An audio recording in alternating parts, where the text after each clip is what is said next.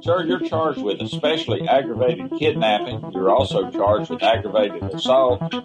And you're charged with theft of a firearm worth less than $2,500. You're talking about stuff that is not You will bring the jury. Hello and welcome to the Court of Public Opinion. I am the Recovery Addict, and boy, do I have a case for you today. Why is the dog chewing on this guy?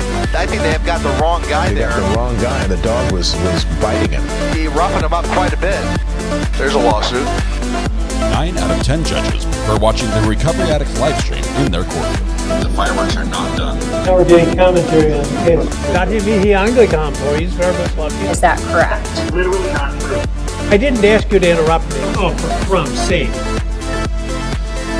Welcome back to the Court of Public Opinion. I am the Recovery Addict. Happy Podcast Thursday to you. Super excited for today. We've got a lot of fun stuff on deck and a little bit of unknown stuff as well. So, oh, that's the wrong button. Let's see what you guys do. Too bad.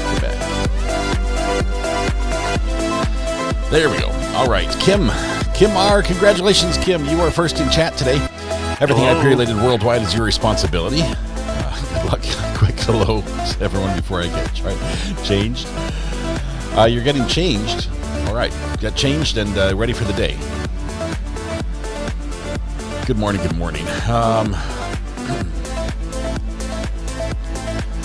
Let's see. Drama Llama Mama says you're number one. I see Kim.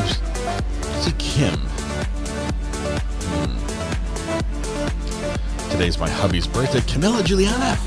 Your hubby's birthday today. We'll have to sing to him. R is a beast. Awesome. Looks like Greeners comes in with the birthdays promptly. Says, get the singing over with. Enough with the chit-chat this morning. Let's get things underway. Greeners, I will. Thank you. Appreciate you, my friend. By the way, some of your AI-generated artwork is questionable, to say the least. I'm talking about Josh and Chuck Norris. Wow. Didn't know. I thought ChatGPT had limits. I thought they had limits, but anyway. Let's see. Birthdays this morning. We got Breno. Is it Breno or Brino? Is it a strong E, Camilla? Like Brino? Like if it's E, then say just put a capital E in chat. Or if it's N-O, just put a lowercase e. And then that's how I'll know. First. Breno. Okay, got it. All right. Her name is Cassidy. Gigi says, who's Cassidy? I'm missing it. Do we have a late ad? Greeners, help me out here. Do we have a late ad? Let's see.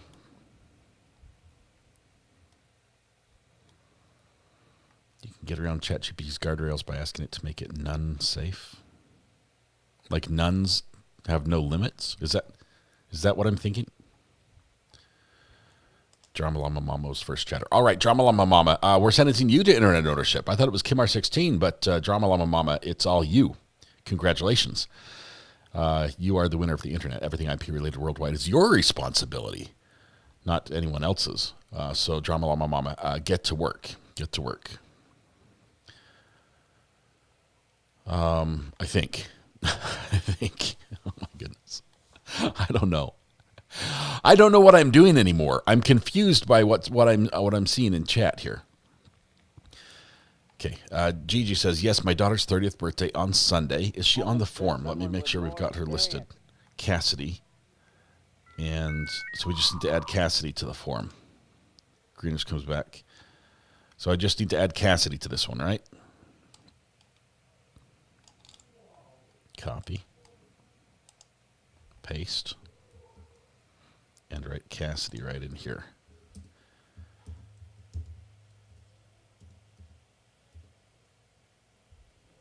Bingo. How about that? Is that it? Now we're good. All right, we're going to sing to... Greeners beat me to it. We're going to sing to Breno, Cassidy, Gene Clark, and Jinx. And by we, I mean all of us. It's not just a solo here. Everyone, wherever we are, if you're able and it's legal, stand up, take a breath, shoulders back, project your voice to the back of the room, blend your voice with your neighbor, and warm up with me if you will. La la la la la la la. That was a different one. I confused you. La la la la la la la. That'll work.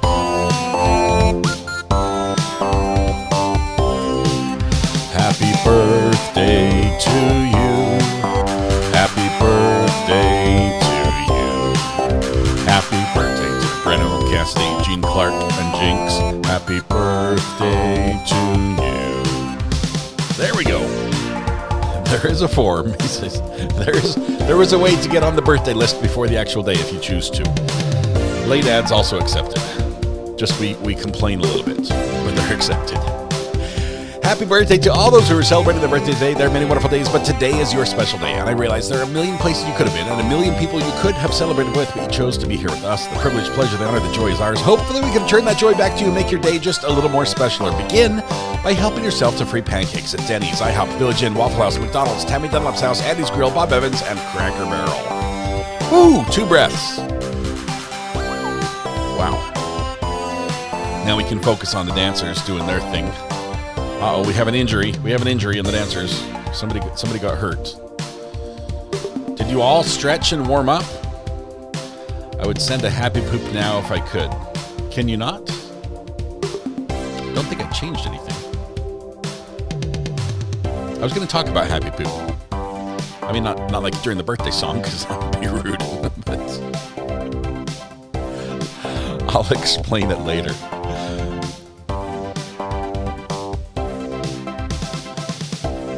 All right. Sorry, I twisted my ankle dancing.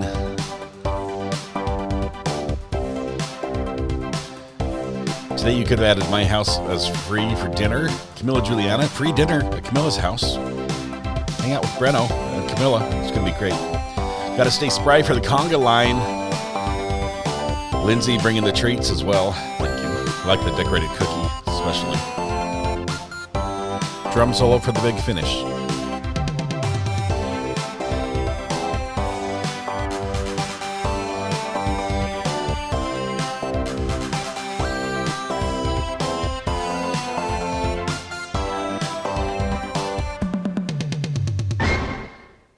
Beautiful. Happy birthday, everybody. Can't dance. I'm pooped from vacuuming. Yeah. Some places they call it hoovering, which is funny because Hoover is a brand of vacuum. But I like the guitar solo at the end. 80s. That was a great ad. I appreciate that. Michaela Falkenberg says, I've been laid up. I had back surgery Monday. Oh, that doesn't sound fun. As someone who has experienced some back problems himself, that doesn't sound fun at all. But hopefully everything gets on the mend and you're up and able to return to the conga line here soon. Take a day and rest your legs. Yes. All right. Let me tell you what we're doing. Yesterday was a fun day in court. I really wonder how today's going to start. We're talking about the Utah versus Tracy Grist trial. And the judge has some explaining to do. He's probably already explained it to the lawyers, but we need to know because apparently a legal issue has arisen, has floated to the top like a leftover Cheerio, and he's concerned about it. And he called it early, called the day, sent the jury home, and then sent everyone else home as well. So floated to the top like a happy poop. Yes, there's the tie-in. Yeah, we don't know what's happening. Could it be a mistrial issue? Yes, it could. It could be something very serious. The judge is the one who called the break. The judge thinks it's serious. This isn't one side trying to be dramatic, throwing their hands in the air and making a stink about something that really is, a mountain of a molehill type thing. This is the judge saying, full stop, jury go home. We have to look at this. So there is a chance we might be the end of the day. We might be at the end of this trial and waiting for the next one to start on this Tracy Grist trial. They might have a do-over. I doubt it. Usually if you catch it quick enough, some mistrial things that could be a mistrial later don't become a mistrial if they're corrected. But the judge didn't do any correction yesterday at all. He didn't say disregard the last thing, last comment about mental health from one of our other witnesses. Disregard that. Don't pay no heed. We'll erase that from him. None of that happened. So it's just marinated in the jurors' heads, whatever it was, until now. So anyway, that's going to start. The judge is going to start court today because it has some other stuff going on at 1:30 Mountain Time. I realize that is like an hour before we normally go home, but that is when they start. And then hopefully we don't work too late because our podcast starts at 8. And we might just go straight from Utah to our podcast. And I'm excited about the podcast because I went out and got some new treats I've never tried before. It's a little taste test. And I made sure I picked things that I would like. I know it's stacking the game a little bit. That's not how we normally play. We usually have some really foul things on the menu. But I picked some new products that I've never seen before and never tried. You guys might be familiar with them, but they will be new to me. One of them involves a strange flavor of cotton candy that's not pickles. So stay for the podcast tonight, and we'll see how that goes. I can't see how it's anything Matt's mother said. To you, Genesee Gill? Well, possibly. Matt's mother was on the stand when the judge called the break. And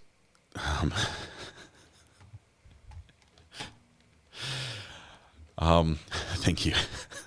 I'm sorry, Greeners.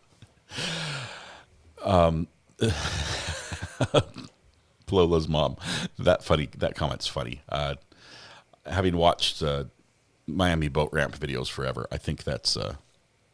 I'm not sure if that's a reference to that channel as well. I know what it means. Back to Genesee Gal. It could be something she said. Remember, she was talking bad about another witness, specifically talking about that witness's mental state, like her mental health, her mental well-being, her ability to function upstairs. And it just didn't feel right. It didn't feel right in this case. Possibly part of what she said might have fit better in like a sentencing phase of a trial, right? When we get to hear a little bit more personal stuff from the family and the impact on the family.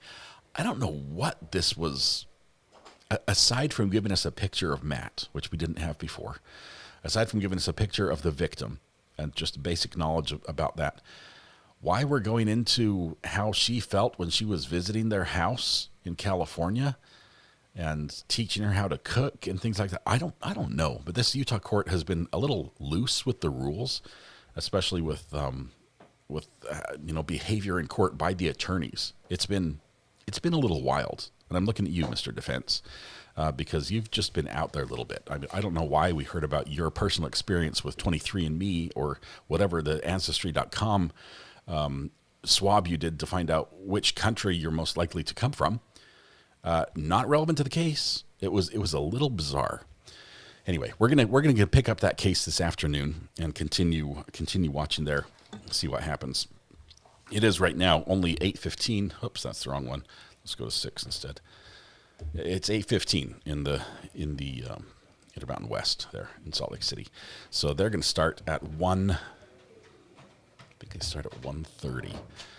We'll probably have video feed shortly after 1 or 1:15 or so. So that's coming up. That'll be a separate stream. We're gonna do a portal over to it when it's time. It felt like an impact statement. Yes, it felt a little slimy too, like a low blow, like she was getting back at the defendant. If she'd been allowed to continue, she would have been verbally attacking the defendant. It just seemed like we were headed the wrong direction. All right, have to share a little bit about something else. YouTube went and did YouTubey things yesterday, as some of you noticed, and as they say in the crudes, right? It's new. Don't touch it. It's new. It's a little different. It's a little frustrating. Let me see if I can get to the right page. Boom, boom, boom. Cancel.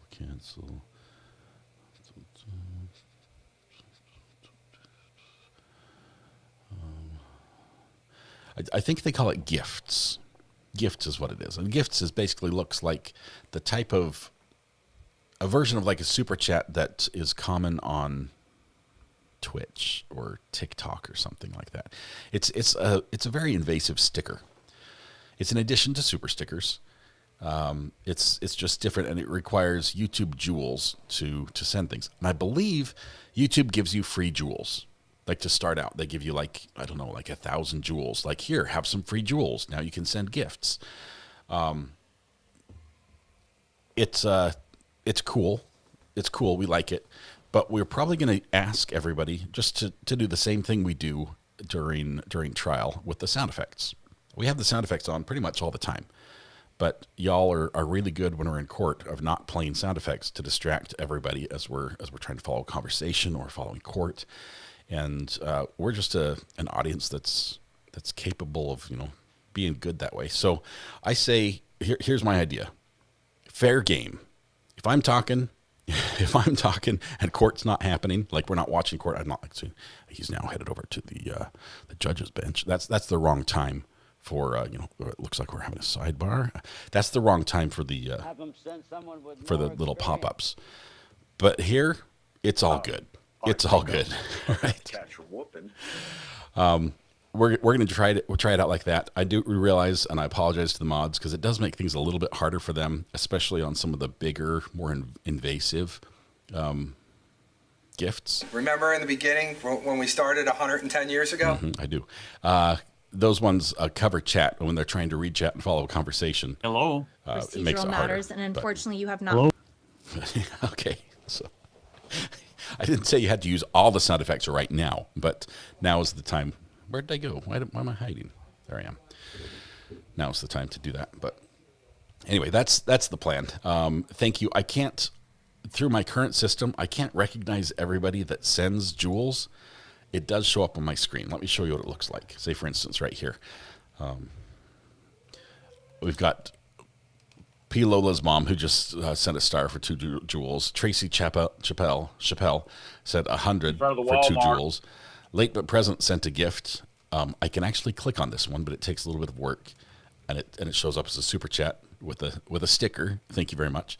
And sometimes there are some that just show up in chat, and it's just like whatever it is, Punch Monkey, or it's we've just got a variety. So I apologize, I can't recognize them all, but it is a way of supporting the channel. And if YouTube gives you free jewels and you want to use those to support the channel, I think that's awesome. It's basically nothing out of your wallet and just making YouTube pay me more. That's it. So thank you if you choose to do that. We just ask that you do it in the moments between, in the between times.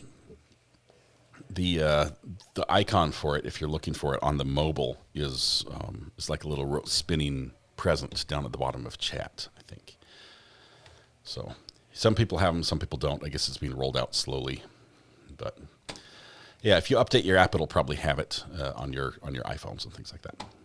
All right. My wife took away my credit card after I went on a jewel spending spree yesterday. Probably good riddance. I mean, she's it's probably a good thing for you, Greeners. A little what do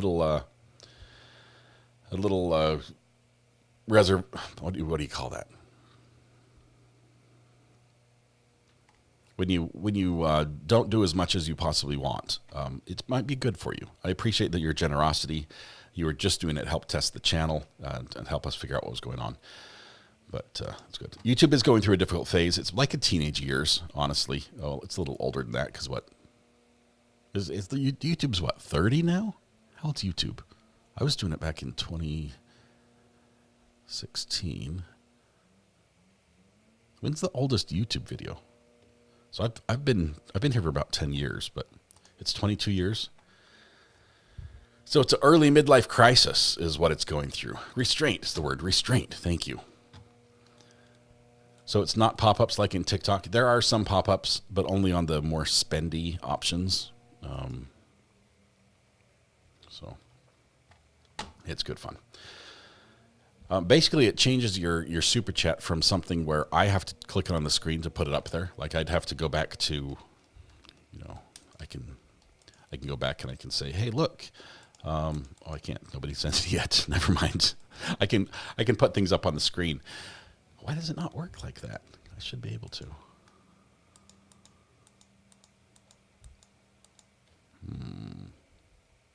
Normally, I choose when they go up.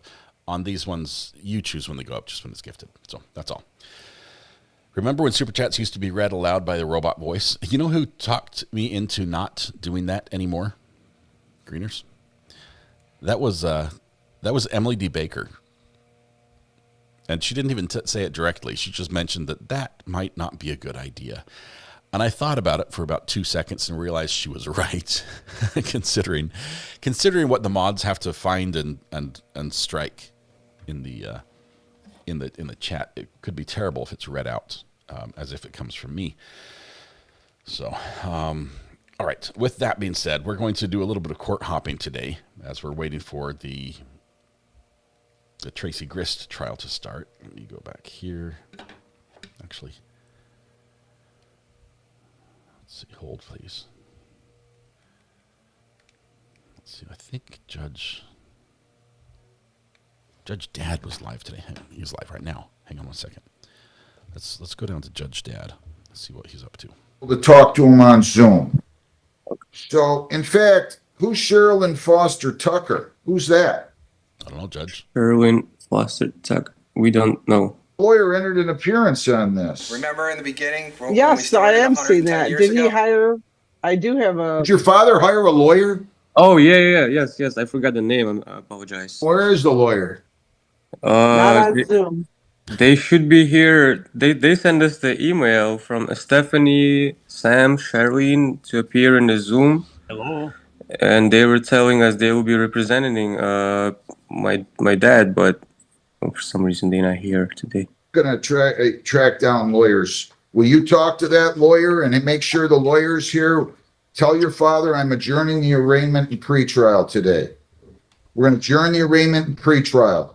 The lawyer needs to be here. I'm rescheduling this. Give me a date in 2 weeks. We doing the 30th?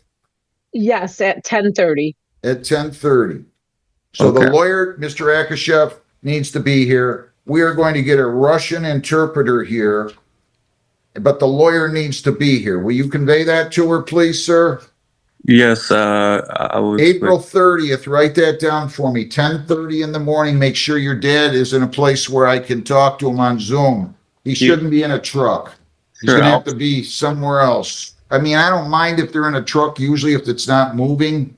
Mm-hmm. But there's a language barrier here, and he's going to need to. It's going to be hard enough. Okay? Thank you. Okay, sir. Thank you so much. Natalie Nicole Brown, 260-245-755 A and B. Entering without authority and destruction of property. Come on up here, ma'am. Ooh. Your name? Not breaking. Do you want a lawyer? Yes. I can't hear you. Yes. Okay, we'll set you up with an attorney. You can go out in the hallway. Okay? Thank you.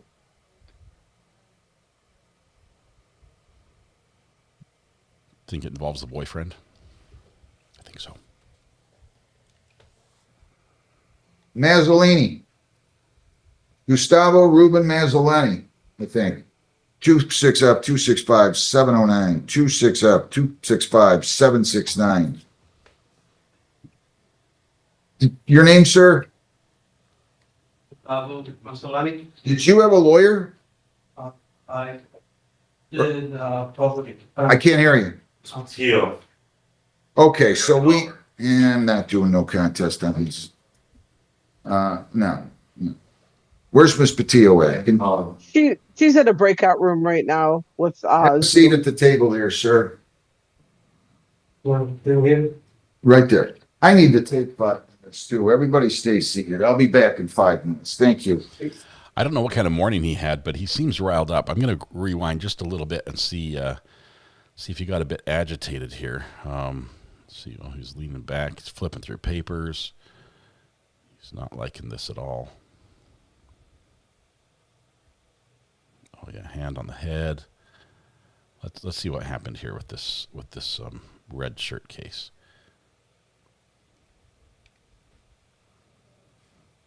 All right. Your name? You're charged with operating when intoxicated. You're charged with possession of controlled substances. Of a controlled substance, and you're charged with expired plate, and you have the right to a lawyer. Would you like an attorney? Yes. Okay, I'm gonna go ahead and give you one. You can go out in the hallway. They'll set you up, okay? Thank you. Set you up for failure or for success? That's the question.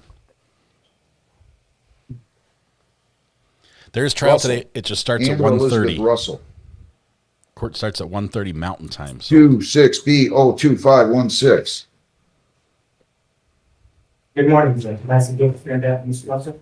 Your name, ma'am? Amber Elizabeth Russell. All right, just give me 1 second. Did you guys have a chance to read the victim's rights statement of Emma Russell? Yes, yes. Okay. I just wanted to make sure. Is Emma Russell here? Is Emma Russell here? All right.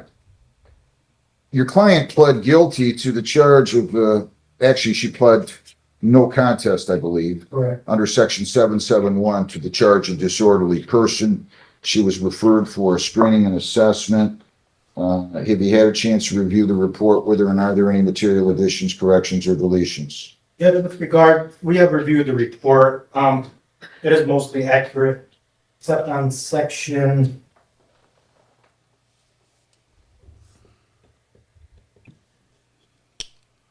on page 2, Judge, under drinking and treatment history. It does indicate past use of marijuana. My client indicates that she's never used marijuana or any type of illicit drugs. Okay. I'll modify the report in that regard. how did they accidentally put that in there if she's never used? This is quite a telling victim's rights statement. You guys are mother and daughter and you're... They've been like this with me since I divorced her dad. They moved out. When she moved back and she kept saying, you know, pretty much you just say that I'll just do it with them and never to be with them. Okay, but I need to... You pled no contest, so I'm not going to ask any questions about the incident. Okay. That doesn't mean that you can make statements that cause me to think that you're denying any guilt and having to go through with this. Okay. Do you understand what I said? Yes. Okay? Yes. No contest plea, as I told you before, has the same effect as a guilty plea. And when you plead no contest, that still goes down as a conviction. Do you understand that? Yes. And there was an agreement to be taken under this statute, and I'll be glad to do that. You don't have anything other than, you have nothing really. So at any rate, that's where I am with it. Anything else, Mr. Gafe? Just that, you know, Ms. Russell is 44 years old. She's currently unemployed due to some medical conditions. She does have a dislocated shoulder and dislocated ankle. She's currently waiting to have surgery to repair both her shoulder and her ankle. They're currently dislocated? Afterwards, she does plan on going She's back to school to get a degree in as an ultrasound tech. Like you mentioned, she doesn't have any established criminal history at all. There was no indication of any type of alcohol or drug use. Well, you know, but again, she's denying the probation that she used anything, but then I read here, let me see, what did I see here? The daughter indicated wait a minute. Somewhere in here, the daughter accused her of being high.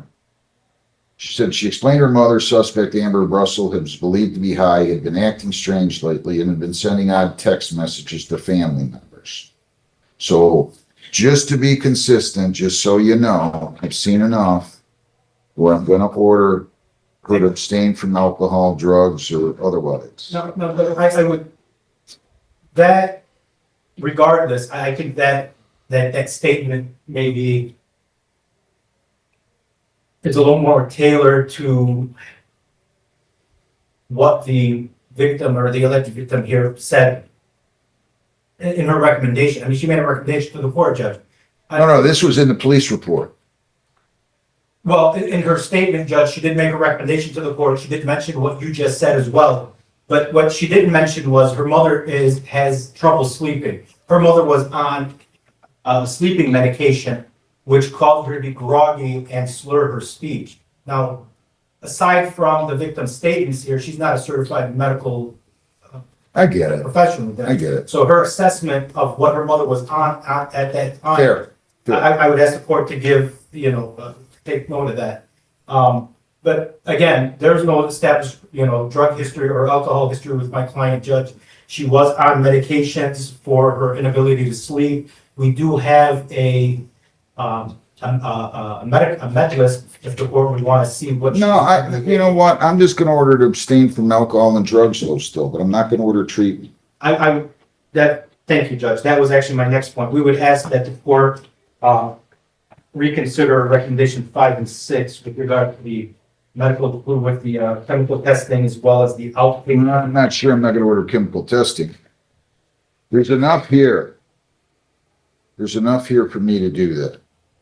But go ahead, I'm sorry, I interrupted, my apologies. No. Like I mentioned, the only medications that she's on are prescribed medications. She's currently under the care of a medical professional, and we would ask the court to take that into consideration, that an appropriate finding. Anything you'd like to say, ma'am? I'm under psychiatric care. My parents and I are both, all three of us together, going through treatment together. And then I stopped immediately when I thought it might be that sleeping medication. The very next day I went to the hospital because I wasn't feeling right. And I told the doctor, I was like, maybe it's this kratom stuff that I bought at the gas station. Because it helped me with my pain. And I didn't want to be on Norco all the time because I still have a surgery coming up. He's like, here's, bupropion with Suboxone. He's like, take it. It'll help you. Yeah. He said it'll take away your kratom. Suboxone? Kratom, yeah. We have the med list, Judge. It is prescribed by a doctor. If the court wants to see it.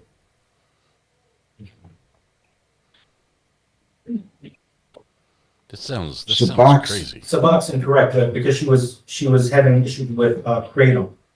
Well, yeah, okay, that makes a lot of sense. Gas station kratom. But I mean, it's Ironically, because she took that. It scares me when I start hearing Norco and Suboxone, And that was the issue, was because she didn't want to get addicted to the Norco and the other painkillers. Norco's an opiate. Right, and I didn't want to keep taking it, in the meantime, in the interim between now and when I have my surgery in May. Because I have 2 surgeries. So I told the doctor, I said, well, what am I supposed to do in the meantime? All right. He said, well, not take kratom. And I said, obviously, I didn't know you could get addicted to it. I thought I was doing the right thing by not coming in and trying to seek medications and all that stuff. Anything else? Yeah. No, that's it. 12 months probation. I'll take it under 771.1. I'm going to need a review hearing date in early April or late March, Heather. You cannot leave the state without the consent of the court. You cannot violate any law or ordinance. If you change your address, place of employment, or home telephone number, you must notify probation. You have to report as directed. No alcohol, no marijuana, no illegal drugs. You're not to purchase, possess, or consume any one of those. Kratom, poppy seeds, CBD oils, those are prohibited. Consuming food or other items containing those substances will be deemed a violation. Submit to chemical testing, PBTs, and ETGs. Monthly or more on demand of probation. Monthly or more on demand of probation. Anger management, you're to attend that with 4-week follow-up. You're to obtain and maintain employment and provide proof. You cannot have, per her request, any contact with the victim, Emma Russell. Pains me to do that when they're... I would note for the court that this is not her permanent address. She was staying with her grandparents. She lives in Lansing. She does have her own residence. She was only staying down here. Well, I know, but she asked for a no contact, and I'm going to give it to her. No contact with Emma Russell. You cannot write, phone, see, text, email, or communicate with her, or have anybody else do any of those things for you on your behalf. You're not to possess firearms. You're not to possess dangerous weapons. I'm going to require you to only serve 2 days of community service. You're to complete that by June the 1st. You're to pay fines $100. And by the way, again, no firearms. You understand that? No dangerous weapons. $100 fines, 50 costs, 75 victims' rights fee, $50 justice assessment, $275 screening fee, 60 for 335. Probation fees are $240 for 575. I'm not going to order treatment other than the anger. I mean, I'm going to order anger management, but I'm not ordering treatment. I don't have enough here to justify that. Yeah. I mean, I don't know the situation with these surgeries and Norco, but if a doctor's prescribing it, you have 21 days to appeal, 14 days to apply for a court-appointed lawyer. If you violate your probation could be revoked for 90 days and you could be incarcerated for 90 days. Do you understand that? I do understand. You have 20, like I said, you have 21 days to appeal and 14 days to apply to a court-appointed lawyer. I'm going to give you a review hearing date. If you're compliant, you'll come back. The case would be dismissed. So when are we going to do that, Heather? April 15th of 27. Tax day of next year at 8:30 in the morning. That would the court consider early determination? I mean, that's, you know, these are under the prosecutor's got to move to dismiss. They don't, I'm sure he'll do it. You're going to have to, or she'll do it, I'm sure. But I can't speak for them because they have to move to dismiss that. And if she does move to dismiss that, I don't have a problem. No, I don't have a problem with that. Okay. Okay, so your review hearing date will be, again, April the 15th of 27 at 8:30. How much of this does she have to pay? She needs a payment plan, Judge. She's currently unemployed. Oh, and I did say, I hope I did, maybe I didn't. You're to obtain and maintain employment and provide proof. How much can you afford to pay when, ma'am? Nothing right now. I'm not working because I'm getting my service. So I'm getting work part-time. Tell me when you can start paying them. I would say probably June, December, series in May. $50 a week, Okay. beginning June. June the 5th, June the 8th. If you don't have the money, you call the court, we'll go on Zoom. And you can ask for an extension. I'll be glad to give you that. If you would rather come in here, just has to be on or before the due date at 8:30 if you come in or when you call, okay? Okay. You'll meet with probation. That's okay. Good luck. Thanks. Good luck. How you doing? Rosanna Martinez, 25B1479378. Okay, we're going to bail from this in just a minute. We've got some reading to do. I'm just trying to get it set up for you right now. Okay, where is she at? She's on Zoom. Oh, I'm sorry. I didn't see you out there. My apologies. Your name, ma'am? Rosa Martinez. So this was sent to the prosecutor. Is Donald Cruz here? Donald Cruz, he's the victim. Donald Cruz is not here. The prosecutor indicated they have no objection early discharge. Probation says you're compliant. You completed your IOP with aftercare. Victims impact panel completed. Court work days and community service completed. SoberLink,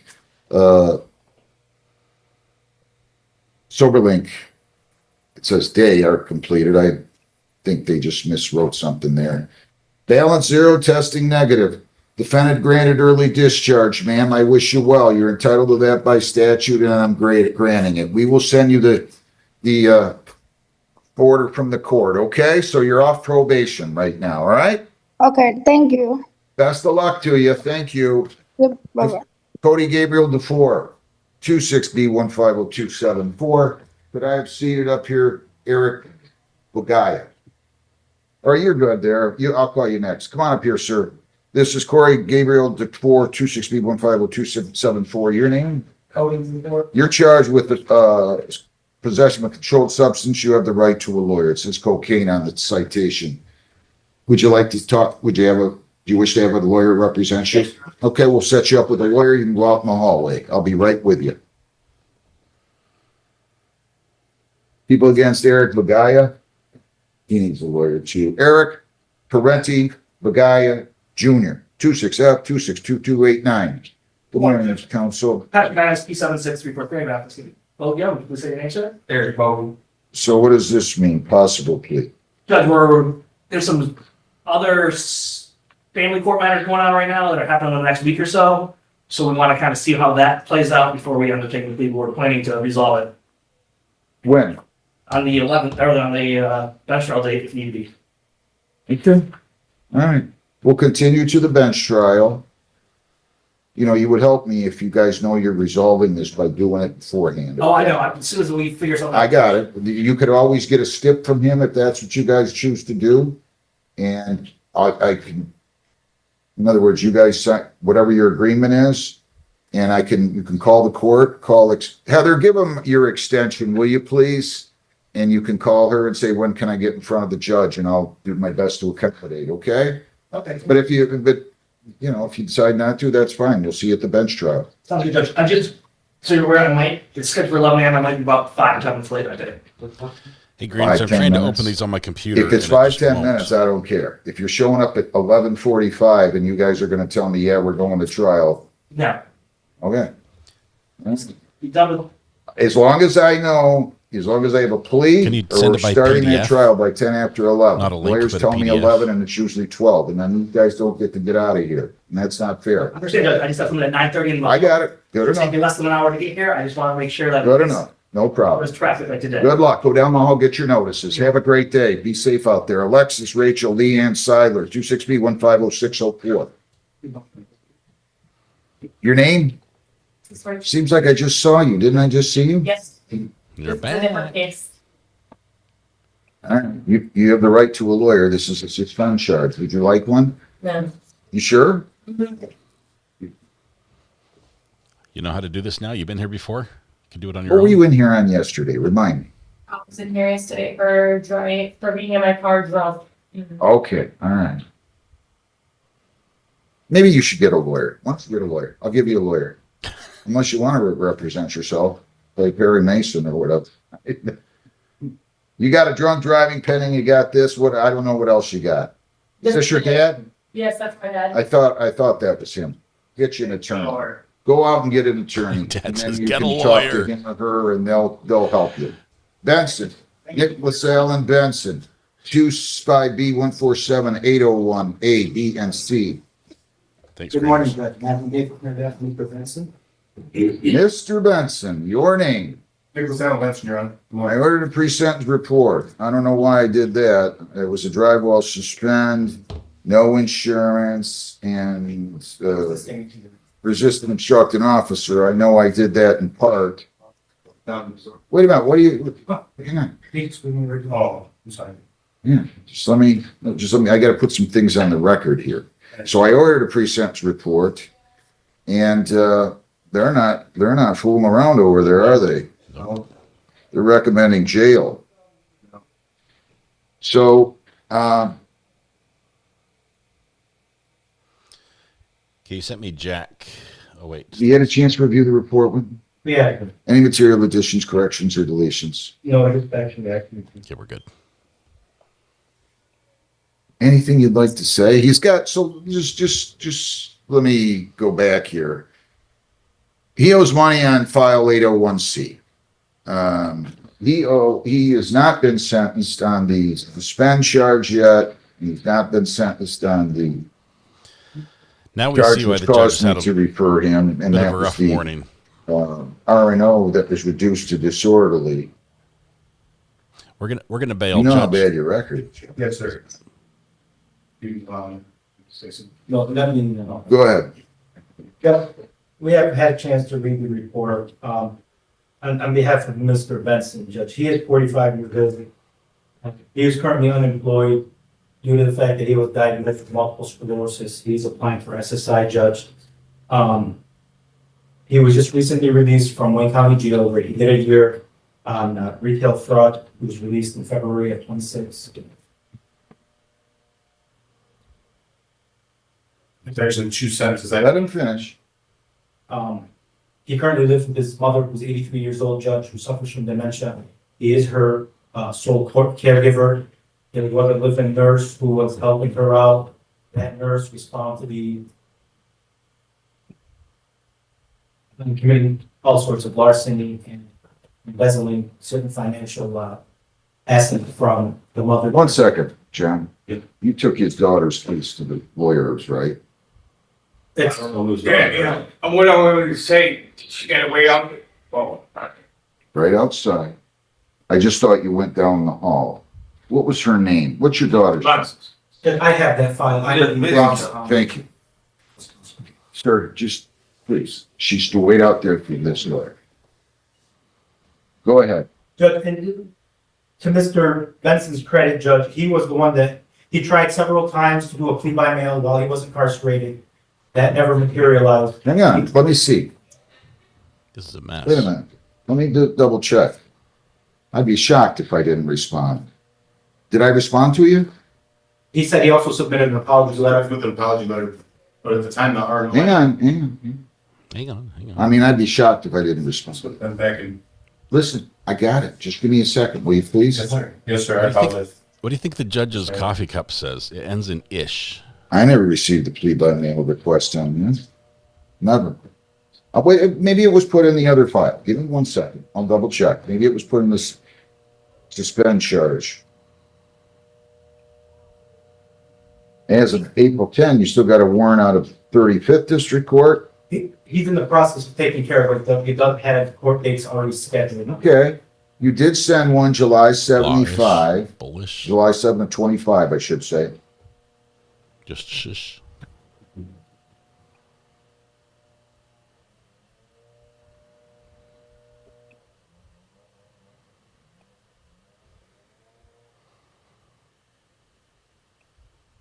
Let me see something here.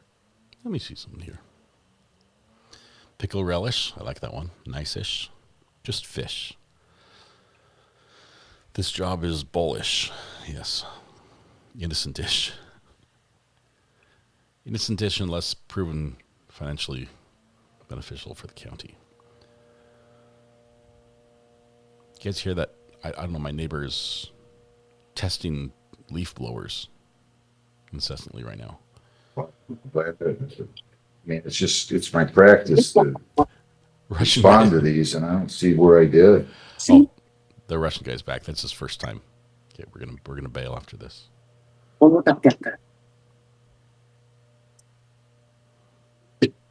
ahead. Yep, so when he didn't get any response to those, he did walk in on his own volition, Judge. And When was he released? He was released in February of 26, correct?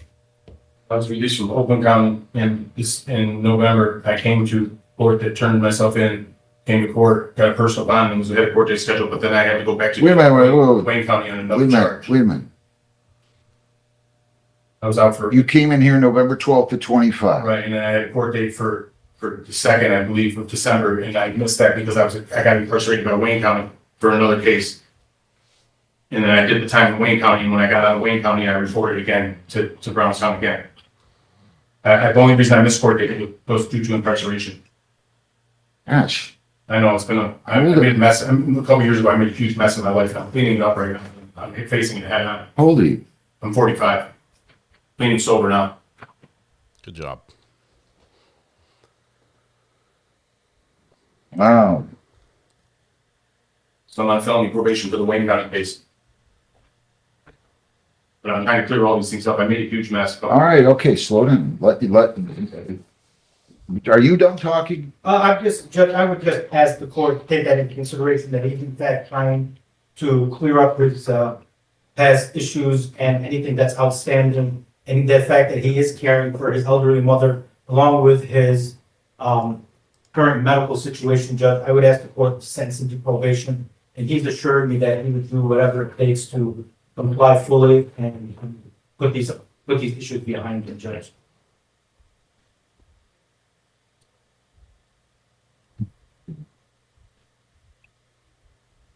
Anything you'd like to say, Mr. Pence?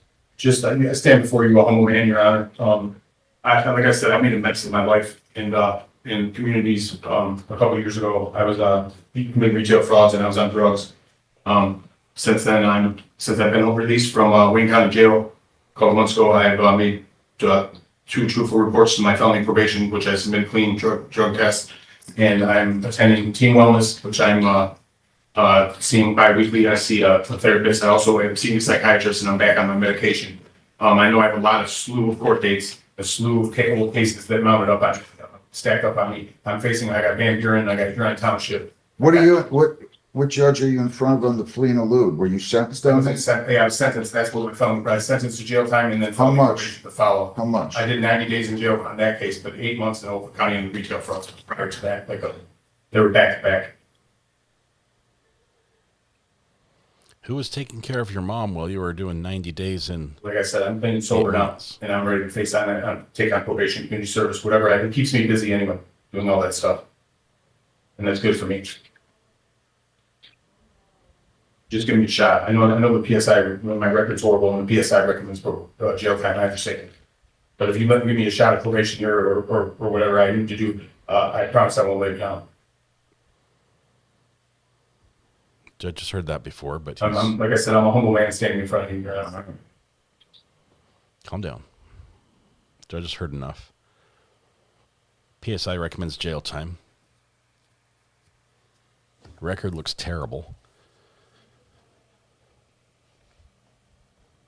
Lawyer says he's working on it. He says he's sober, clean and sober, a different man. One more thing, if I may, Your Honor. In your defense, the mail ran really horrible in Oakland County Jail. My mother sent me several letters that I never received. So you may have responded to that plea back in July. I don't see where I did. So I don't see where I did, and that's unlike me. I don't know why that would have happened. I got to be honest with you. I don't know why that happened. I don't just. That's going to help. I don't just throw these in a drawer somewhere, and I don't see where I did. And that's going to benefit you here today. Here's what I'm doing. I'm giving you credit for time served on the no proof insurance. You're giving credit for time served in Oakland and Wayne County jails. So I'm going to go ahead and just get rid of that. And then on the other files, I'm going to go ahead and assess on both of them. I'm going to go kind of light on fines. 100 fines, 100 costs, 75 victims' rights, $50 justice assessment, 3 1/4. On each file, 3 1/4 on each file. I'm about to suspend.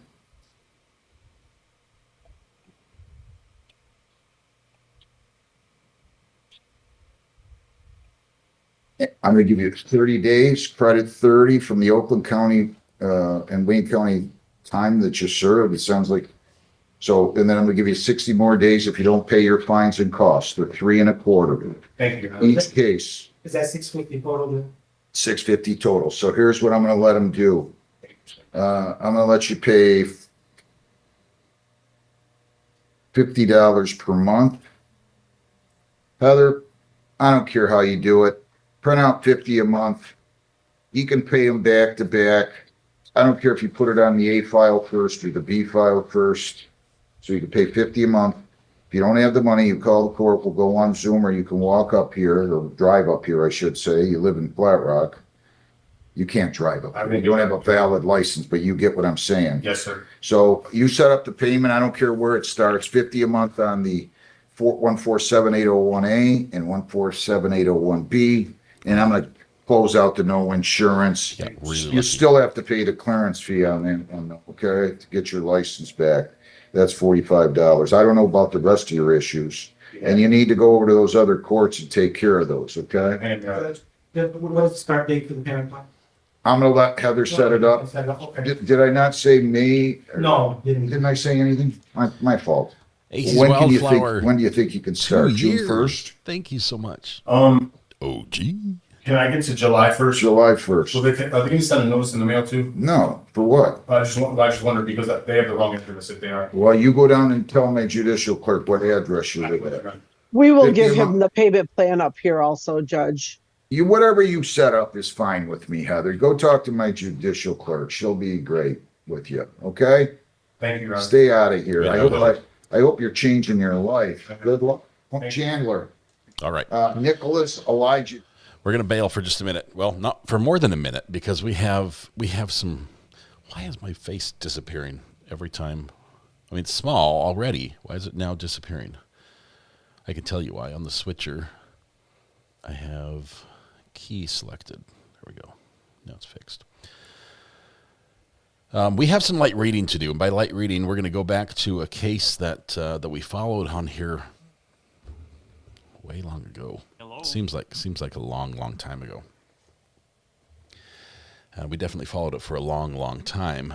It's one that I personally took interest in. It's one that I mentioned in the case file of, and we're going to read a couple filings because this is going back to court, and by this court I mean Judge Carroll in Florida, and this is the Maya trial. Specifically, we have some filings that are made, and we're going to read this because there's a new filing from Greg, and this gets messy. This gets really messy. I don't know how else to say that. We're going to go through first quickly what the allegations are from Maya Kowalski. You can see that she's filing this from the state of California in West Hollywood, which is a new address for her. We are going to be, can mods change the title of the live stream? I don't know if you guys have ever tried to do that.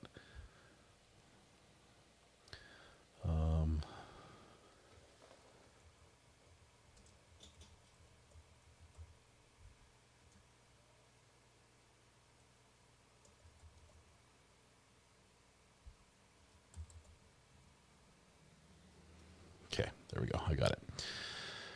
All right, so we're going to read through what Maya says happened, and we're going to read through a very long document of what Greg says happened. And this is a she said, he said. It's back and forth. Somebody's professional career may be on the line. It's pretty serious, and we've got a disclaimer. So here we go. What we're looking at right here is Maya's filing. It says, Maya Kowalski, declare as follows. Where's my mouse? Why is that down there? Okay, there we go. Make it a little bit bigger so y'all can read along. My name is Maya Kowalski. I'm over the age of 18 and competent to make this declaration. The statements contained herein are based on my personal knowledge. I previously provided a sworn statement on September 2nd, 2025. This declaration is intended to supplement and not contradict that prior statement. Over the course of Greg Anderson's, henceforth known as Greg, representation of me, Greg was the lead attorney on the Maya Kowalski case against Jay Hatch, winning that huge $200+ million verdict out of Florida.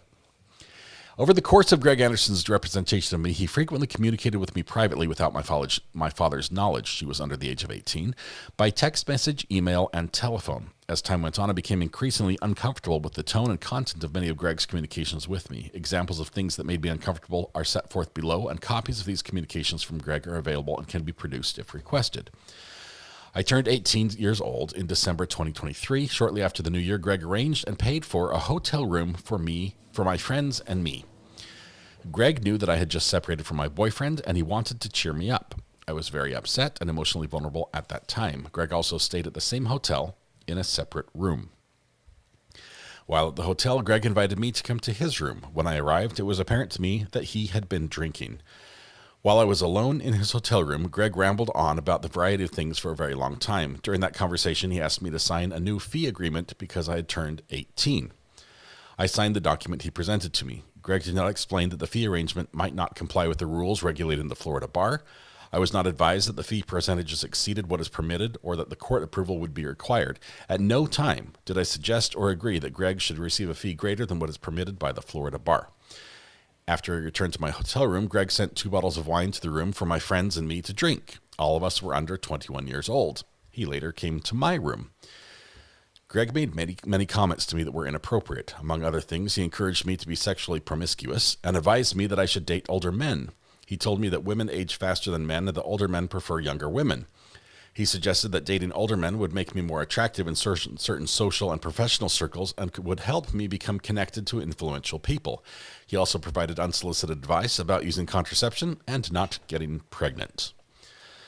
Greg encouraged me to pursue a relationship with his 28-year-old nephew when I was just 18 years old. He also encouraged me to drink on several different occasions, and he commented about my behavior and what I wore when meeting his friends. Greg's comments about my sexuality, relationships, and social positioning made me uncomfortable. Whoops, sorry, let me go back. Need to change this to continuous view or else it will do that. Let's see. Greg's comments about my sexuality, relationships, and social positioning made me uncomfortable. However, I did not immediately fully appreciate how inappropriate Greg's interactions and communications were. As I matured and spoke with other trusted individuals, I came to understand Greg's behavior was not appropriate, especially for a lawyer representing his young clients. In July 2024, Greg told me that I was no longer permitted to speak with Nick Whitney. Nick, here henceforth known as Nick, who I understood to be one of my attorneys and who I liked and trusted. Around this time, Greg asked me to sign an affidavit regarding Nick that I believed contained inaccurate statements. I refused to sign the affidavit. I replied on Greg to provide with me accurate and complete information regarding my case, my finances, and my legal rights. By the fall of 2024, I no longer felt that Greg was acting in my best interests. I did not trust him, and I became very concerned about his motivations. Because of this and other reasons, I reached out to Nick, despite Greg telling me not to speak with him. In conversations with my father, I learned that he also had significant concerns about Greg, including concerns about his honesty, how he interacted with my brother and me, and concerns about his handling of financial issues. After discussing these matters and others with my family, we made the decision to terminate Greg and Anderson Glenn LLP. With respect to the advance funding loan, Greg never informed me that the Florida bar prohibits attorneys from participating in advance funding loan transactions. Greg did not explain the total costs associated with the advance funding loan, including the magnitude of fees, interest, and repayment obligations. Greg never told me to get independent counsel before the loan was closed or funded. I was also not advised that smaller and less expensive funding options may have been available. Greg did not explain to me that the loan documents would restrict my ability to make independent decisions regarding my case, including whether to settle, retry the case, pursue an appeal, or retain new counsel. Greg did not tell me that the lenders or other parties to the transaction could influence or control these decisions for me. And then it's signed by Maya Kowalski, dated March 18th. So that's her claim, right? Greg has responded, and he responded with a 30-page filing.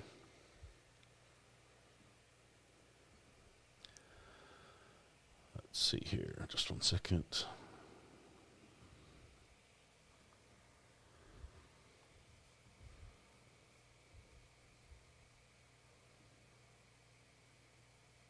Let's close this one. Find the next.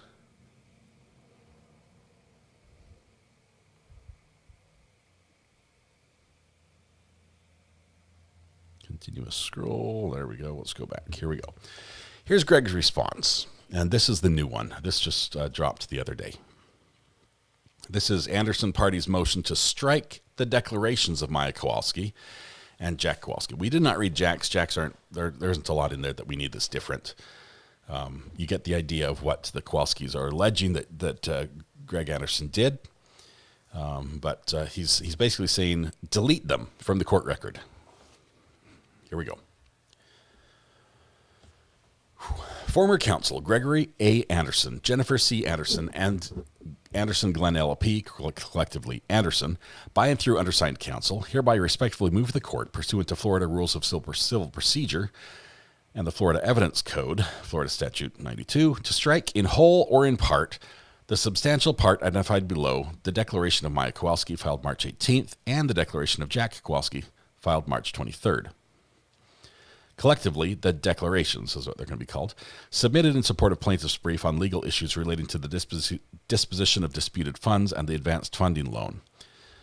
The advanced funding loan, as I understand it, if I can pause just for a second, as I understand it, Greg presented to Maya, this is my understanding, that that she should, in order to get some of the money now that was expected to be coming to her from the settlement, she could get this advanced funding loan through this bank, and they would pay her some of this money. She didn't understand, according to her statement, how much that was going to cost her in fees and what portion the bank would take and the repayment schedule and everything else, and the fact that the bank then had controlling interest in Maya's case. So Maya couldn't later down the road say, okay, I agree to settle. You can't do that because your settlement is collateral on a loan right now. And so just like the bank has a lien on your house, you can't just, do what you want with it. The bank sort of owns it. So this is where it's at. Preliminary statement. Both declarations suffer from multiple independent and compounding evidentiary deficiencies. Ms. Kowalski's declaration is a retroactively constructed narrative offered 15 months after the discharge it purports to explain, filled with inflammatory allegations that Ms. Kowalski herself admits she did not perceive as a problem at the time, and filtered through the opinions of unidentified trusted individuals, in quotes, whose identity is either privileged or otherwise unknown to Anderson. Mr. Kowalski's declaration authenticates nothing It purports to authenticate documents so heavily redacted as to be mere fragments, without offering any explanation of who performed the redactions, on what basis, and what information has been withheld. Together, the declarations are offered as support for the plaintiff's brief, which asks the court to adjudicate purely legal questions of fee agreement enforceability and professional ethics, but offer only lay legal opinion, unexamined hearsay, disparaging personal allegations, and carefully selected fragments of documents. They are not evidence. They are litigation strategy and should be stricken. Worse, they structurally prevent Anderson from mounting a full defense without waiving attorney-client privilege in a case that is still pending before this court. Anderson notes at the outset that they are constrained in their response. Many of the statements made by Ms. Kowalski in her declaration are framed as negatives. Example, Greg never informed me, and Greg never told me. The only way for Anderson to disprove a negative is to produce the entire record of his communications with the plaintiffs, which of course is protected by attorney-client privilege in a case currently pending before this court and set for new trial. Even if Ms. Kowalski were to waive her privilege, production of the full attorney-client record of communications would expose Anderson's litigation strategy in a pending case in ways that could harm the very family on whose behalf these declarations were filed. But the concern does not end there. Mathis, we saw you in the record, by the way. This was hilarious. You were there in person. That was really cool. Mr. Anderson himself has a dual and conflicting interest in what gets produced. First, his fee agreements, and alternatively, quantum merit claims, both dependent on plaintiffs ultimately prevailing at retrial. Exposing his prior legal theories and strategies to defendant J. Hatch counsel through forced production in this dispute would directly undermine the prospects of recovery from which Anderson's own compensation would flow. Anderson has every incentive to protect the integrity of the underlying case, not to compromise it. Basically saying the way I'm getting paid on this case is dependent on this case being resolved successfully for my client. Showing how I'm getting paid could make it so that J. Hatch structures a result that would eliminate Greg getting paid. That's how I read that. They could out of spite cut him out of the payment. Additionally, and perhaps more accurately given the circumstances of the present fee dispute, Anderson faces professional obligations that dictate what he can produce and how. Plaintiffs have already leveled sweeping allegations of professional and personal misconduct against Mr. Anderson. In this environment, every decision Mr. Anderson makes will be scrutinized and potentially weaponized. Mr. Anderson must proceed with extraordinary care, precisely because the plaintiffs have demonstrated a willingness to attack on every available front. The declarations themselves are evidence of this. Anderson cannot be expected to mount a full defense when the act of defending himself would simultaneously undermine his professional obligations, expose the plaintiff's litigation strategy, and potentially destroy the very recovery upon which his compensation may, in part, depend. The appropriate remedy is to strike the declarations. For background, procedural context. The January 20th, 2026 order directed the parties to outline the decisions necessary to resolve the issues between the plaintiffs and Anderson regarding the disposition of funds from the advanced funding loan, the bridge loan. Plaintiffs filed their brief asking raising four arguments, which the plaintiffs themselves characterize as matters the court might be able to decide as a matter of law. Plaintiffs outlined for the issues. Plaintiffs' brief on legal issues relating to the disposition of disputed funds from the advanced funding loan. Anderson points out, this is not to address the merits of these arguments here, but merely to establish that the issues raised by plaintiffs are questions of law resolvable by examining the rules regulating the Florida bar, applicable case law, and the fee and loan documents themselves. No witness testimony of any kind is necessary to answer these purely legal questions. The declarations serve no legitimate evidentiary purpose in resolving them. Their only practical purpose is to place before this court the public inflammatory personal allegations and inadmissible opinions that plaintiffs know Mr. Anderson cannot fully answer without compromising himself in the very case in which they are still seeking relief. So I don't know what happened with the money from the loan. It seems like some of the money went to Maya, some of the money went to Greg Anderson, and this was a loan that the lawyer got paid out of. The loan is contingent upon a win. The win has been sort of put a big question mark under and reversed. It's going back to court. Now Maya has this massive loan. She can't, structure her defense the way she might want to because she has lost control over her own case because the bank now has an interest in the outcome of this trial. It's gotten crazy, crazy, crazy. Greg took 33%, around 9.5 million. I haven't seen those numbers, Lois, but 33% sounds like a lawyer's type cut. Selena checking in from Hawaii. Aloha, Selena. I saw that you had a bidet in your Airbnb or wherever you're staying. You sent me a picture. Thank you. Let's see.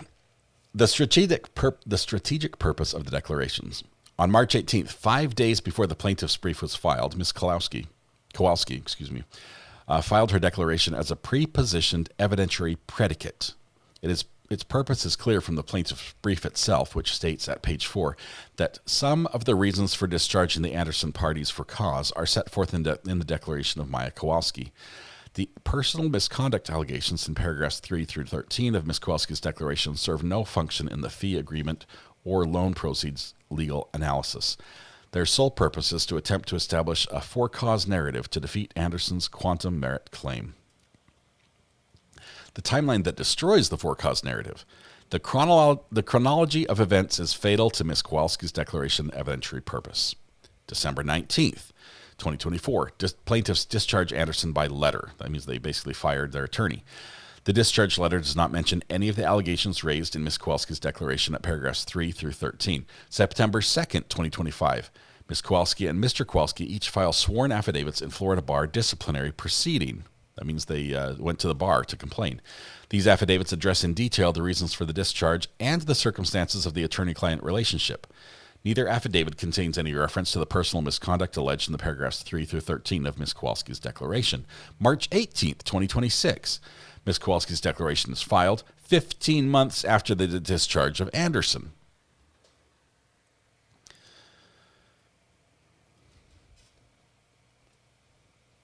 Seems a little late, but let's see why.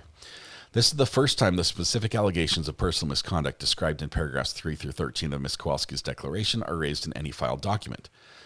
March 23rd, 2026, day before my birthday, Mr. Kowalski's declaration and the plaintiff's briefs are filed. The personal misconduct allegations in paragraphs 3 through 13 of Ms. Kowalski's declaration were not the cause of the December 24 discharge. They could not have been. They did not exist as stated reasons at the time of the discharge. They were absent from sworn affidavits filed 9 months later, and they appear for the first time 15 months after the fact, after the plaintiffs retained new counsel and developed the legal theory that for cause discharge defeats quantum merit. They are not a cause. They are a construction. He's saying you invented the reason after the action.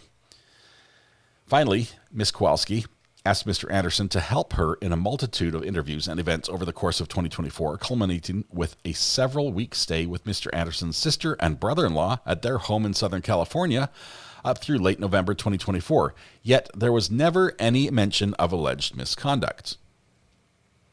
Florida Rule of Civil Procedure 1.140F authorizes the court to strike any insufficient defense or any redundant, immaterial, impertinent, or scandalous matter from any filing.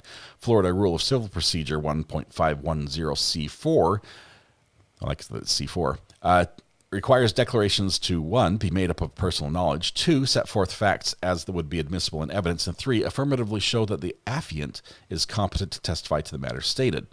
And I've got case law for that one. The Florida Evidence Code governs declarations as it governs live testimony. Section 90.604 requires personal knowledge.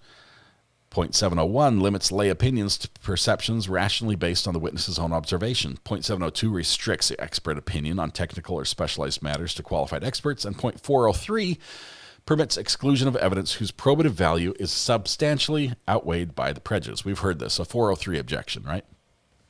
Probative versus prejudice. Sections 801 through 805 prohibit inadmissible hearsay. Section 901 requires adequate authentication foundation. Section 92.525 governs the form and execution of unsworn declarations. Under the sham affidavit doctrine, a declaration that directly contradicts the documentary record may be stricken or disregarded with case law. general statements framed in terms of conclusion of law do not satisfy the burden to affirmatively establish said conclusions. That's what the law found. Legal conclusions embedded in declarations are not proper and should be stricken. Under Florida law, the determination of whether an attorney was discharged for cause is necessarily tied to the facts and circumstances existing at the time of the discharge, including what was known or reasonably perceived by the client at that time. See case law for that, explaining that whether justifiable cause exists depends on the facts and circumstances of each case and whether the events precipitating the termination were within the reasonable control of the attorney. More case law stating that analyzing whether the cause existed based on the facts known at the time of the discharge. Because the characterization of a discharge fixes the parties' respective rights at the moment it occurs, a purported cause that was neither known nor reasonably perceivable to the client at that time cannot serve as a legal basis for a for-cause termination. If you didn't know about a problem, you can't say that's why we fired you if you found out of the problem later.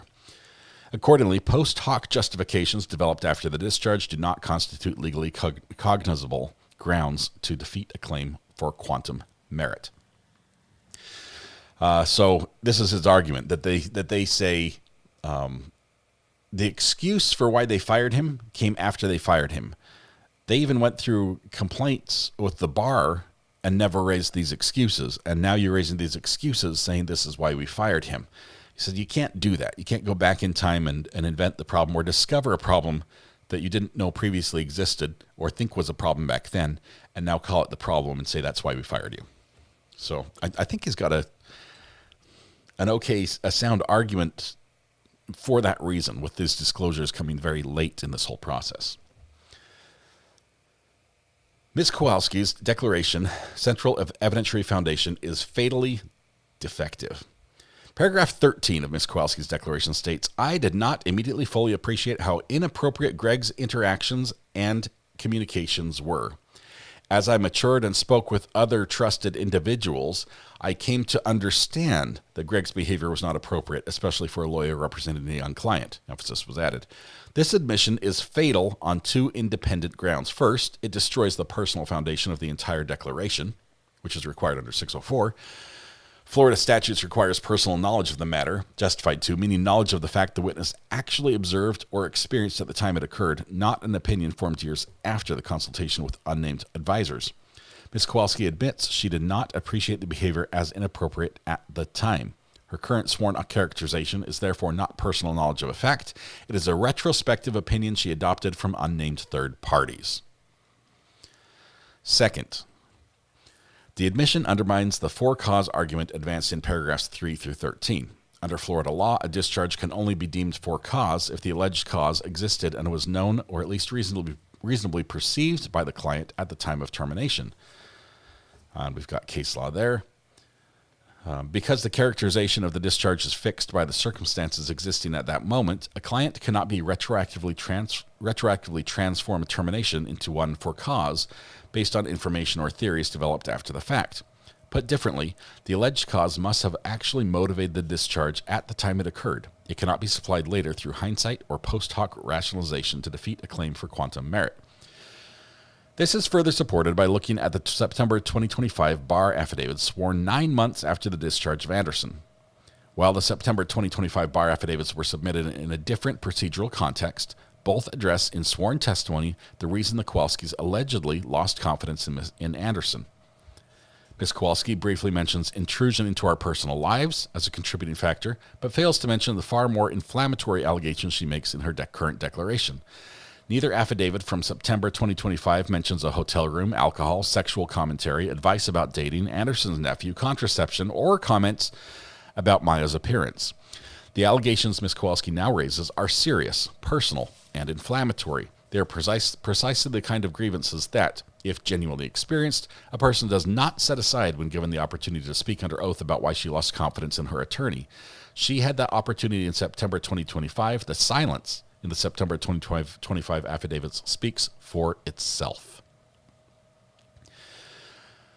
B. The trusted individuals referenced in the paragraph 13 are unidentified and their opinions are inadmissible hearsay.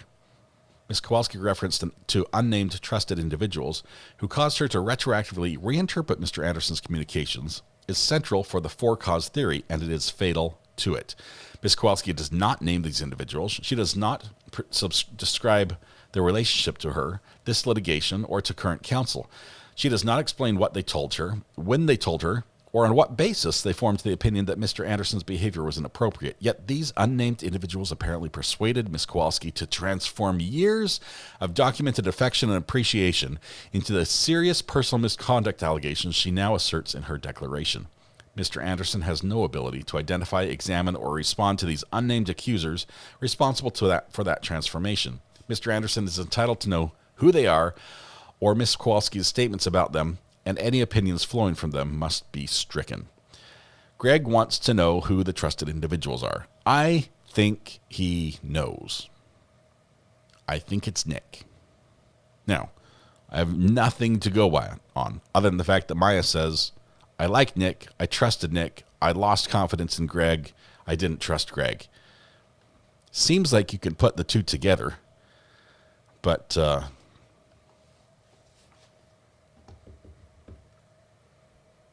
It seems, and there's some other reasons why I think it's Nick. Nick's an attorney. Nick is Maya's attorney, currently representing her. And Maya's affidavit is written in attorney speak.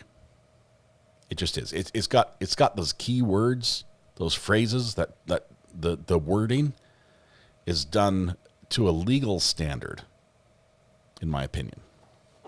So that's what I think it is. And this is just the next step in this battle between Nick and Greg, which erupted after the Maya verdict came out, and they went their separate ways. Nick got fired, and they're no longer friends. Let's put it that way. The legal issues, paragraphs 3 through 13 must be stricken as impertinent, scandalous, retroactively constructed, legally irrelevant to any issue before the court. The legal issues identified in plaintiff's brief are purely legal questions: fee agreement enforceability, attorney participation in the loan, the definition of recovery, the availability of quantum merit. None of these questions requires or is informed by a story about a hotel room in January 2024, Mr. Anderson's alleged alcohol consumption, his alleged comments on Ms. Kowalski's dating life, his nephew, or any other allegations Ms. Kowalski raises in paragraphs 3 through 13. These paragraphs have no bearing on any legal issue before this court. They allege personal misconduct of a serious inflammatory nature and do nothing to advance any legal argument presented in the plaintiff's brief. Their probative value on any legitimate issue is in this proceeding is zero. Their prejudicial effect is severe. They should be stricken under Rule 1.140F and Section 90.403. The procedural effect is further compounded because responding to these allegations would require Anderson to produce privileged communications on matters having nothing to do with the legal questions before this court, which Maya could waive that privilege but he says there'd still be an issue. The for-cause argument does not save these paragraphs. As established above, Maya admits she did not appreciate the conduct as inappropriate at the time of the December 2024 discharge. The allegations are absent from both December 2024 discharge letter and the September 2025 bar affidavits, and they surface for the first time 15 months after discharge. Conduct that the client did not appreciate as cause for discharge at the time of discharge cannot be manufactured into for-cause grounds afterward. Greg, at this point, so far, I have not read this all the way through. He has not said this didn't happen. Or at least he's not attacking on that front. He's attacking the idea that you say this now, saying this was a problem, but you can't say that this was the reason why you fired me, because you never did when you fired me. And when you went and complained about me to the bar, you never included these. So far he hasn't really hit the allegations head on. He's sort of suggested that they are just allegations of behavior. Let's keep reading and see how he goes here. Let's see. They surfaced 15 months after the discharge. The client did not appreciate the client did not appreciate as cause for discharge at the time of the discharge cannot be manufactured into for-cause grounds afterward. Okay.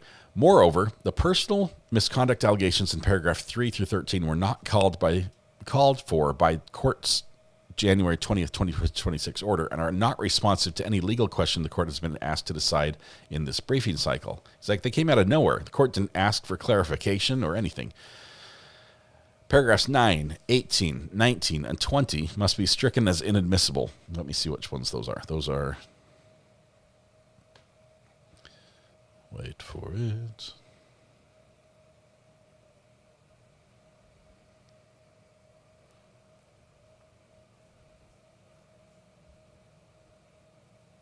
Okay. 9, sign the document. Let me see, go back to the other one. 9, 18, 19, and 20. 18 is the funding loan, 19, the total cost, 20, loan document. So all related to the loan. Must be stricken as inadmissible. Legal conclusions offered by an interested party without expert qualification. Florida Statute 702 limits expert opinion to qualified witnesses. I'm not sure if that... Greg said that the same statute applies for these filings as would any evidence in court. And because of that, he's basically, if this was going to be admitted in court, he would object and he'd say objection 702, 701, 702, because this isn't an expert. This is expert testimony that's not coming from an expert. So he's objecting to the filing on those grounds. 701 limits opinion testimony to perceptions rationally based on the perception of the witness. Ms. Kowalski is not a neutral witness. She is a named plaintiff with direct financial interest in the outcome of these proceedings. She has not been designated as an expert in professional responsibility, legal ethics, or the rules regulating the Florida bar.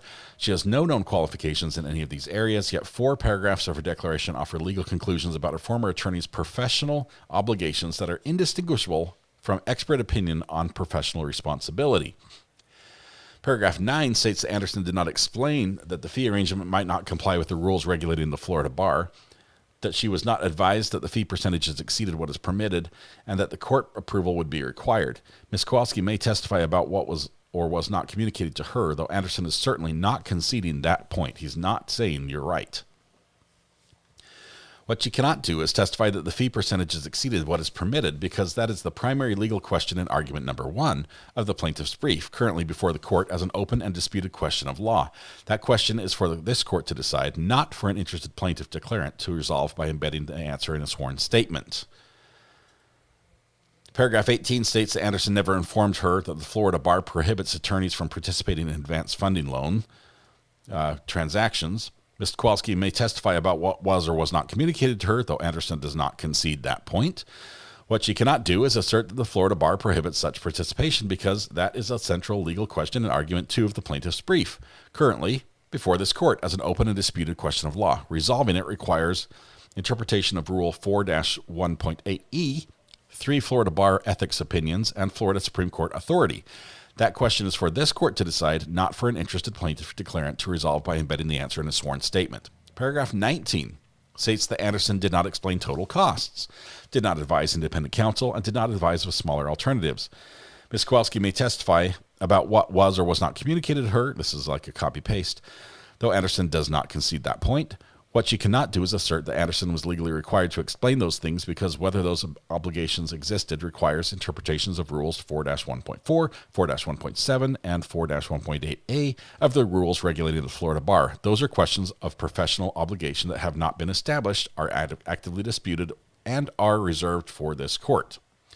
Paragraph 20 states that Anderson did not explain that loan documents could restrict Ms. Kowalski's ability to make independent decisions regarding settlement, appeal, and choice of appeal.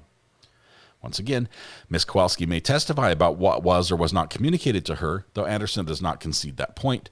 What she cannot do is assert that the loan documents did legally restrict those rights, or that Anderson was legally required to explain them in the manner she describes.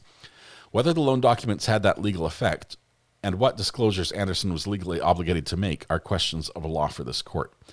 The way he says whether the loan documents had that effect and whether Anderson was legally required to explain them. This is the lawyer encouraging her to take a loan, advance payment loan. It's basically like a payday loan. Think of it as a payday loan, but instead of using a paycheck, I'll get an advance on a paycheck I'm going to get next week. I'm getting an advance from a settlement that may come in a couple of years.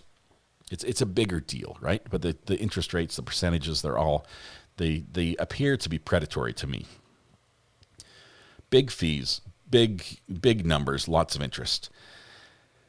And I think the lawyer may not be legally required to explain them. That might be the case, but the lawyer, I think, ethically would definitely want to explain that to their clients. This is something that literally could harm your client financially. The whole purpose you're going to court is, in part to make whole the wrongs that were committed to you, and that's done financially in a civil suit. You're not putting somebody in jail. J-Hatch doesn't go to jail at the end of this if they lose. They write a check. They break out the checkbook and they write your name, and then they write lots of zeros behind a number.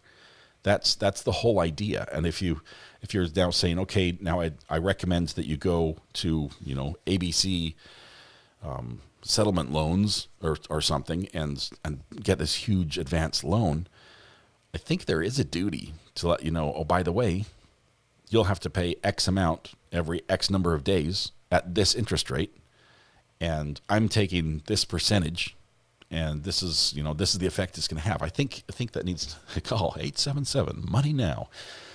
Yeah, ABC Settlement Loans, not a sponsor. I don't even know if that's a thing. If there's a company called ABC Settlement Loans, first of all, I apologize because you chose a crappy name for a company, and second of all, I'm sorry that I chose yours out of thin air as a suggestion for what company might choose. I chose it because it was a bad example. Change your name. All right. Where did we end up? Let's see. 28.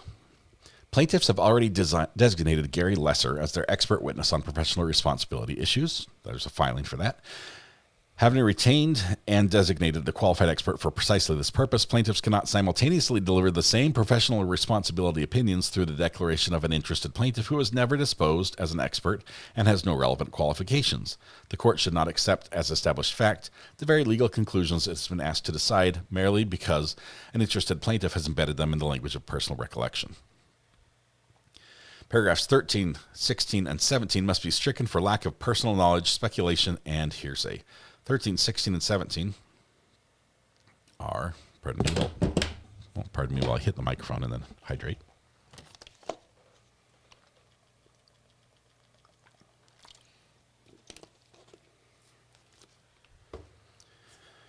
Let's see, 13, 17, and 18 are comments about sexuality, relationships, social positioning, which seem highly inappropriate to me. 13, 16, and 17. 16 was failed to provide me accurate and complete information about my rights and was not acting in my best interest. 17 was my father also lost faith in him. So these paragraphs must be stricken for lack of personal knowledge, speculation, and hearsay. Paragraph 13 is addressed in full in sections IV.A and IV.B. I'm sorry, I'm not a Roman numerals guy. You write IV, I'm going to read IV. And Ms. Kowalski admits she did not perceive the behavior as inappropriate at the time, informed her view only through the consultation with unnamed others. That is not personal knowledge. And we've got some case law, 604, 801. Not case law, but rules. In paragraph 16, Ms. Kowalski states, by the fall of 2025, I no longer felt that Greg was acting in my best interest. I did not trust him, and I became very concerned about his motivations. This is a recitation of subjective emotional states, specifically feelings of distrust and concern, untethered to any specific observable fact or communication. Generalized impressions of unease do not satisfy the personal knowledge requirement of 604 and are not competent evidence of any specific conduct by Mr. Anderson. A party's retrospective feelings about her former attorney standing alone are not a basis for any factual finding this court is being asked to make. In paragraph 17, Ms. Kowalski states, in conversations with my father, I learned that he also had significant concerns about Greg, including concerns about his honesty, how he interacted with my brother and me, and concerns about his handling of financial issues. This is hearsay on its face. Ms. Kowalski is testifying to Jack Kowalski's out-of-court statements, specifically his unspecified concerns about Mr. Anderson, for the truth of the matters asserted, that there were legitimate reasons to be concerned about Mr. Anderson's honesty, conduct, and handling of finances. This is see rules. Shelly Small, thank you very much for the gifted memberships. See rules 801 and 802.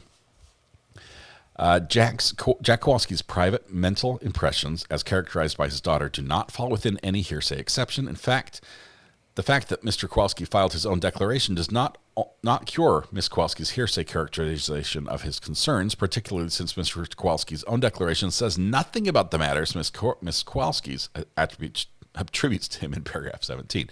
All right, so you can't cite your dad's concern with Greg Anderson and unease in your case because it's hearsay. And the fact that your dad filed his own statement doesn't make it any better because in his statement, he doesn't raise those concerns there either. Paragraph 2 must be stricken. Paragraph 2. I previously provided a sworn statement on September 2nd. This declaration is intended to supplement and not contradict that prior statement. Why do we strike that one of all statements? Oh, there it is. He included the full statement there. Paragraph 2 states that the prior statement. In the September 2025 statement was submitted in a Florida bar disciplinary hearing proceeding, not this court. It is not attached to Ms. Kowalski's declaration. It is not otherwise in evidence.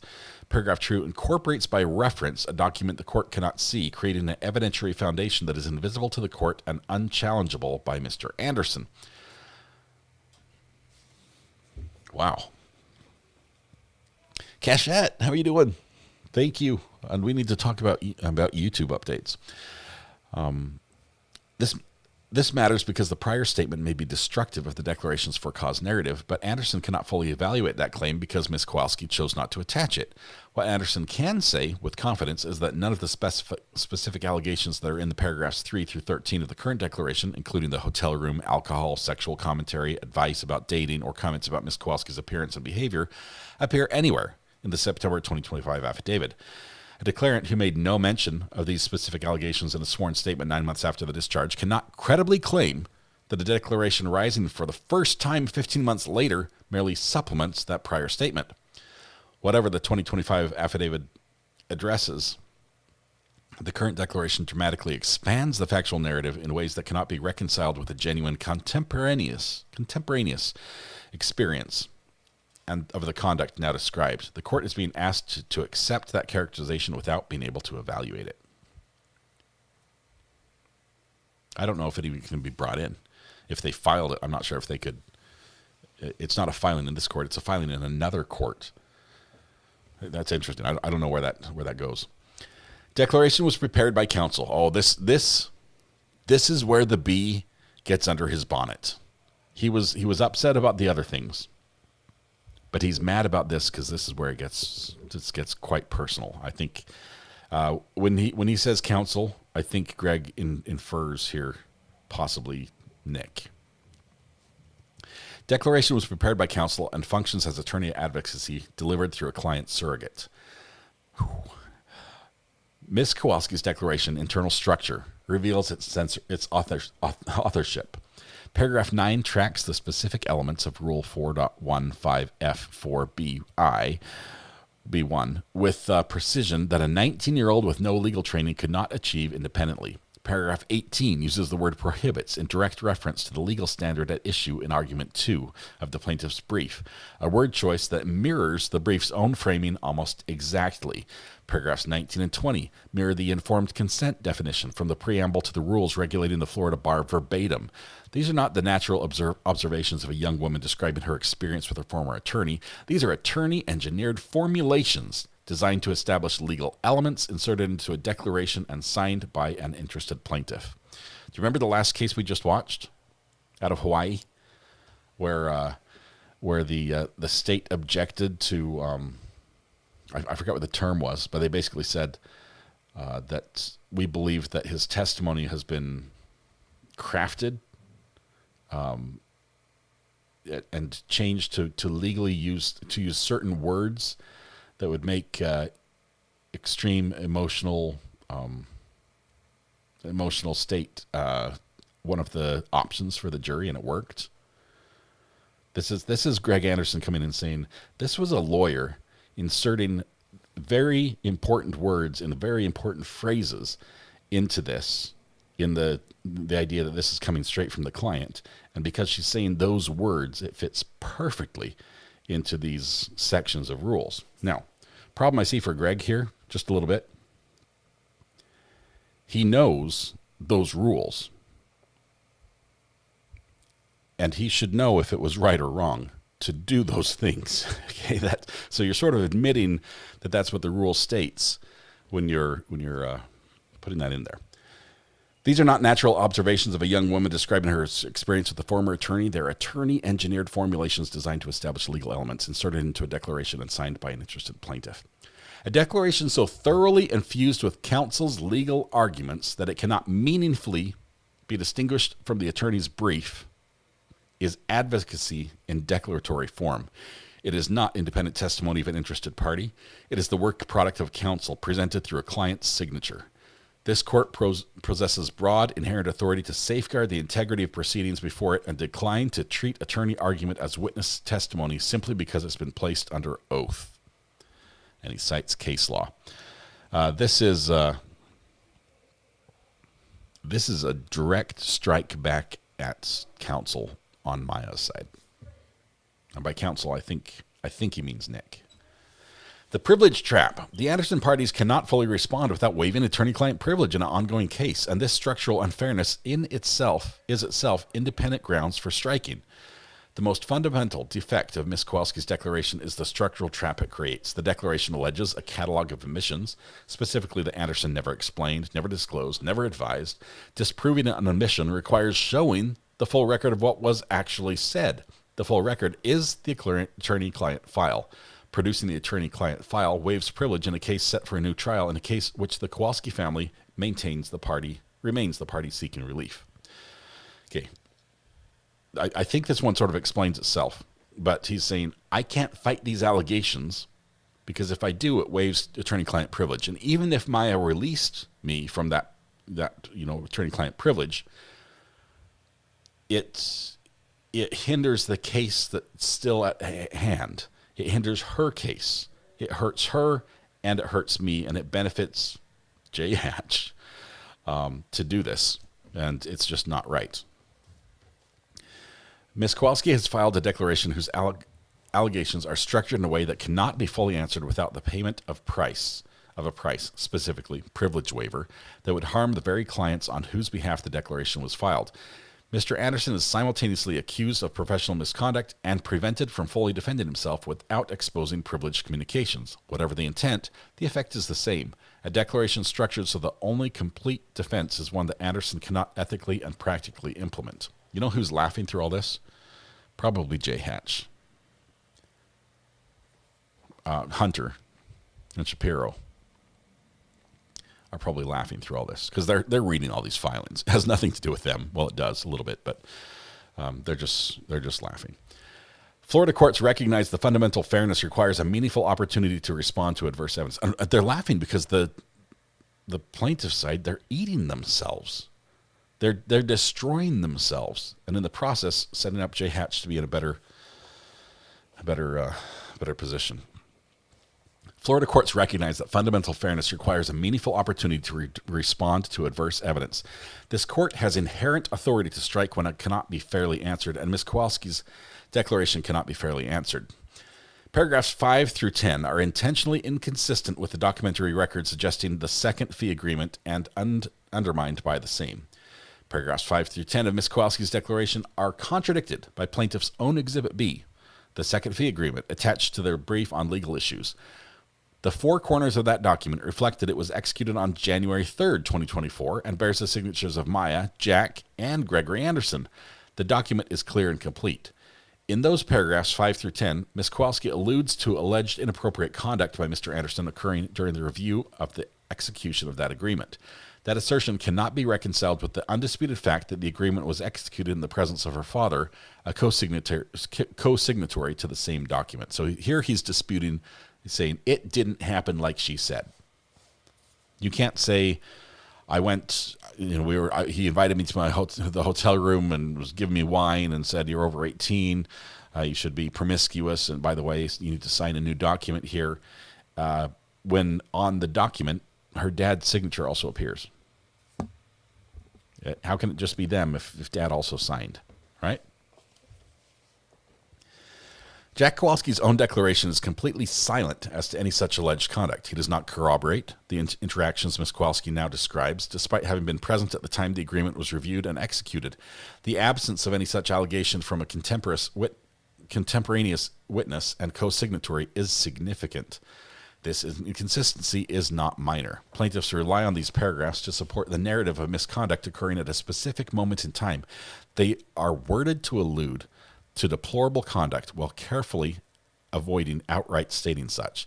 Yet the only objective evidence of that period of time, the executed agreement itself, demonstrates that multiple parties were present, and one of those parties does not support the account now being advanced. So he's saying the dad not saying anything about it, and by clearly the document shows that he was present when it was signed, he doesn't, Greg's trying to say the dad doesn't believe what Maya's saying or not supporting that story. Bit of a stretch to say that that's the dad's position because the dad hasn't taken that position, but he could have signed it at another time, of course.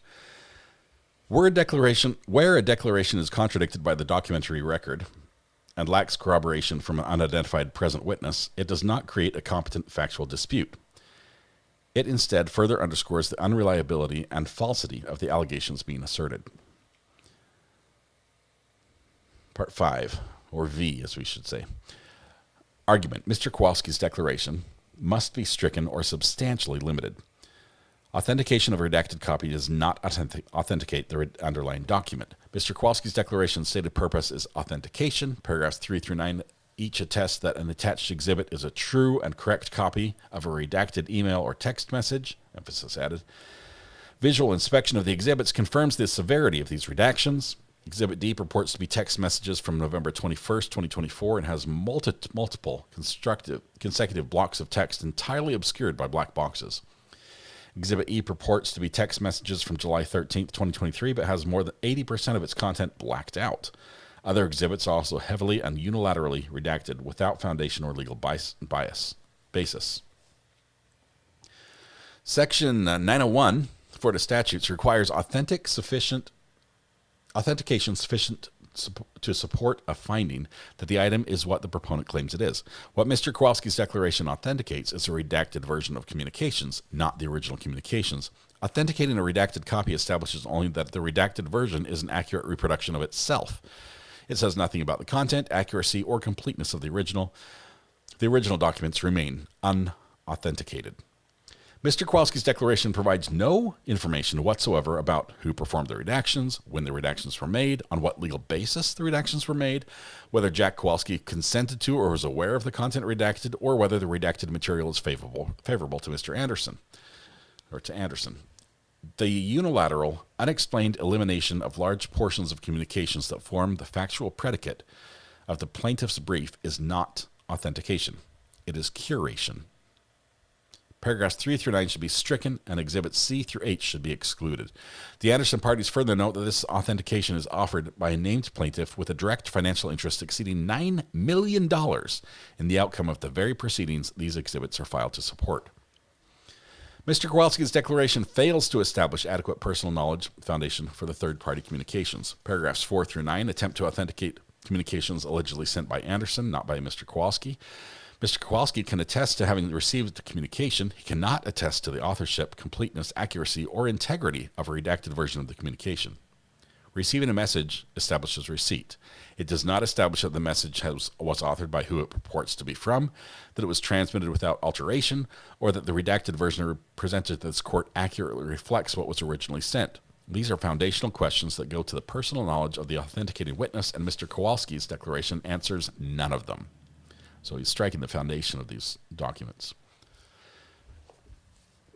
Exhibit F to Mr. Kowalski's declaration presents this problem in its most acute form. It is an email Mr. Anderson allegedly sent to appellate co-counsel Tom Elliott. He was the older gentleman on the Maya side, on which Mr. Kowalski was merely blind copied. Mr. Kowalski cannot authenticate the accuracy or completeness of a communication between the two parties. His receipt of a blind copy establishes only that he received it. It establishes nothing about what Mr. Anderson actually sent, what Mr. Elliott actually received, or what full communication contained before it was redacted. Both declarations reference documents and communications not attached, produced, or otherwise in evidence. Paragraph 4 of Ms. Kowalski's declaration states that copies of these communications from Greg are available and can be produced if requested. These communications, described as the basis for Ms. Kowalski's growing discomfort, are not attached, not produced, and not in evidence. A declarant cannot characterize the tone and content of communications as basis for her sworn testimony and simultaneously withhold those communications from the record. The characterizations are unverifiable, unchallengeable, and inadmissible as foundation for any factual finding. Section 604 of the statutes, as discussed in Section 1 above, may demand for full production of the communications record implicates significant privilege considerations in a case currently pending before this court and set for new trial. And Anderson respectfully submits that such production should proceed, if at all, only under the court's direction and supervision.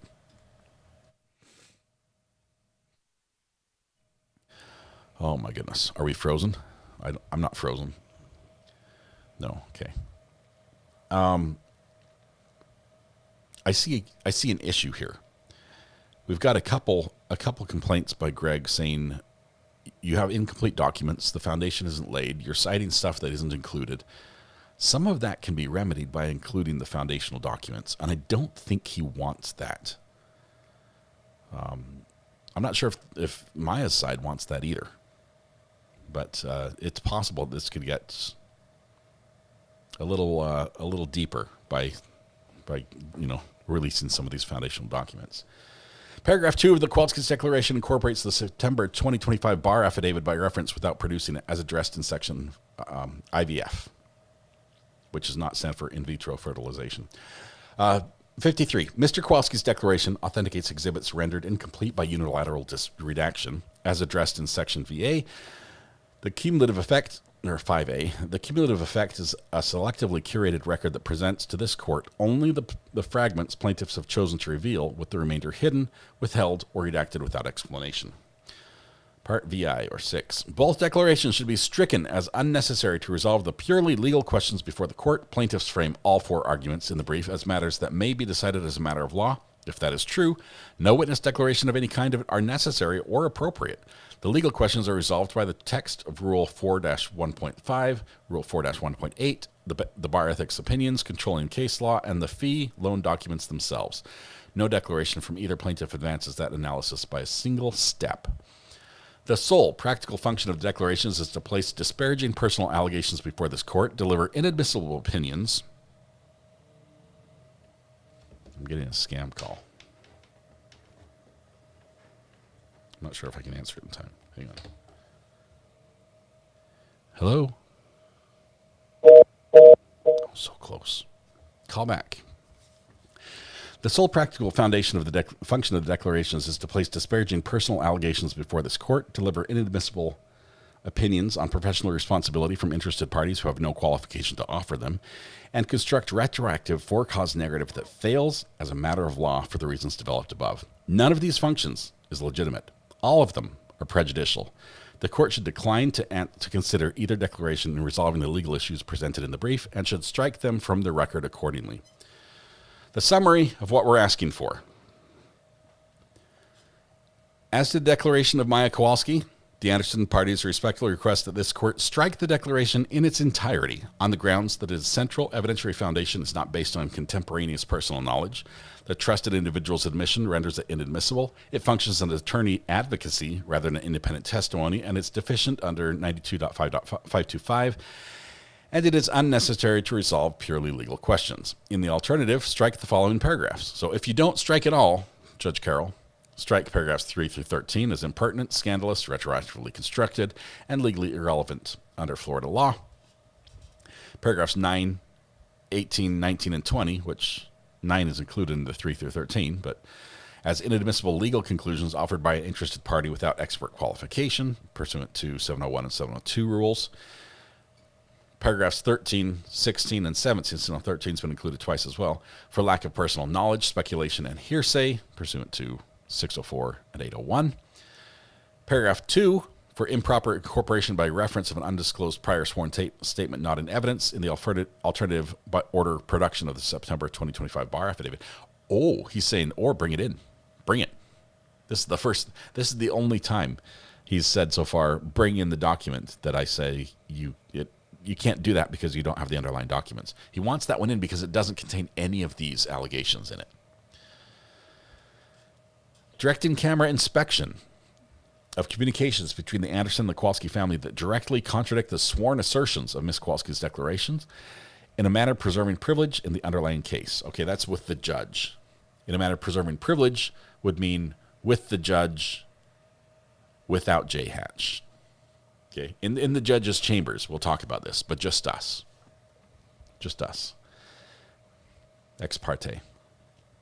As to the declaration of Jack Kowalski, the Anderson parties respectfully request that this court strike paragraphs 3 through 9, exclude exhibits C through H as legally insufficient authentication of heavily redacted documents unless and until plaintiffs produce unredacted originals. So here he's saying bring the originals, provide a legally cognizable basis for each redaction, and identify the party responsible for the redactions. He wants to know who made the redactions and why, and show us the originals.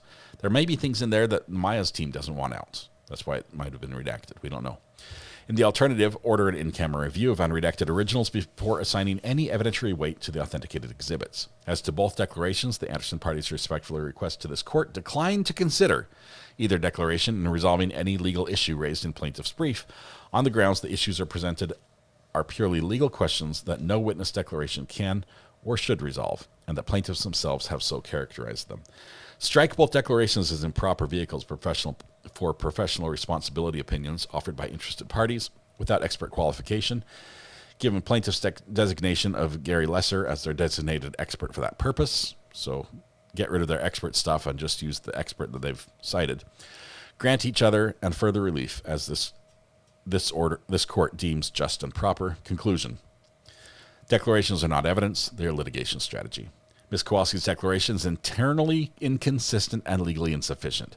Ms. Kowalski swears she did not appreciate Mr. Anderson's behavior as inappropriate at the time, that unnamed trusted individuals caused her to reinterpret it years later, and that this retrospective reinterpretation now constitutes for-cause grounds for a discharge that predates her reinterpretation. That is not how for-cause discharge works under Florida law, and it is not how sworn testimony works under Florida Evidence Code. The privilege trap is inescapable. If the trusted individuals are plaintiff's counsel, which a privilege claim could confirm, if it is you, Nick, he's saying, the declaration is attorney work product in declaratory form, implicating Rule 4-3.7. If they are not counsel, Ms. Anderson is entitled to know who they are, what they said, and on what basis they concluded this conduct was inappropriate. Either way, the declaration fails. So he wants to know if it was Nick. He says if it is, he's sort of like shot over the bow. That's against the rules, right? Shooting back.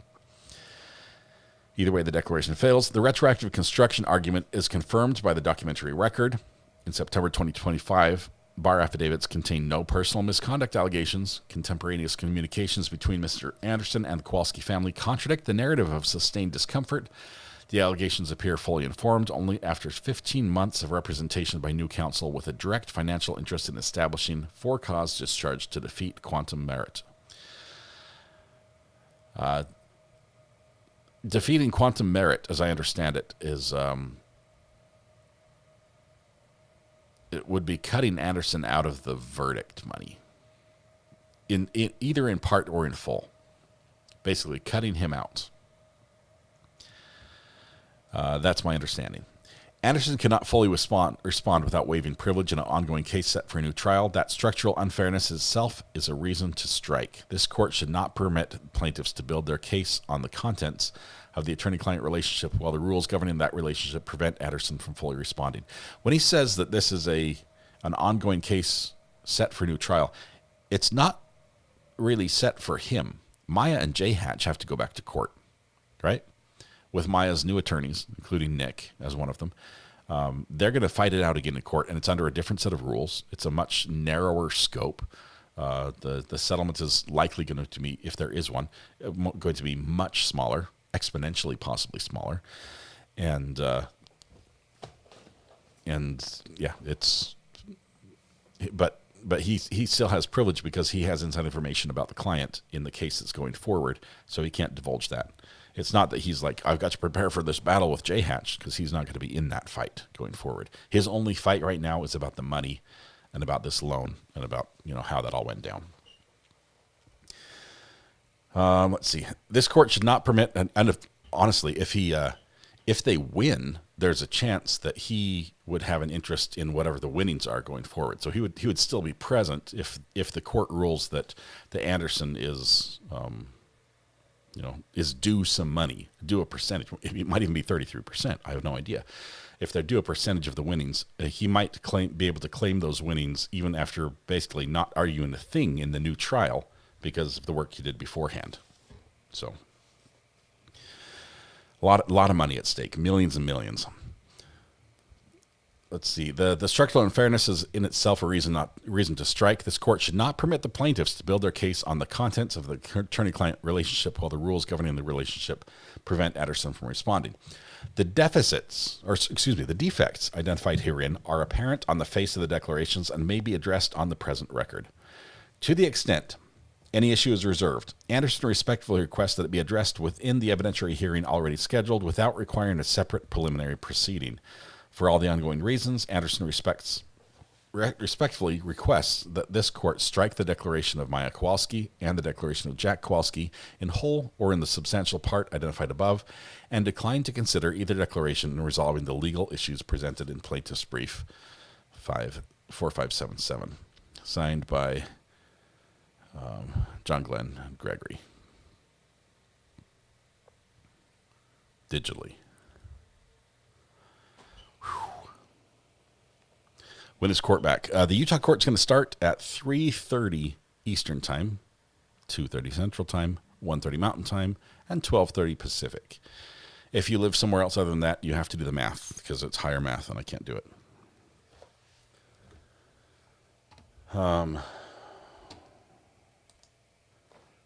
That's a lot. That's a lot of some heavy accusations there. Wonder if the judge is sad to read this. I'm sure he is. Judge Carroll's an amazing guy. And let me say this. I've met them all, right? I've met Nick. I met Greg. I met Maya. I met Jack. We were down there for a hearing after we got named in the proceeding. I decided to drive, if you guys remember. I drove all the way down there one day, went to court the next morning, and drove all the way back. That's what we did. I stayed in Dr. Joe's condo. That was awesome of him to let me stay there. It later got destroyed by a hurricane, so it is no more. But we went down there, met Jules, went out to lunch with some of the people down there, met Lois, a couple others. It was it was great. Met Lois Cox. It was amazing. It was amazing to go down there, and I haven't had a Mountain Dew. Well, not so. But it's sad to see this happen. And for a lot of this, as I saw this develop, even with Nick, when Nick was let go and everything, and there started to be some hard feelings. I didn't want to report on it because they were all such amazing people. When I met them, it was just like, you guys what you did was amazing. Okay, this was a David and Goliath situation where the little guy won, and honestly, Greg Anderson put himself out there financially to make this happen, because Maya, their family couldn't have afforded the fight that they fought, and Greg sold his house to make it happen, and it was it's sad that it's happening now. Legally Blonde. Legally Blonde, how are you doing? Hi. So I don't have a lot on this as far as the payday or like the loan goes, but I used to work for a personal injury attorney. Like, I worked there on and off for like 20 years. I don't know a lot, and he wasn't a great attorney, and he didn't do things correctly, I've learned since I've been watching trials. But when when a client goes for a loan, they have to kind of do it themselves.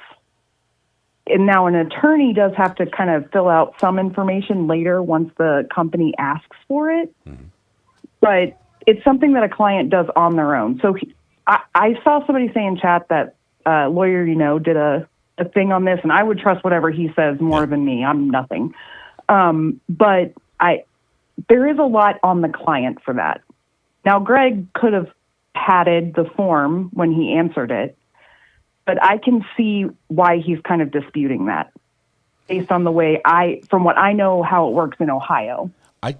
I just think for a loan this size, this isn't something you fill out on a website or on a phone app, right? This definitely not. There'd be like an in-person interview. There's a banker with a very heavy pen that in a soft chair that's on the other side of the table, and they're. Wouldn't the bank explain some of this? Aren't they required to explain some of this? And there's probably like 30 places to sign. They have to know that it's a good faith loan, and they would get that it would be a good faith loan from details of the incident, being whatever happened, coming from an attorney. They'll take an attorney on a good faith basis.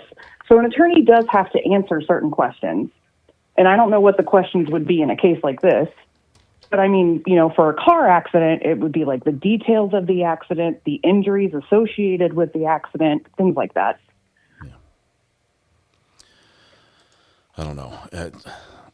I don't know how the loan went down. It sounds like, according to Maya, Greg basically said this is a good idea. Which I imagine they needed it. If that's what happened, if Maya needed it, that's one thing. But if Greg needed it and Maya didn't, that's another. And I think the family honestly probably needed it. They've been through who knows what, and it's cost them a fortune. They. Do we know? Did they take this case on contingency right off the get for good? Because it could have been they needed it to pay for experts. Because not everybody was what's his face who donated his time so beautifully. Right. Dr. Joe was an anomaly. Right. So maybe they needed it for that. So yes, it was for Greg, but it was also because it was for the case. Yeah. It could be both. I don't know what the original pay structure was. I just know that Greg looked at this case and said, this is something bigger than you. He also looked at it and said, this is something we can win. I mean, he's had some big cases in the past and wins. And so I think he did put himself out there in the payment side that there was a conditional upon win aspect to it, but I don't know if there was any upfront. I know during the case, Greg basically sold his house to pay the staff to keep the bills, keep the lights on during at Ashton Glen. And I imagine some of the loans that they got went to continuing that. I mean, don't you think? And I mean, who paid for the house during the trial? Weren't they all renting like an Airbnb together? Oh, there was all sorts of went expenses. I think Greg shouldered the bill for a lot of that.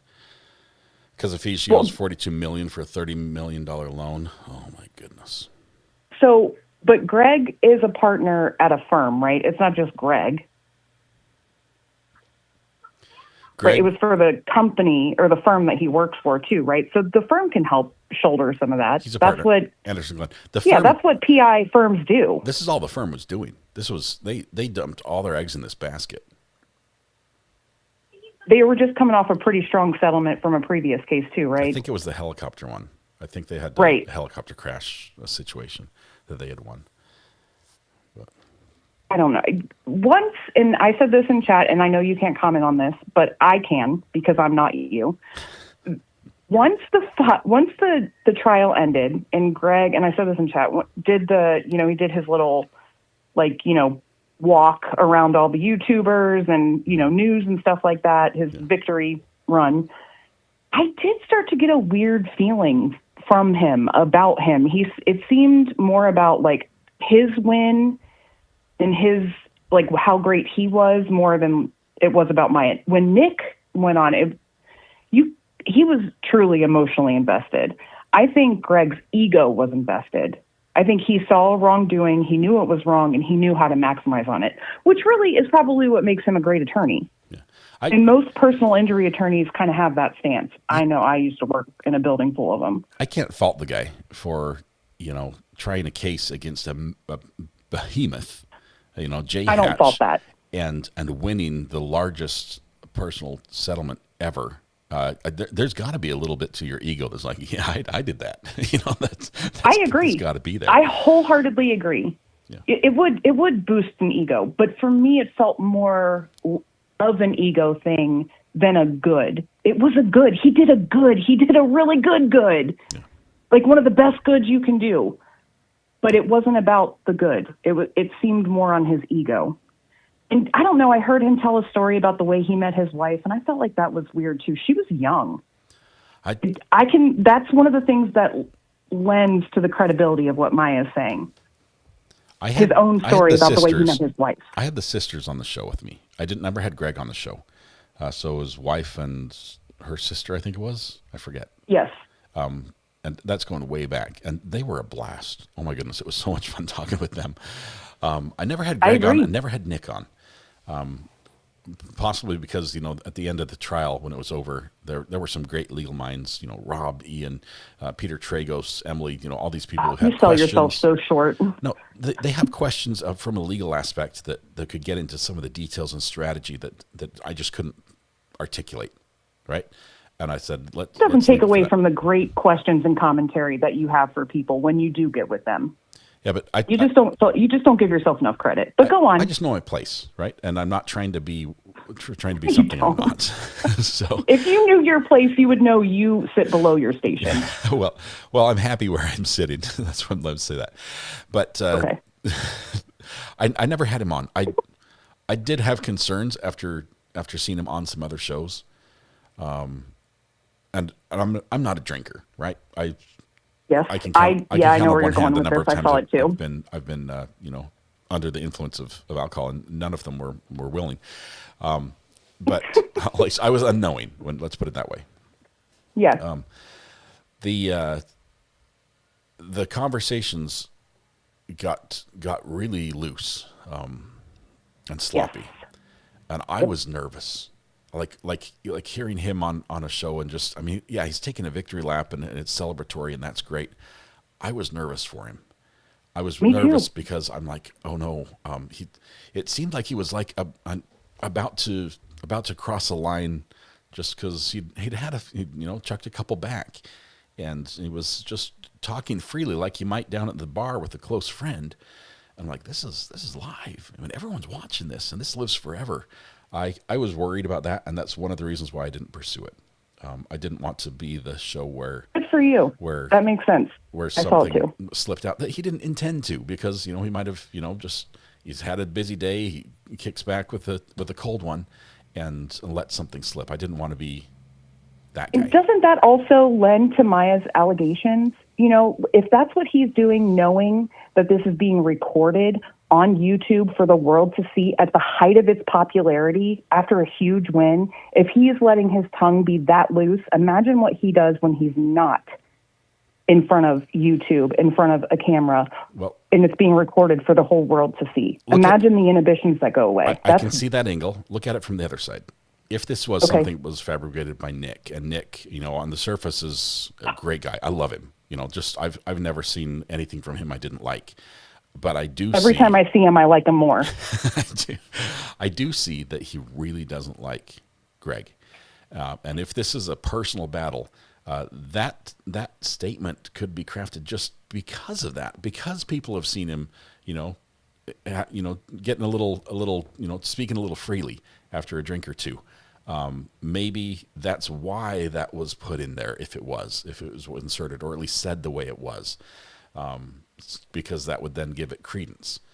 So I don't know. I don't know. There's nothing in Nick's personality that makes me think that he would be so angry and dislike someone so much that he would use Maya as a conduit to exercise his hatred. That doesn't even seem like Nick at all. I in agree. fact, he seems like such a, knight on a white horse riding in, that seems like the exact opposite of something he would want to do. Even if he wanted to, I agree.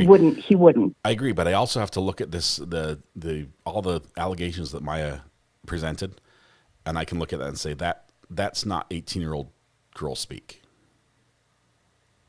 She's 21 now, right? Well, yeah, but even that's Maya's learned a lot about the legal system, but knowing which rules and bar rules and everything that it violates and prohibited by this, that isn't the terminology you'd expect to see from somebody who's, it looks like it came after the fact. It looks like it came from a conversation with an attorney, and then I have to say I just don't know what happened. So, and okay, so let's both play devil's advocate. We've got two devils here. Go for it. Yeah, let's both be devils. So remember towards the end of the trial when all of a sudden there was a new allegation, an SA allegation that they brought in. So Greg could turn around and use that. Like, this is what she does. When she's afraid she's going to have to, face the music, she makes allegations that come way too late. Because I can see how, I'm not saying that I don't believe her on either front, but I could see how that could be spun.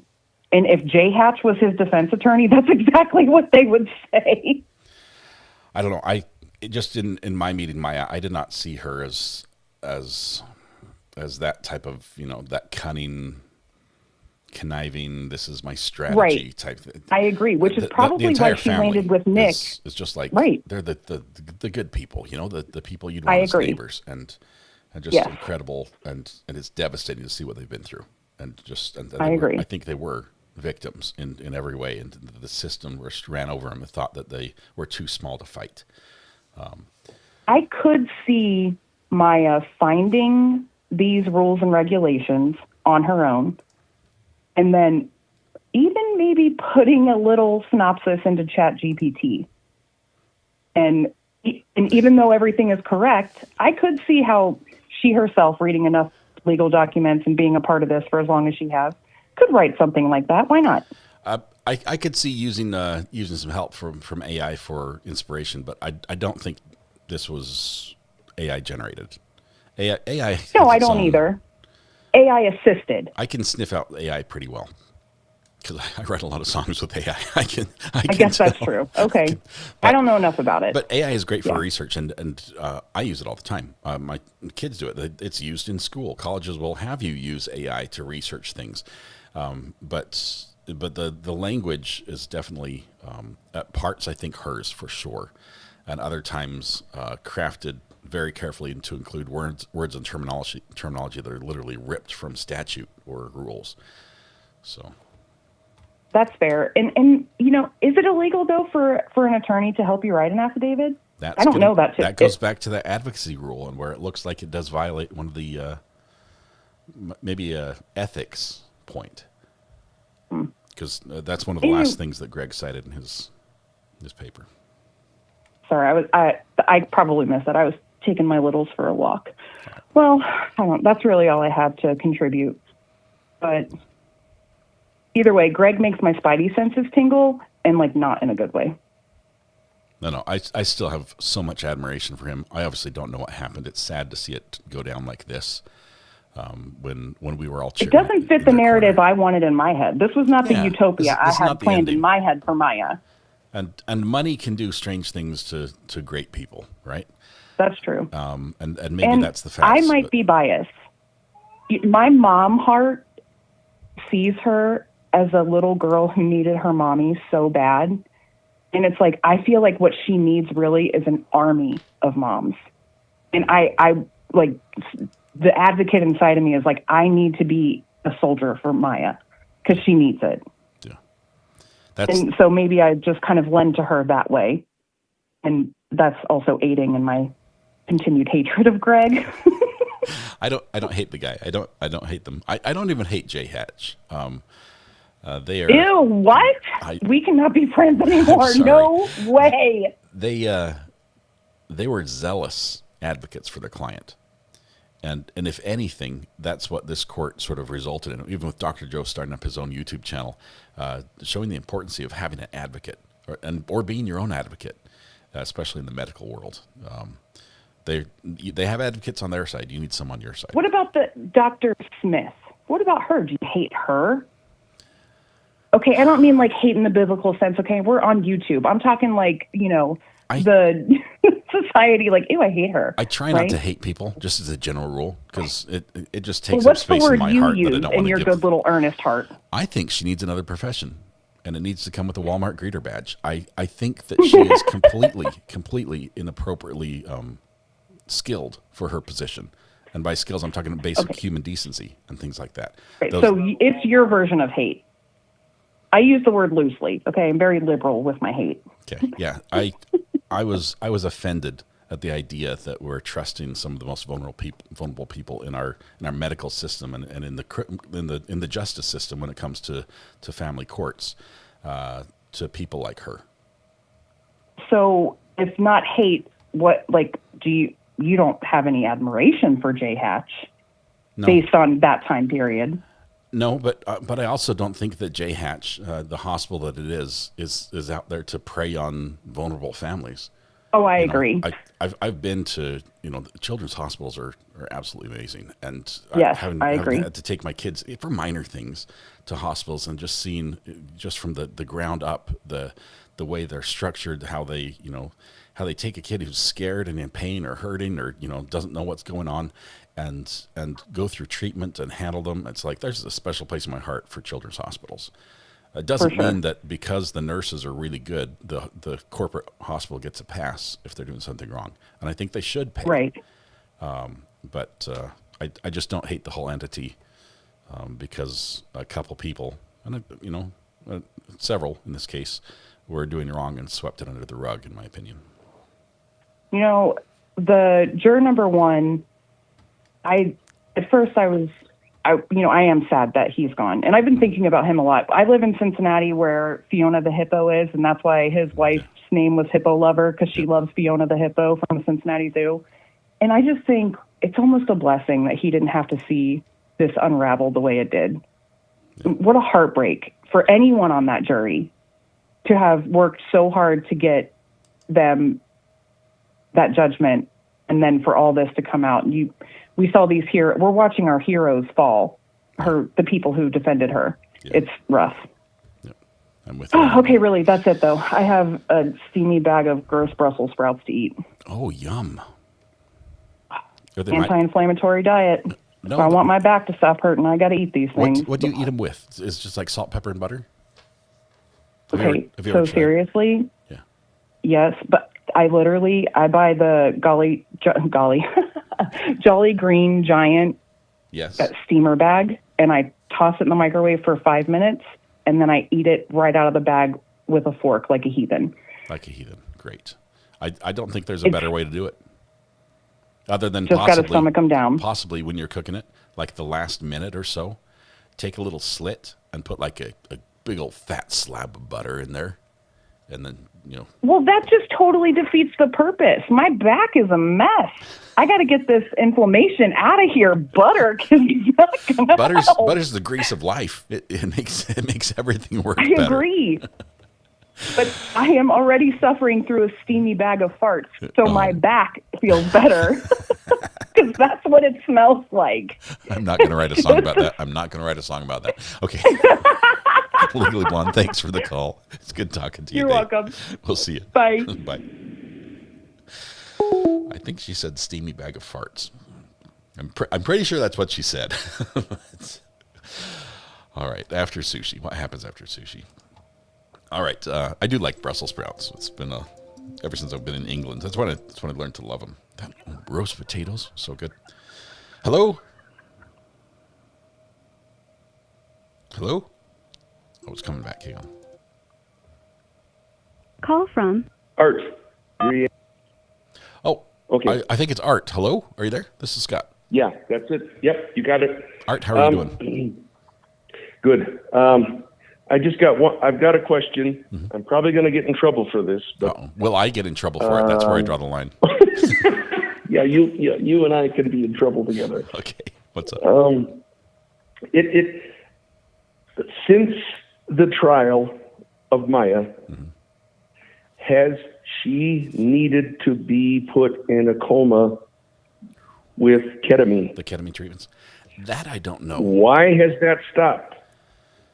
That I don't know. And it seems to almost go against the argument that the defense was making, that these are required, she needed these to survive, and then it was ordered that she couldn't, and yet she's doing okay. I don't know. It bothers me. I think sometimes she's a young lady who's adorable and whatever, and I think people support a situation, and I think there was an issue with the Munchausen by proxy. Yeah, I really do believe that. I've done a little bit of research, and I'm just an idiot, but probably everyone's going to be mad at me for saying that because it's not the popular opinion around here, but we don't limit everything just to popular opinion. I know that in some aspect, I can see why it would have been right for the hospital to question that at some point, because the treatment was so far out of what was normal for them.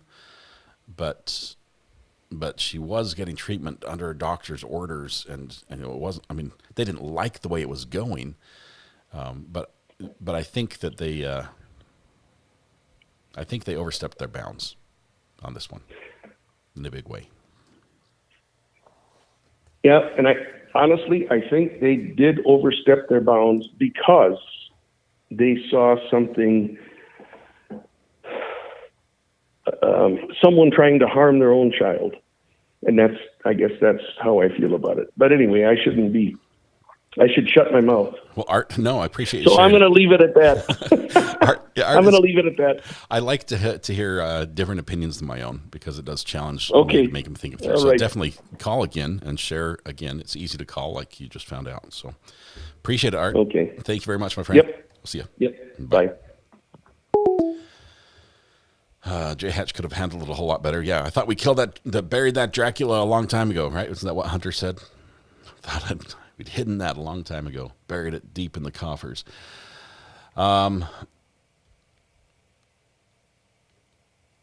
Great food for thought. Release the IJ.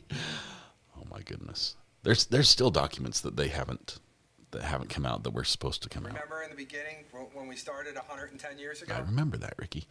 All right, we're all the way up to 12:30, but we have some time before the Utah trial starts. Remember, they're starting at 3:30 Mountain Time, and it is only 10:30 Mountain Time right now. So, they're starting at 1:30 Mountain Time. Sorry, excuse me. So we have just a few hours before that starts, so we can continue talking about this or Rachel. Or do other things. Rachel, this is RA. How are you doing? Hi, I'm doing well. How are you doing? Absolutely fabulous. I just wanted to say how much I very much appreciate you covering this case.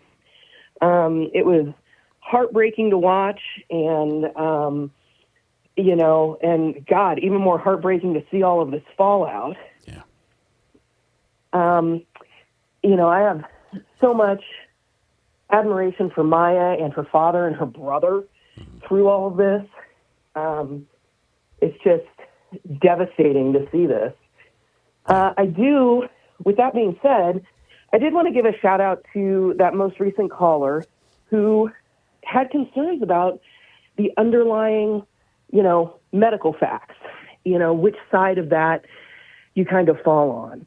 And I think it's completely reasonable to feel like, I'm just not sure about some of the treatments, some of the diagnoses, that kind of thing. And I think one of the things that the Anderson and Whitney did well was point out that regardless of whether it was, medically true or not, that this was a good treatment, a bad treatment, that the actual treatment of Maya in the hospital, ethically, is hugely problematic. Yeah.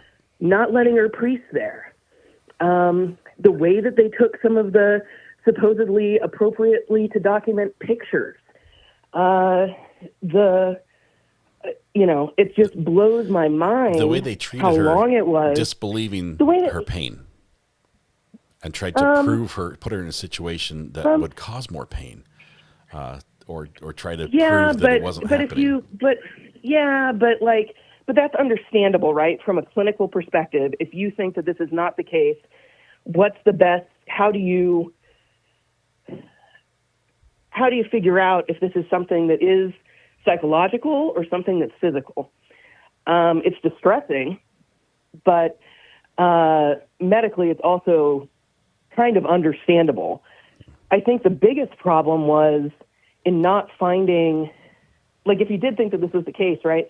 Not having psychologic care, not saying to the state that's keeping this girl from her parents and not allowing them to make the medical decisions, not saying, hey, we don't have the capability of caring for this if this is a psychological condition rather than complex regional pain disorder, right? Yeah. And even if it is complex regional pain disorder, we can't take care of it. You know, so like on an ethical standpoint medically, this was handled horribly, you know, from a systems perspective, right? Like this patient, regardless of which diagnosis you fall on, should not have been in that hospital. So anyway, but I wanted to say to the caller, like, you're not alone. Other people who watch this channel also think and consider those same things.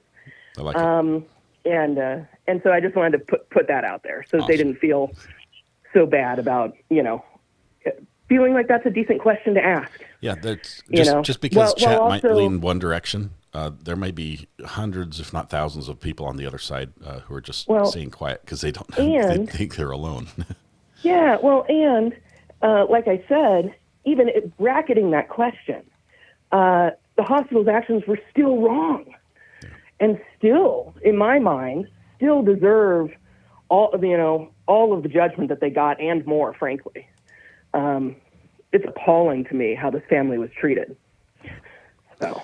The new trial is going to be very different. Many of the claims that the defense raised in the first trial have been thrown out, including her mom's death. That's not going to be. What do you think? There's still, as far as evidence and things, what are they still going to be able to bring in under these new claims? Because it feels like the IIED is still fairly broad. Yeah, there's room there for a lot. I just think with the death of her mom sort of being struck from the inclusion, I don't see this coming back with the size of settlement that it had the first time. I do see Maya winning. I think she's going to win hands down. I still think that the behavior that happened, that is documented, that is proven, that's almost like acknowledged in this case, was bad enough and is found to be under J. Hatch's responsibility legally, that Maya has a sound argument that deserves compensation. I just don't know if it'll even be big enough to cover the bill she now has for her advanced loan. Yeah, I really hope, I guess, that under that IIED claim, that a lot of the things with her mother and with, I don't hate, but I generally, if I dislike or disapprove extremely, I forget the name. So the doctor who was the child abuse specialist, I hope that all of that still comes in.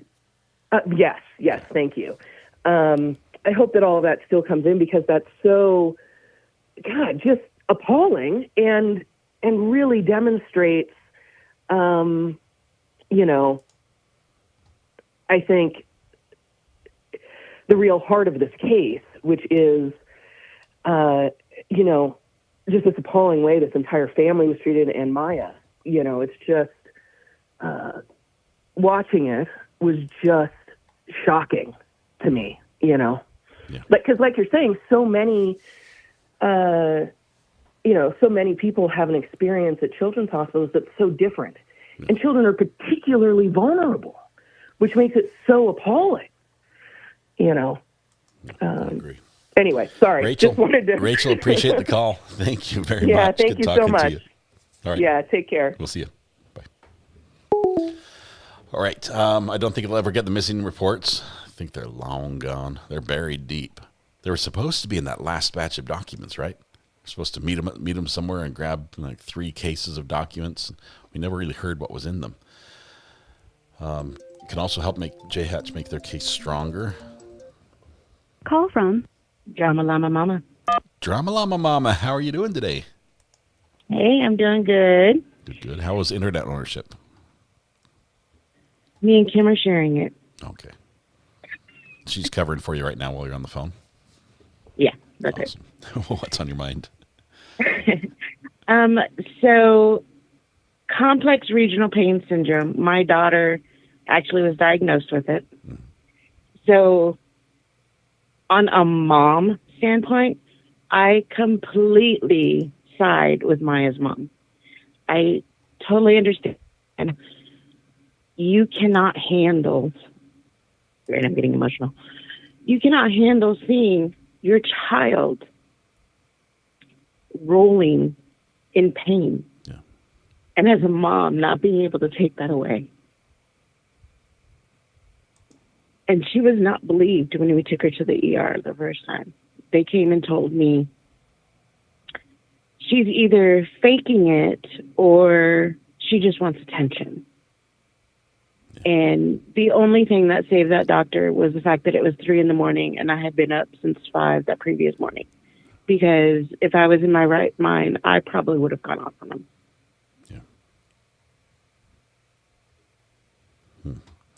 I'm sorry your daughter's experienced that. Obviously gives you a perspective on this that few of us share as far as experience-wise.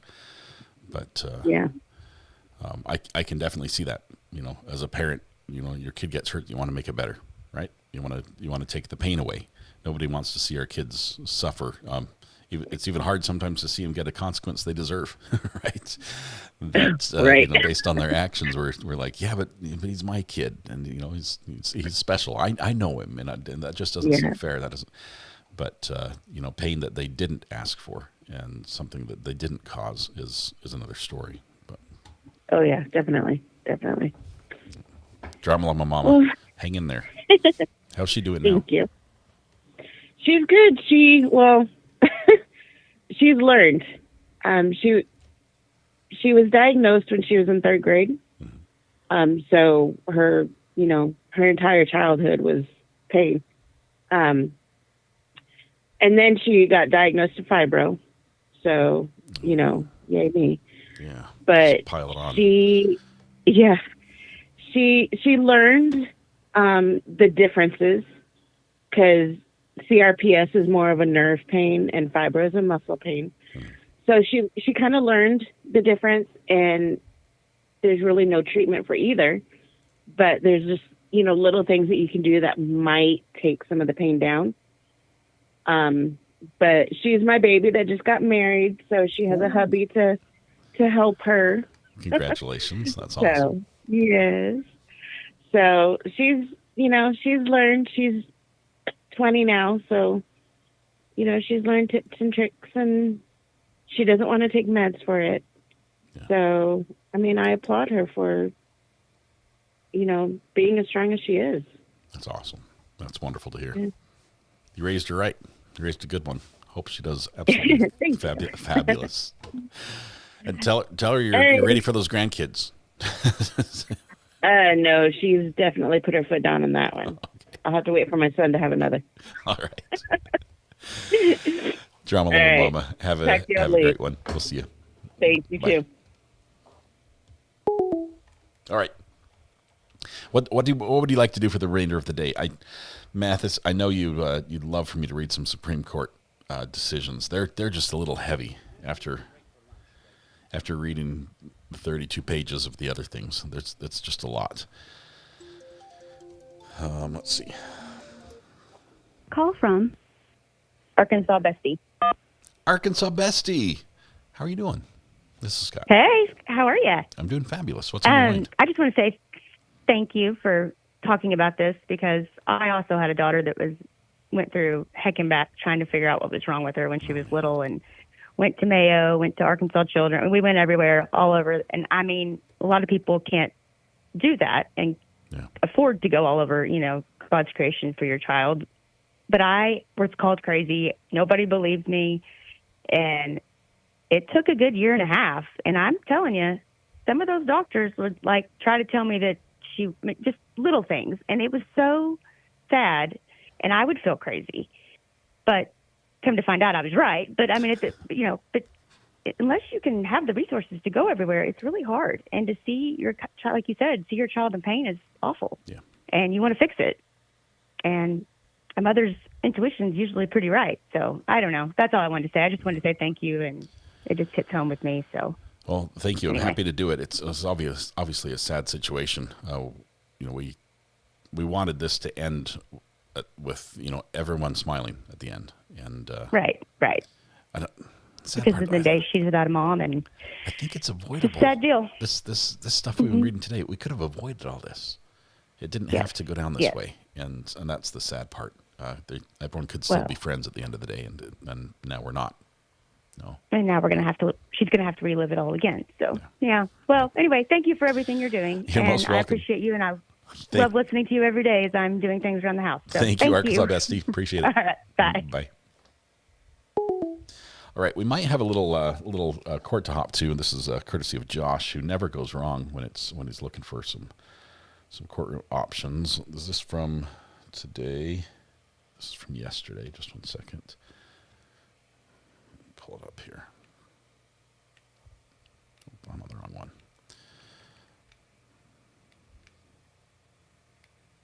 From yesterday.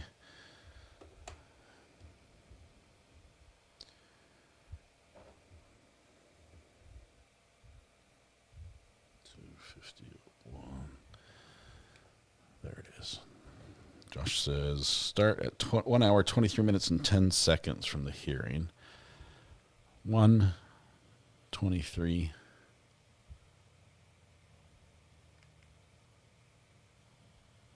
Ten seconds. There we go. I'm close enough. All right, we're going to jump to Judge Simmons' court really quickly and give a little listen to what happened here yesterday.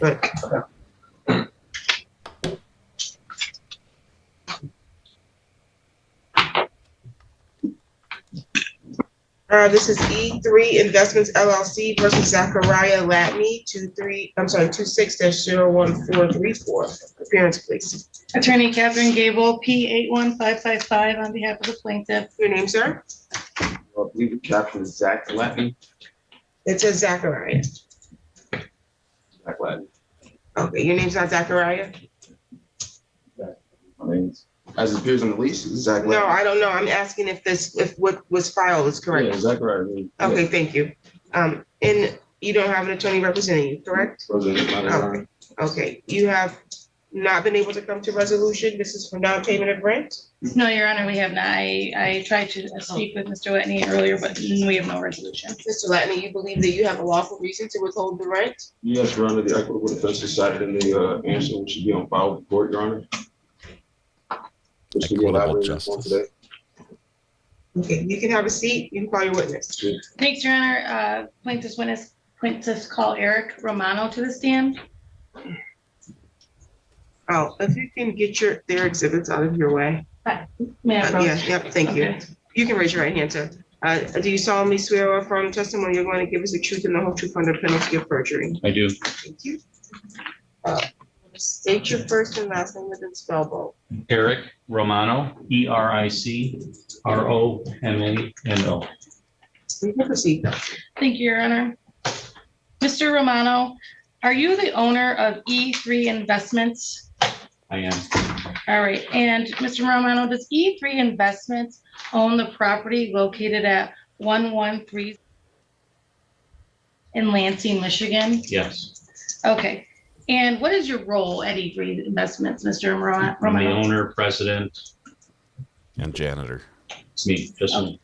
And on September 22nd, 2023, did you enter into on behalf of E3 Investments, enter into a monthly rental agreement with Mr. Latney? Yes. Okay, may I approach? They start at 3:30 Eastern time. Angelina.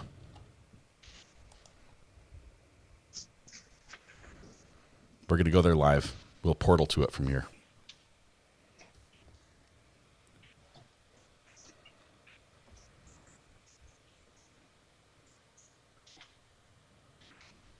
Josh, is this the one?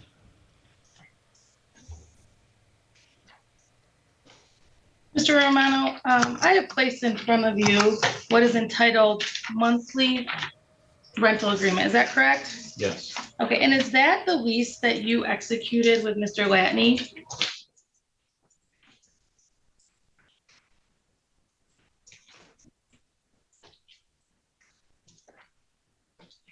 Yes, it is. Okay, and can you please tell me when the lease began and when it ended? September 22nd, 2023, and it's a month-to-month lease. And when does the term of the lease begin each month, Mr. Romano? On the 25th, And when does the term of the lease end each month, Mr. Romano? on the 24th of the next month, Thank you. How much rent is due per term? $1,100. Okay, and does the lease call for late fees if rent's not paid within 7 days? Yes, it does. What is the late fee amount? $50. Okay, Mr. Romano, has Mr. Latney paid rent for the term August 25 through September 24? No. Has Mr. Latney paid rent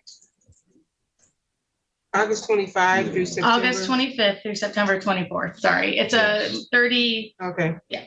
So, okay, the answer is no. I think I knew what you were saying, but was you thinking years at least? Yeah. Got it. Got it. Okay. I'll clarify. He's thinking you're talking about 23. You're talking about the term. I know what you were saying, though. I apologize. So Mr. Latney did not pay rent from August 25th, 2025 through September 24, 2025, correct? Correct. And has he paid rent for the term beginning September 25th, 2025 through October 24th, 2025? No, he has not. Okay. And has he paid rent for the term beginning October 25th, 2025 through November 24th, 2025? No, he has not.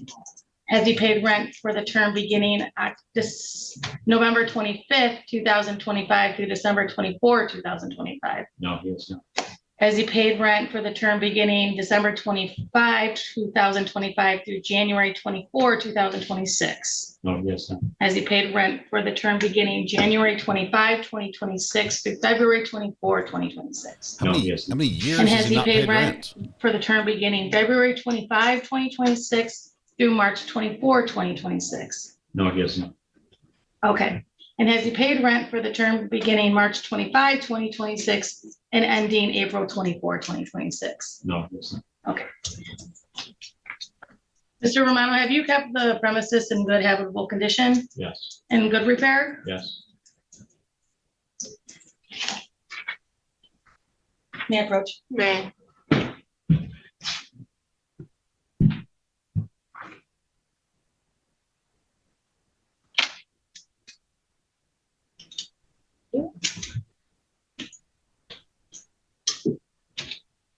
Mr. Romano, what I placed in front of you is entitled Payment Record. E3 Investments v. Zechariah Laney. You recognize this document? Yes. And Mr. Romano, can you explain to the court what this document is? It's a ledger, a payment record showing rents due and late fees approved.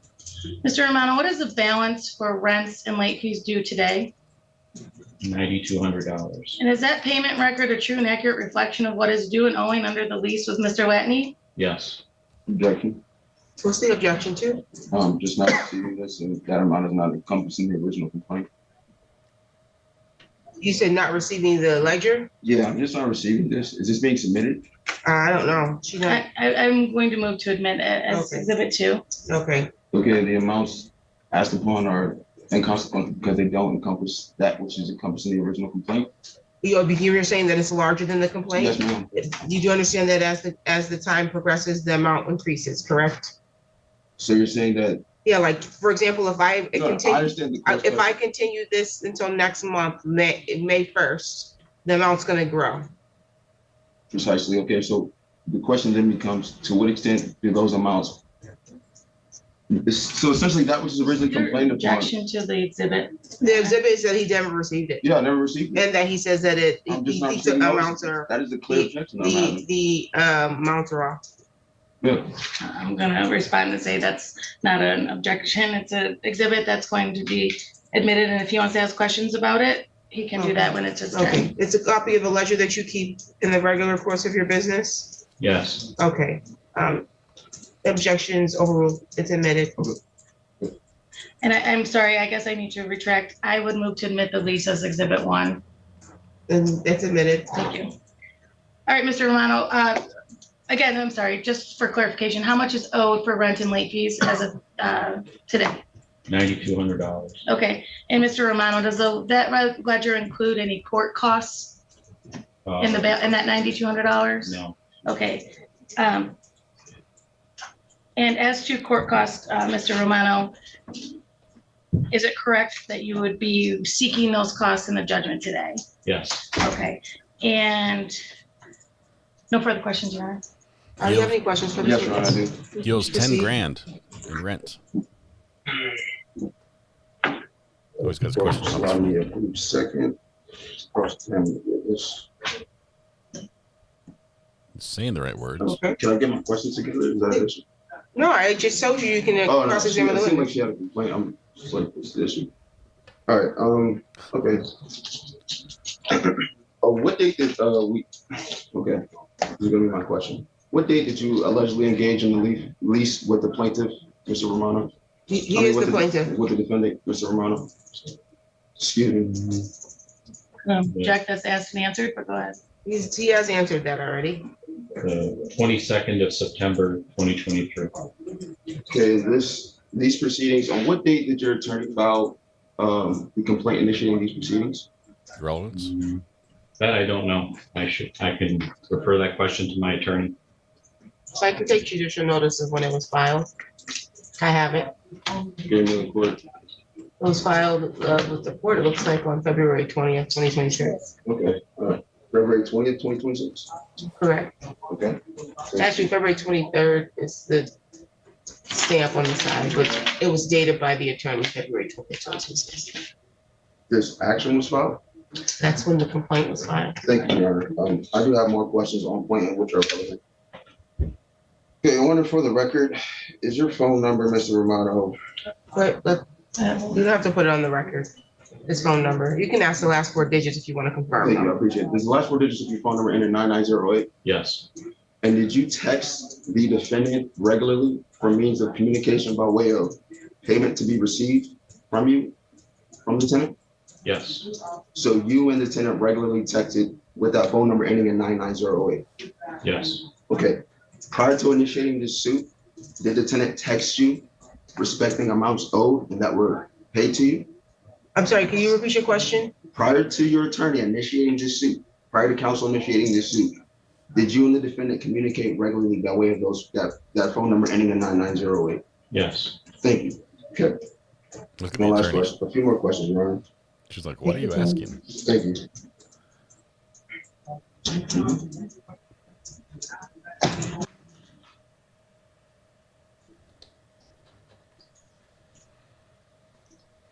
Do you recall communication taking place between you and the defendant on or about March 4th of this year, 2026?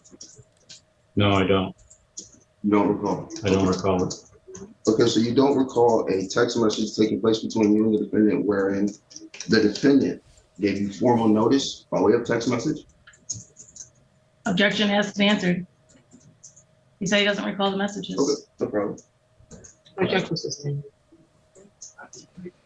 Refresh his recollection. Show him the text message. Quick question for you. Are you aware of any text message that took place between you and the defendant on March 15th, 2026 of this year? Is it your response to this question that it? He said no. No. Okay, okay. Follow up, please. Yeah. Okay. You're not aware of any communication that took place. Since you're not aware, this is my question. Since you're not aware of any communication that took place on March 15, 2026 between you and the defendant, there would be no cell phone records wherein confirming you received the same? Are you asking me, are there cell phone records? Because he's saying he's not aware. He's not saying it didn't happen. He's just saying he's not aware. He's not aware, okay. My question is that because he's saying he's not aware, then there would not be any cell phone records affirming that he's actually read the messages which he claims he's not aware of. Are you saying that no conversation took place, or you just don't remember? I'm saying I don't remember. Yeah, so he's not disputing that there was text messages, he just doesn't remember. Are you aware that on March 15th, 2026, you were expressly appointed as trustee privately by the defendant? What? I'm not aware. Okay, you're not aware of that. It's fine. Just give me a second. See if I can get anything more relevant for the witness, and I'm gonna let him go.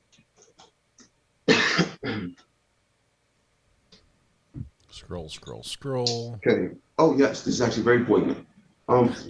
Prior to you and the defendant engaging in a lease, did you require any criminal or background check for the defendant to engage in? And was there any documentation that you took to that effect? Objection, compound, and form. Compound meaning you asked two questions in one, so can you break it up? Sure, no problem. So I can like. You can rephrase it, but only ask one question at a time. No problem. Prior to engaging in the lease, which is subject to this underlying suit, did you and the defendant engage in a creditor background check? I don't remember. Is it your testimony today that you never required a social security number to be provided by the tenant? I don't remember. That was 2.5 years ago. Okay, so with text messages. I'm gonna object as to He relevance. doesn't remember, so you're gonna have an opportunity to give testimony. If you want to share any of that, you can do that. No problem. You don't got to get him to get it out of No, I mean, I'm just. He said he doesn't remember, so he's not disputing I gotta lay a it. foundation though. No, you don't. If you want to tell me all that during your testimony, we'll allow. I don't know if he doesn't remember unless I ask Your Honor. I get it, but him remembering or not, it really has nothing to do with whatever point you're trying to make with that. Well, if he said he remembered, it would actually affirm the point I'm making, is what I'm getting at. Okay, well, he said he doesn't remember, no problem. and you're trying to re-ask him in another way. He's not going to change his question. No problem. Okay. Or his answer. That's the witness, Your Honor. I'm done. You can redirect if necessary. Your Honor, redirect is not necessary. Thank you. Any other witnesses? No, Your Honor. Thank you. You want to give testimony, sir? Yes, Your Honor. Raise your right hand. You solemnly swear or affirm the testimony you're going to give us the truth and the whole truth under penalty of perjury. Yes, I do, Your Honor. Thank you. Tell me why you believe you don't lawfully owe rent since September of 2025. I'm sorry, August 25, or is it? Well, I guess it's September 25th of 2025. You haven't, the testimony was you have not paid rent since September 25th of 2025. Yes, Your Honor. So tell me why you lawfully can withhold rent, or why you believe that. Well, first and foremost, I would direct the court's attention to the answer, which is on file. You have to tell me your reason. I've read your answer, but that's not evidence. Okay, no problem. I'll give you. Okay, so on March 15th, let me give you the whole layout since I'm on the record and I can get it all out, right? We get it all out. You can try. I'm giving my testimony right now. Yes. So prior to engaging in this lease with Mr. Romano, he required, and I have text messages to that effect, which he's received, he's read, but it's okay. I have text messages to that effect between me and him, wherein prior to engaging in this lease, he specifically required a social security number. Okay. And in requiring said social security number, it was for the purpose of a credit or background check. Said social security number was reflective of the principal obliger on the lease. This is antecedent to the lease that is signed and in the record and encompassed in her complaint. Okay.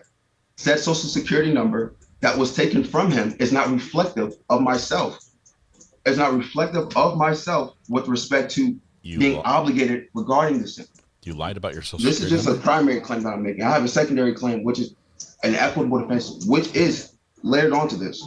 Just bear with me. I'm not in court. I'm listening. Thank you. I appreciate it. All ears. He was noticed of suretyship and subrogation rights with respect to the social security number taken and reflective of the principal obliger on the lease. He was noticed of a legal distinction being made with respect to the principal obliger and myself, as a matter of fact, by way of documentation provided to him in these text messages. Now, are you saying that was the nature of the text messages you sent in March? Yes, Your Honor, I am. That's precisely what I'm saying. Okay. Actually, these text messages go back to February. Secondarily, with respect to the suretyship and subrogation claims, to which I stand as subrogate to the principal obliger underneath the lease, to whom I stand as subrogate with respect to the principal obliger on the lease. Him being a creditor or the subrogor, he was noticed that my suretyship and subrogation rights were transferred to him in trust for my sole benefit.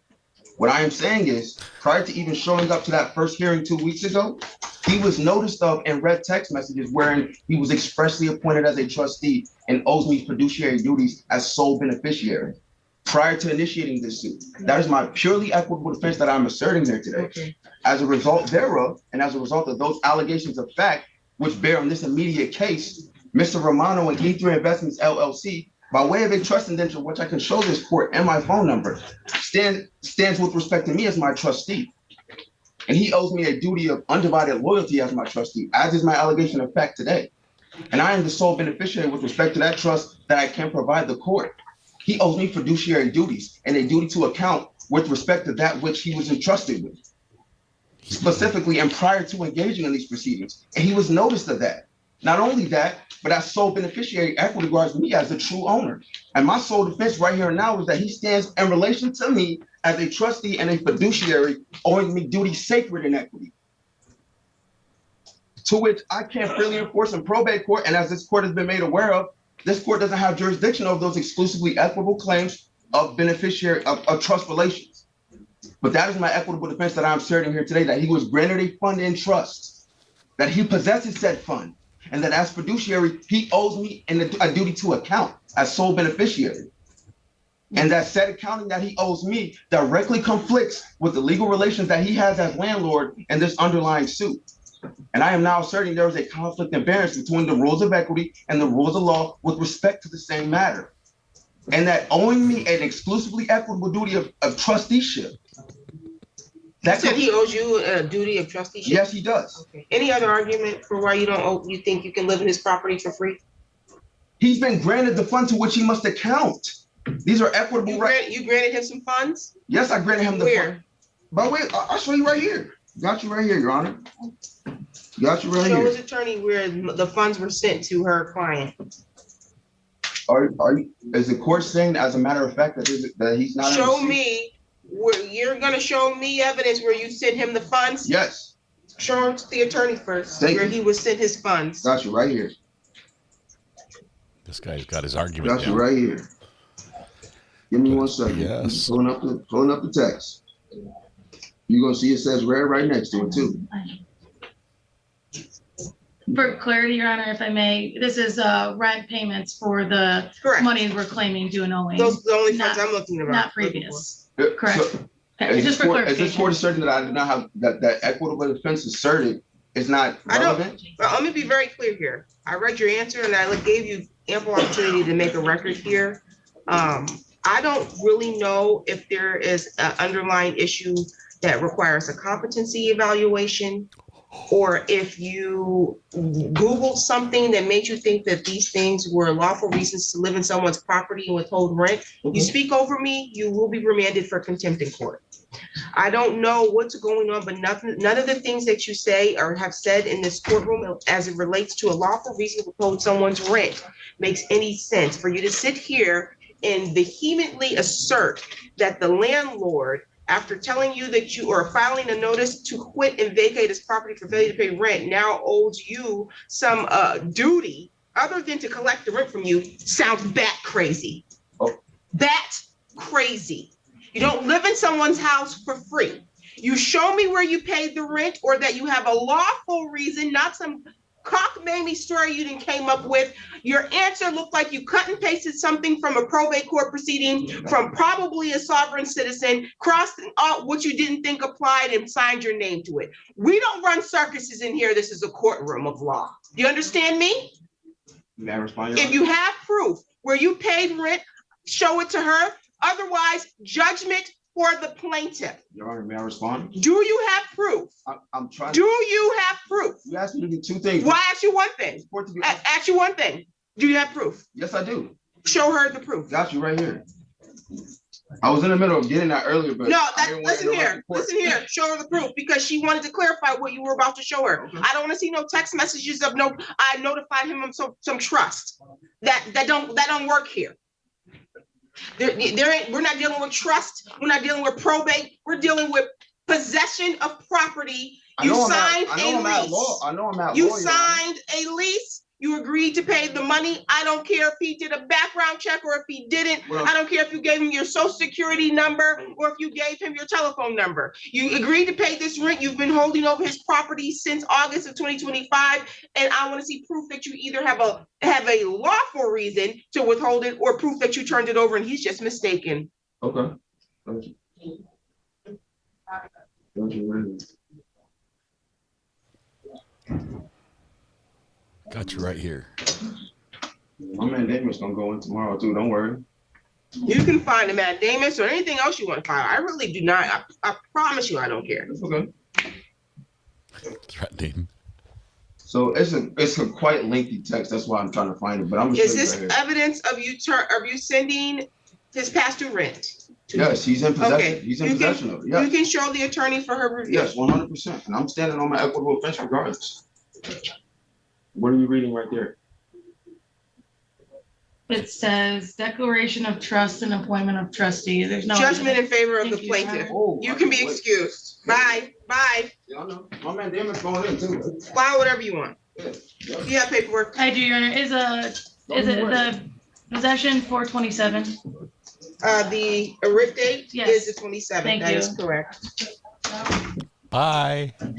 Bye. File your writ of mandamus. Bye. File whatever you want. Do you need to prorate rent on the record or amounts due for the money Yes, please. judgment? Okay.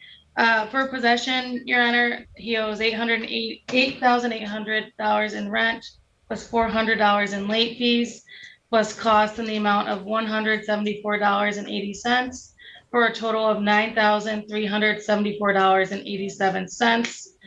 And for the money judgment, Your Honor, which has been prorated through today at $36.67 a day. Rent plus late fees is $8,870.07 with costs of $174.87. So it's $174.87 for a total of $9,044.94 for the money judgment. Thank you. You're welcome. Any additional matters for the record? No, Your Honor. Well, she had a rough day yesterday. Bye. I think I've earned a recess of 5 minutes. I need a recess so I can. She's wearing an Adidas t-shirt. I love that. She takes a quick recess so she can yell into her pillow, hit the punching bag a few times. Oh my goodness. Josh, that was a good one. That was a good one, Josh. You've redeemed yourself. That is crazy. Let's see. For those that are waiting for the Utah versus Tracy Grist trial, it's going to start here in about 2 hours. They're having a late start today, and it's going to be spicy, I think, from the get-go because of how court ended yesterday. So you want to be here right when it happens because it might be short today as well. And I don't want it to be short. I'd love to have at least a good half day of court going right up to our podcast tonight. But there's a chance it gets a little strange. Let's jump up to Thurston, see what's happening in Thurston, Washington. Mr. Mitchell, are you still getting our text message reminder? Did you get one for today? Yeah. Okay, so that's working. I didn't get Good. the mail. Pardon? I didn't get the mail, but I got the text message. Good. We're going to update that mailing address. So let me jump back to Ms. Haygood. Yes, Your Honor. I'm just verifying. You said need to talk with Mr. Clark about, because really it's a diversion, so the court's not really involved in. So any information that the two of you need, I'm happy to have you talk to each other, but today and maybe come back, or I would simply, if there's not an agreement that there's non-compliance, which I might expect, and that's not a bad thing, but I would simply set this for a failure to comply hearing on a Monday, and the state can bring all their evidence there that they think they should to show non-compliance. I just want to make sure. I just want to make sure we're on the same page, and perhaps, I overlooked something, but I thought this was set for a final hearing, and I don't see a basis for a violation, but it could just be that I'm not quite. Yeah, I don't know. You're right. The last hearing was December of 24, and Mr. Clark is telling me his office is moving to revoke this. So maybe you all need to talk. And so, Mr. Mitchell, we're going to break away. Don't leave. You can turn off your video and turn off your audio, but don't leave. We're going to be back with you this morning, but give the attorneys kind of to talk to each other. Have Ms. Haga give a chance to talk with the prosecutor a little more. All right. We'll see you soon. Okay. Thank you, Your Honor. Sure. And then any other clients ready to go before I give you that chance to break away? Yes, I have a couple of clients. I have Mr. David Stevens. He's on Zoom. Okay, Mr. Stevens, why don't you unmute, start your camera. Hello, Mr. Stevens. Hi. Okay, so, all right. Second discharge, it looks like from treatment back in November, February and March, Looks like missed they're just doing compliance meetings, stuff. that sort of thing. That Let me check and see if we've got anything else up in Thurston. Thurston sometimes brings us some good stuff, especially when it's civil suits. They, for some reason, they have it in spades. Not sure why. Let's see, 2, no, 3, no, 4. Nope, we've got nothing else. Thurston's not giving us the goods. Let's jump to Simpson. I think we're waiting for him to come back from break. We are. We're just in a holding pattern. It's the weather. I'm in my winter uniform, says Caroline Taterville. Heavy sweats and a base layer. It's cold here in Idaho near Boise. How cold? It's like it was 85 here yesterday. Smoking hot. I ran my AC and my fan in my room last night. So of course, I like to sleep with about 68 degrees. So only 40. We had a hard freeze. Ooh, it's bad for the crops. Potatoes will be okay. They're in the ground. I was mentioning the Tracy Grist trial when it starts up again this afternoon at 3 o'clock or 3:30, I think it is. The judge, the last thing we heard from him was that we had a legal issue that had arisen. And what that is, we don't know. We think it might be related to something that Matt's mom said on the stand, Matt being the victim in this case, the decedent. Matt's mom got up and started testifying about Kate, the defendant's daughter, and about Kate's mental state, her observed mental state, and that could be an issue. It could be a expert opinion from a lay witness. It could be the disparaging other witnesses' testimony. It could be a couple things, but we're hoping that it doesn't throw the entire trial off track with a mistrial. I think it's because she presented herself as an expert when she wasn't one.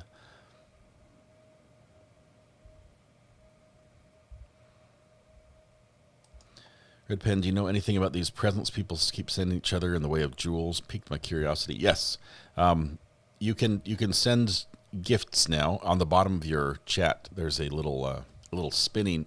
For some of you, if you update your client, your YouTube app, there's a little spinning present at the bottom of the chat. And one of the things you can do is send gifts. And YouTube gives out free jewels, I think. If you've got the update, you get like a free stack of jewels.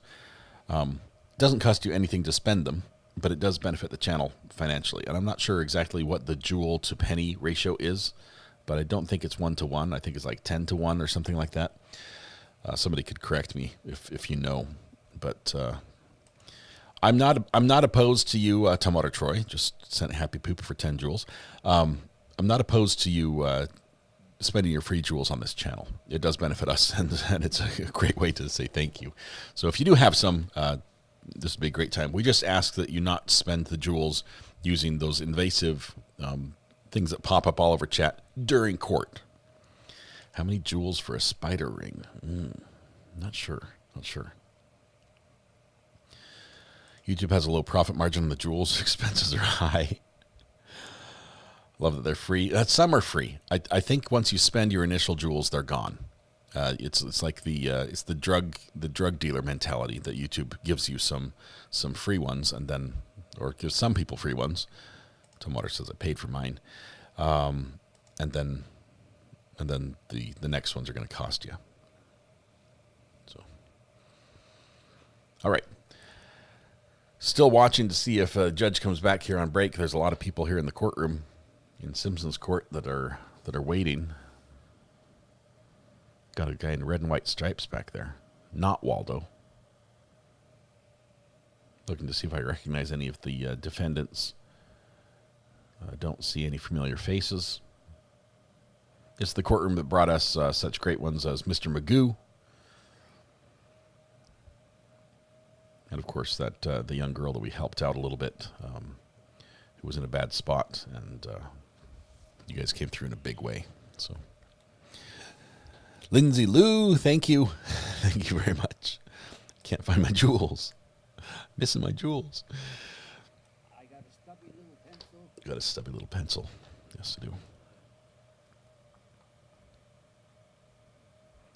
I keep thinking he's going to come out any moment now, because everyone seems to be sitting in a position of anticipation, especially the defendant's arm folded there in the blue shirt, looking expectantly at the court for something to happen. So let's see if the judge comes out. Let me just check again what the it's a probable cause, right? PCC.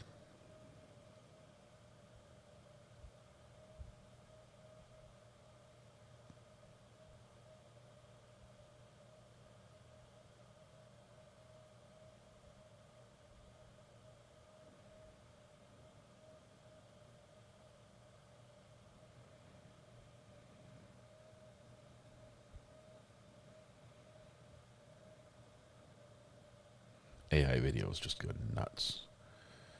The cat laying on the McDonald's ice cream machine and eating it as it's dispensed is just something else. Amber says, take a look at Mod Chat, which I'm doing right now.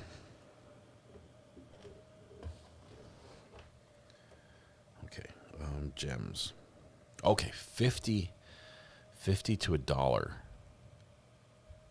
When you're purchasing gems cost $1 for 50 gems.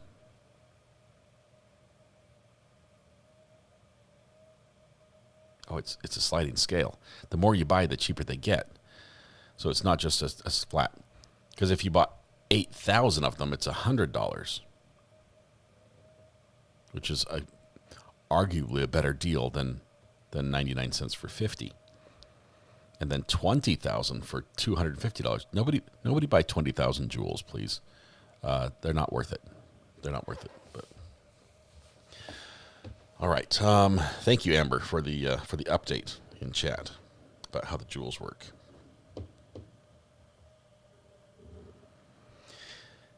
Is there a Caleb Flynn hearing today? Out of Ohio? That case is coming up quick. I know they've asked for a 4-day delay and they didn't get it. The case is slated to begin in about 12 days. So there probably is one. Let's see. That's my birthday. The guy who owed $10,000 in rent started his lease on my birthday. Put on the birthday form. Or else it didn't happen.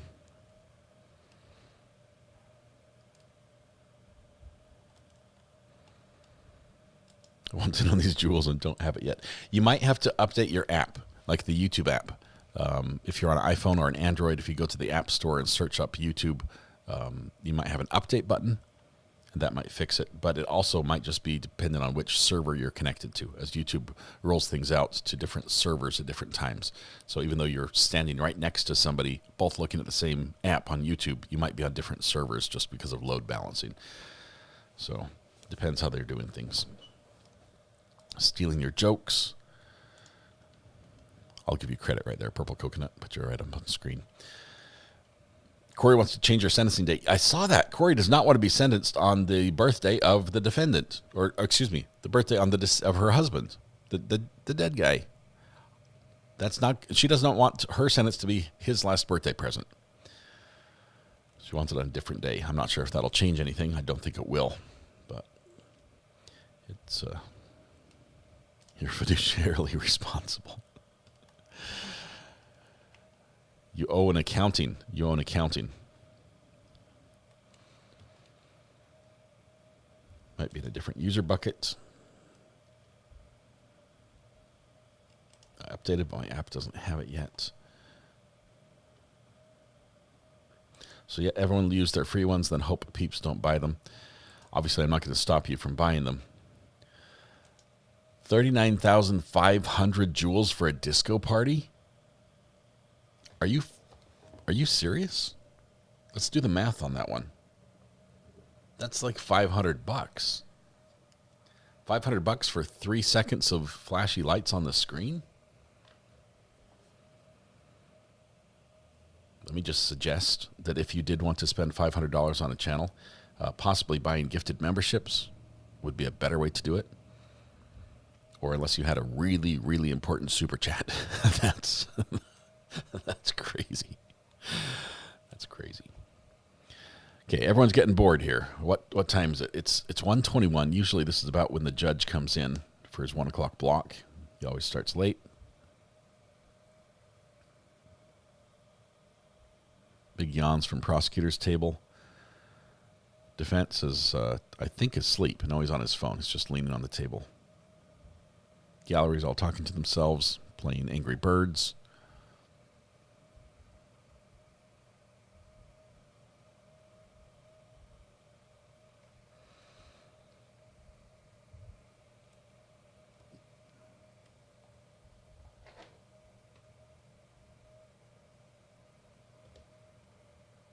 Thurston County just started doing something else. Let's do a quick check.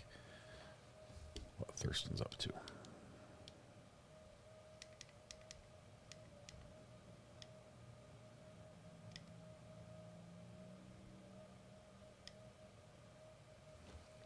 Let's jump to 6.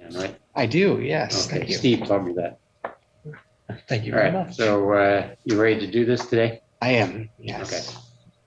And as we do it, I'm not going to call you Dan. I'm going to call you Mr. Ortiz. I'm going to be a bit more formal because you're entering guilty plea to come into the court and giving up significant constitutional rights in doing so. So we want to become more like a traditional court as opposed to being a therapeutic court for that purpose. Okay. All right. So, Mr. Ortiz, I have in front of me 2 statements of defendant on plea of guilty.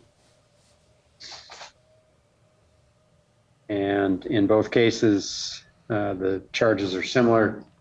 Criminal trespass, first-degree domestic violence, and violation of domestic violence no contact order. Ooh, bad ones. And on those 2 plea forms,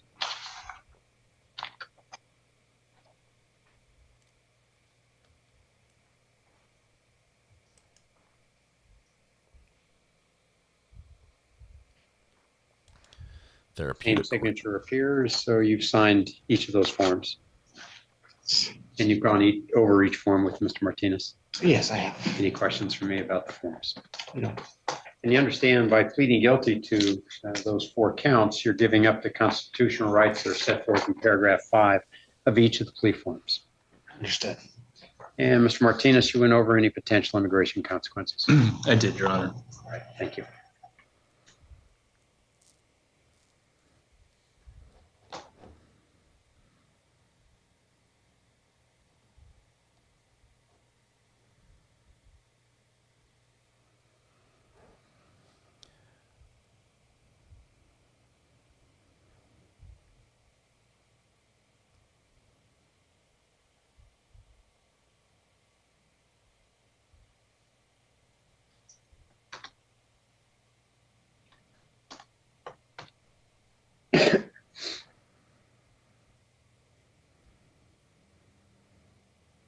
All right, and Mr. Martinez, we'll go over the forms separately, but I know there's a lot of concurrent information. By pleading guilty, as I said, you give up those constitutional rights, and on the form ending in 180, the sentence recommendation is that all the jail time, 364 days on each count, be suspended for a period of 2 years to allow you to participate in complete mental health court. And as part of the process of completing mental health court, you agree to comply with the terms of the mental health court contract, which I have here. And you went over that contract with Mr. Martinez?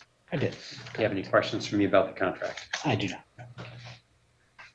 All right, and the same signature that's on the plea form appears on the contract. I'll find that Mr.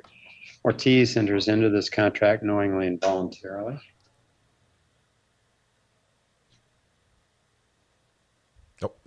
Judge Back in session, the Honorable Cedric's back. Jason. We're going to jump to that one. May Everyone be just stood up. seated. Court does call the case versus Elizabeth Chuddick. I've heard it wasn't granted. Was it granted? They were seeking it. Yeah. Emergency on behalf of Ms. Judith. Chuddick, I think. It is. Go ahead, state your name. Elizabeth Chuddick. I said it quietly, so as not to. I know, I know as I was saying it, I'm like, that's wrong. Anyway, I have a plea form indicating defendant's going to plead to an added count 2 of attempted resisting obstructing a police officer to 1-year offense. Upon our successful plea to that charge, count 1 would be dismissed. That's the court's full understanding of it. Sure. Yes, Your Honor. May I have her sworn? And do you solemnly swear and affirm the testimony you're about to give will be the truth, the whole truth, and nothing but the truth, so help you God? So I do. State your name, please. Ma'am, it is this court's understanding that you're going to plead guilty to the charge of attempted resisting and obstructing a police officer. That is a misdemeanor punishable by up to 1 year incarceration and a $1,000 fine plus court costs. Do you understand that? Yes. Still wish to plead guilty? And to that charge, how do you plead? Guilty. Now, you understand that by pleading guilty, you'll not have a trial of any kind. Yes, sir. Signed an advice of rights form, is that correct? Yes, Your Honor. Any question regarding any of those rights? Look at paragraph 5. You'll see a copy on the podium. Those are your rights which are part of a trial. You understand by pleading guilty, you'll be giving up those rights as well as all the rights on that form. Yes, Your Honor. You understand you're giving up your right to appeal of right? Yes. Are you on probation or parole? No. Has anybody promised you anything other than what's been stated here today on the record to get you to plead? No, Your Honor. Anybody threaten you or coerce you? No. You're doing this voluntarily and of your own free will? Your Honor. And also because you believe that you're guilty of this offense? February 16, 2026, Carpenter Road near Center Valley Drive, Pittsfield Township, Washtenaw County, State of Michigan. What did you do? Did you come into contact with a police officer from Pittsfield Township Department of Public Safety? Yes, Your Honor. All right. What happened? The police officer told me to get back in my car, and I said no. That's a start. What was happening at that moment? He pulled me over. I was on my way to drop my car off at the tire place to get my tire fixed. Okay. And then go to the movies with my kids. Sorry, Your Honor. So the police officer pulled me over. I was confused. I thought he was pulling over the car in front of me that didn't have a license plate. So I pulled into the tire place. I got out of my car. I'm a busy mom, so I just wanted to speak to the police officer. He yelled at me to get into my car, and I said no. And I asked him why he had pulled me over. He grabbed me, and I tried to get away. Can we approach, Your Honor? Yeah, I think we better. Yeah. Also approach. Okay, sidebar. What happened here? She's not pleading guilty. She's basically saying I had no reason. It was a misunderstanding.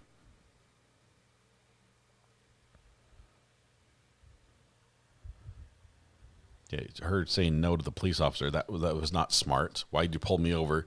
It's also probably not the right, you can say it, but say it from the car, not from the side of the officer's vehicle. Yeah, 4-day delay granted in the Flynn trial. We're reading that document. Thank you very much. That looks like that will push it into May, early May for a start. Let's see. Big Sky DMC. It may be a word you're using. I don't know. Try to put it just in chat.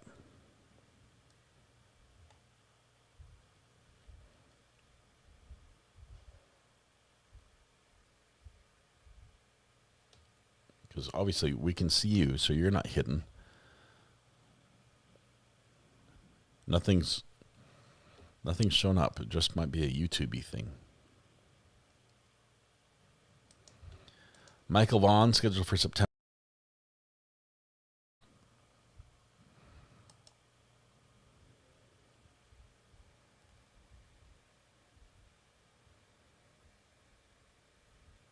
It's funny how many new things, new features YouTube rolls out when the entire time all we've ever asked them to do is fix their notifications so we know when someone goes live. That's the only thing everybody wants. Instead, they're like, how about we give you jewels? Gotta love it.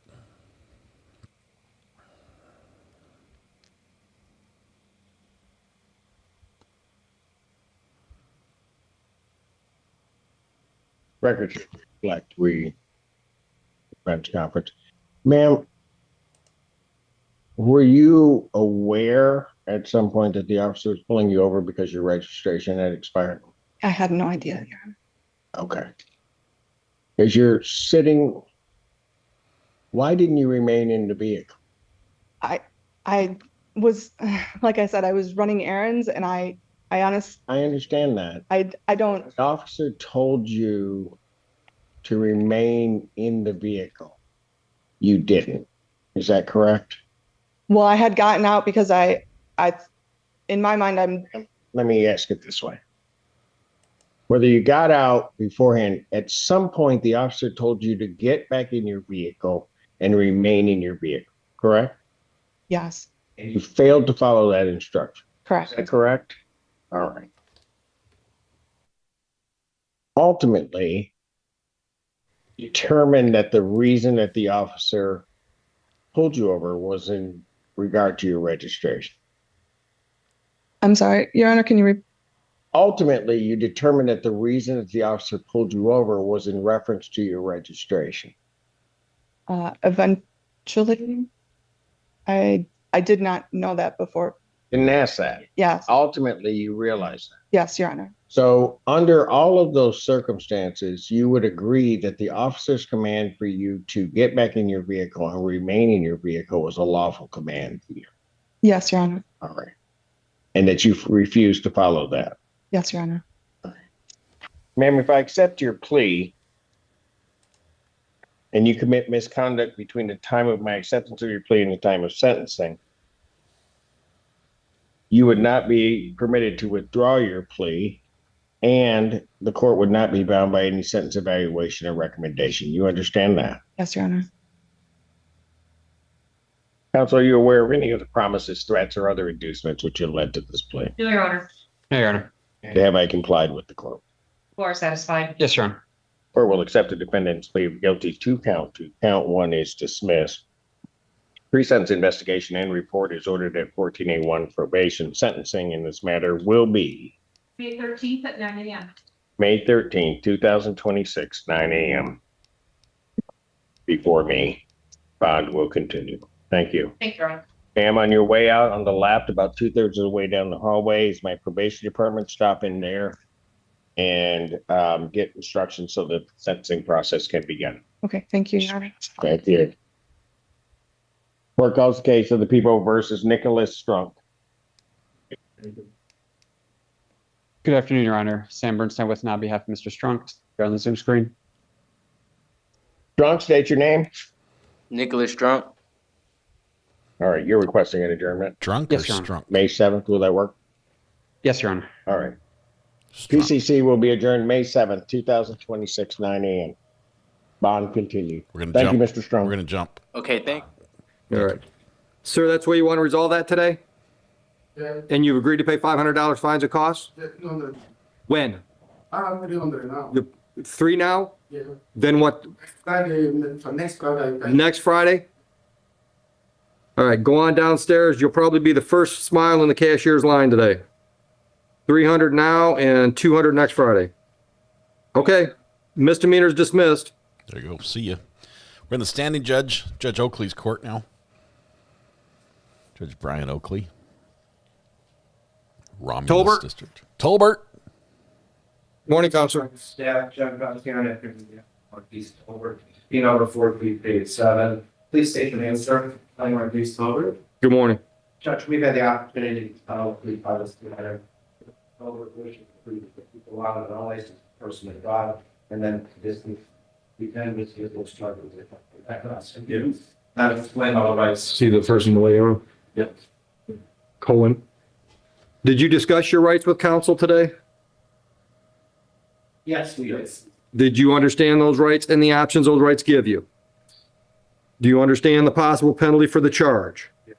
Are you pleading guilty to the charge? Are you doing so freely and voluntarily today? All right. Did you drive a vehicle in Romulus on February 10, 2026? No, did you let somebody drive your vehicle and that somebody was not licensed? That was you. Are you satisfied? I'll accept the plea to that charge and dismiss the civil infraction that came along with it. What should I know about Mr. Tolbert before I sentence? Working very hard. Where at? Where do you work? Chipotle? And Now I want some although he Chipotle for lives lunch. occasionally with his mother, there are some issues of homelessness, like masking versus nursing. Okay, all right. So how long have you been at Chipotle? Oh, so this is by April, so I was starting my work in April, so. Okay, fairly new. How many hours a week you getting? Well, we're trying to do 40 hours. Okay, all right. All right. Anything else you want me to consider? Nothing else, Judge, and, Is there a favorite Where'd you menu go to high item school? you could recommend? high school. Okay, graduate? Good. So where do you lay your head? If you're not with your moms, where are you at? Stay in my car or Geographically, where at? You spend all your time in Romulus or Belleville, Southfield, where at? Romulus so far. All right, local. All right. So what kind of shift are you on at Chipotle? Well, afternoon shift. When's that start? No, I'm sorry, sir. Morning shift, 8, 10 or 8 sometimes to 3. And how many days a week are you doing that? Weekends, so sometimes Thursdays, Fridays, Saturdays. Okay, so you got Monday, Tuesday, Wednesday off? Always? Not always, it sometimes switches. Okay. And how often do you get your schedule? You get a schedule once a month and you know what the whole month looks like? Last I just started, so they probably get my schedule fixed for next week, so. Okay, all right. So here's what I'll do with you. Instead of charging you money, I'm just gonna charge you work days. So all you gotta do is you pick the days, and then those days, you gotta be here at 8 o'clock in the morning. Understood? You go out and work with our crew, and then that way you don't have to pay me any money. So you can use your money to get stable housing, all right? The other thing I'm gonna suggest you do Where's it from? is, the counter, when you go downstairs, you're gonna talk to one of two people. Vanessa's here today? So Avery will be scheduling, right? All right, so the guy you're gonna schedule a work program with today is Avery Taylor. Tell him that you have some homelessness issues. He's got real good contacts right next door in our old building with Wayne Metro. All right, so tell him you want him to hook you up with who you need to talk to that might help you get some housing settled out. Got it? All right, so let's do 4 days on the work program instead of money. Deal? Yeah. All right, and I want those work program days. If I give you until the end of the month, that plenty of time? Yes. Give you 2 weeks to get 4 days done. Okay, by May 1. Any questions? All right, good luck. You're welcome. That wasn't my house. It came through the Zoom, the judge's Zoom. So somebody's on Zoom talking. Is there an attorney on this one? No. Take a lot of notes. Mr. Headings, I got your Van Buren file. Come on up.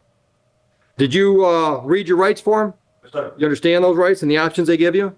You understand the possible penalty for no valid operator license on person? Sir. Understanding all of that, are you pleading guilty to that charge today? Are you doing so freely and voluntarily? Did you drive a vehicle in Van Buren Township on March 29, 22? At the time, was your license suspended, revoked, or denied? I'll accept your plea to the added charge. I'll dismiss the original charge. Tell me about you. You working? Yes, sir. I work for a company called Prime Wheel. It's located right here in Westland. What are they doing? We move the wheels for pretty much the big three. You know, Okay. Just for. Okay. How long you been there? I just started. Yeah, I had a little situation. I'm pretty sure you can see my. Yeah. I ended up going to jail, losing my last job. Okay. Got this, so I've been there for about a week now. Is this full-time job? Good. Good. Okay. And what's the status of your license? It's still suspended because I only got so much money. Okay. Do you owe anybody else or just us? Well, nothing significant. There's stuff I'm paying off soon as I get. But you're on payment plans? Yeah, I'm on payment plan. Okay. Then out in Washington County, I got another payment plan. So. Okay. So us, Washtenaw, and when that's all cleared up, maybe you get your license back. Yeah. Okay. Actually, the only thing that's holding me up is paying you guys. Okay. Pay like my clearance fee and everything. Good. Good. Okay. All right. And I don't have that paperwork anymore. Do you know what your balance is with us? It's a little bit over $3,000. Cause I did a couple, it was higher than that, but I did like 6 days. Yeah, at one point you were over $4,000. Yeah, I did like 6 days work program. Okay. Like I said, I lost my job half the time. Can you tell me what he would have to pay us for us to clear it? I think I want to say it was like $3,006. No, I mean, I'm at. For just for the clearance, let me run this record because it'll. Yeah. So I'm trying to figure out how to get you cleared here before you get everything closed out with us. Oh, okay. All right. We got your address on Edwards. Is that a good one? Okay. All right. Are you done with the young and dumb? Yeah. No, I'm being serious. I mean, you don't owe a court $4,000 unless you were doing some really stupid stuff. No, what was happening was I was like not taking this in. You know what I mean? Like, young and dumb. Years ago, Yeah, that's. So still out drinking, smoking, all that. I can't do none of that. Okay, but you're done with that. All right. So my point is, I'll take a chance on you. Okay. Right. I'm not going to make you work off the $3,000 before we let you get your license back. Let's. Yeah, I'm paying right now, but yeah. All right. So while she's looking at that number, she's going to run your record so we can figure that out. Let's talk about sentencing here. Anything else you want me to know? Okay. All right. What's a shift at this new job? Person. So days. What days? I didn't probably sometimes Saturday we rotate, but with me being new, I won't be on a Saturday for about a month. But they show us the schedule out for Saturdays 2 months in advance. Okay.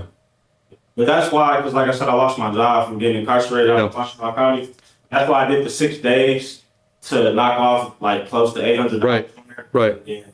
I started working again, so I wasn't able to pick up any more days after I finished those 6. Hey, I got a guy up here that you're already working with him. He started owing us over $4,000. He's done 6 days with, he's got it down to 3-ish. Just got a new job. He's working Monday through Friday. Can't work any Saturdays for at least a month. And No, I would be able to now because I won't start working Saturdays for a month. That's what I'm saying. Yeah. On the job, you won't be working. Okay. On your job, you won't be working Saturdays. Yeah. Okay. Sorry about that. What are we doing now? We're doing 2 Saturdays a month. Are we doing any Sundays yet? Okay. Okay. All right. So I'm gonna bang him out with some more work days instead of adding to his dollar amount. Okay. Awesome. Okay. Love the work day option. Agreed. You'd rather do work days? Yeah. All right. So he just said we're doing every Saturday now. Okay. So and you can start this Saturday. He's got spots this week. That's fine. He has so many no proof of insurance like in all different areas. Ours downstairs would be able to help him with that because they can. So here, just put in the computer that I said if he pays all his clearance fees, we'll work with him on the fines and costs. So I don't know. She don't want to take the time to add you up. That's how bad it is. So every one of those no proof insurance, you got to pay $45 for a clearance fee. So before you get out of here, find out what that is, and then you'll know if it's $600, it's $600, and we'll let you get your license. Okay. All right. But don't forget, he has them in other courts too. Yeah. That's just us. Work days are picking up trash. You got to deal with Washtenaw. This is the bulk of my tickets. Yeah. Like, literally the one. Like I said, I'm literally ready to get paid to go take care of those. Okay. All right. So 6 days on the work program, no fines and costs. Now this 6 days is for this file. That don't get you any credit on the other money. All right. Any questions? No. Okay. So go down, see Avery, schedule this 6 days. Tell Avery that I made it okay for you to pay your clearance fees. Okay. And then he'll tell you who can tell you how much that is. Okay. All right? Don't call anybody else. Okay. All right. You're all set. Thank you, sir. You're welcome.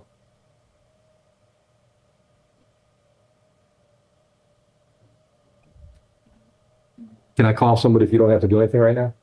Oh, I don't have to do. It's going to be a dismissal. Oh, okay. Tennyson, Quick dismissal. ma'am, coming are up? you okay with me dismissing a case? Of course. I would think so. Yep. The November 1, 2016 drove a license suspended, revoked, or denied. That's the good news. The bad news is you owe us money. The good news is you're on a payment plan. Are you current? That's the better news. Any questions? Have a nice day. Mr. Judala, how are you? I love how fast he is. How are you? Wonderful.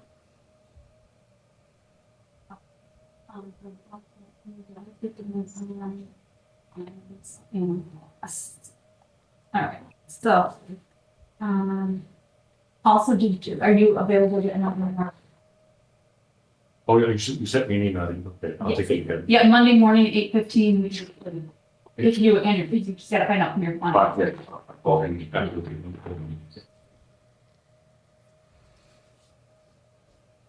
Samir, you busy? How you doing? I'm fine, thank you. Good? Business good? Yeah. Everything's spectacular. Good. I have these matters ready whenever. Yep. Yep. Let me know when I can work again. Everything's good. Courtney.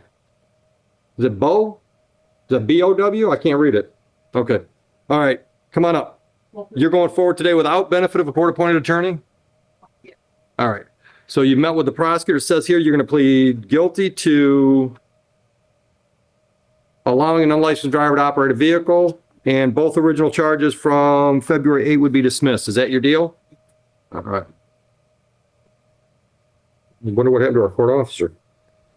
What is her name? This is Courtney Bowe, B-O-W. They're not really needed, are they, Judge?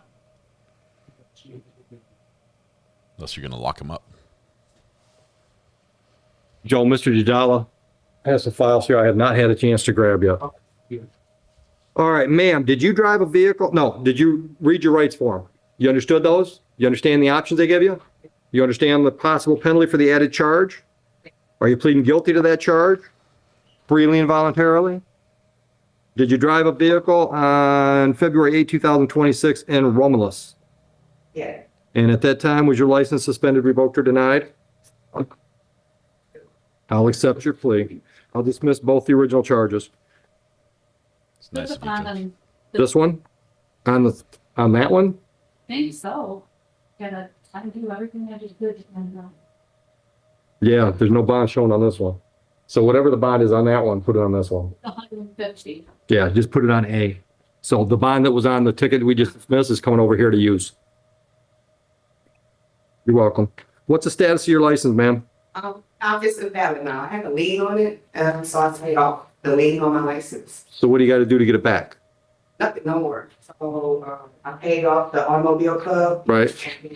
I took the paper to 14B. Okay. And then I took the Secretary of State. So are you reinstated? Oh, good. Okay. And are you working? Where do you work? Route 4, Dearborn. How long you been at Ford? Okay.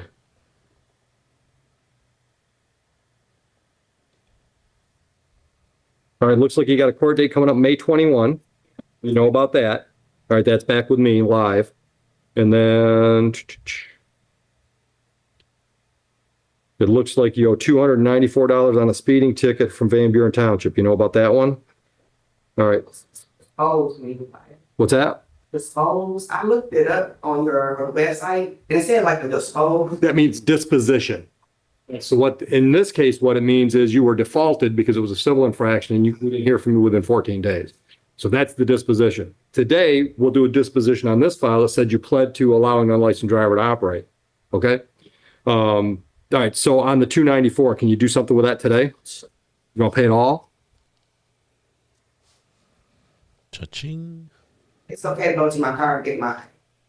Yeah, oh yeah, yeah. When you leave here, go out to your car and then come back in and wait for the cashier to call your name. All right, so anything else before I sentence you on this one? All right, what kind of shift you working at Ford's? shift, so it's Friday through Monday. Yeah. Man, that's got to be tough, right? Because the hours change all the time, right? It's still work. I don't know how your body gets used to that.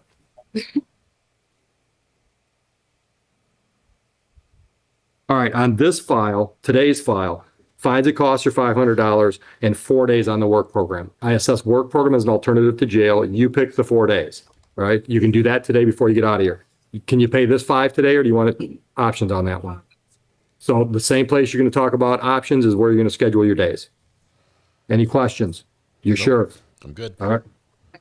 294 you're going to take care of today. Yep. Yep. Okay. Thank you. Maddox. The board telling. Mhm. It's supposed to be live in person. She says she got nothing stating that she's supposed to be here. It's a final picture. It's a salmon case.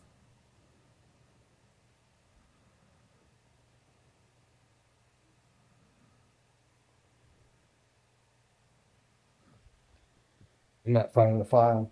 COHEN. We're going to be heading off to lunch here in just a little bit before we jump Okay. over to the Yeah, Utah we'll talk to her. versus Well- Tracy Grist trial live. Yeah, bring her in and we'll deal with her after I get done with all of Samir's live files. All right, on Maddox, your appearance. Right, the date time set for the trial in the matter, Your Honor. I've spoken with the Romulus station. They did let me know that they're still awaiting blood results, and I'm uncharged potentially that we lie. Right, requesting in German this matter. I believe it's the date was 5/21. Hopefully the blood results are returned by then. All right. For purposes of arraignment on the operating while Thank you. I was going to say, let's arraign him. standing.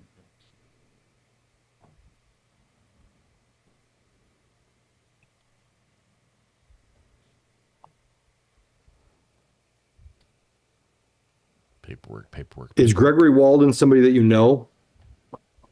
Okay, no reason to have contact with him? All right, so what we'll do is I'm gonna enter a not guilty plea on both these files. Heather, you got that adjourn date on this file? It's you. Yeah, on May 21. Oh, come here. 5/21. Yeah. Early April. All right, so I'm gonna put you down as a not guilty on both these files. Yes, he has. I just got to that. All right. So on the threats file, I'll continue bond. On the drinking and driving file, I'm gonna put you on a personal bond. 5/21, I'm sorry. Is that what you said, Sam? Yes. And then D.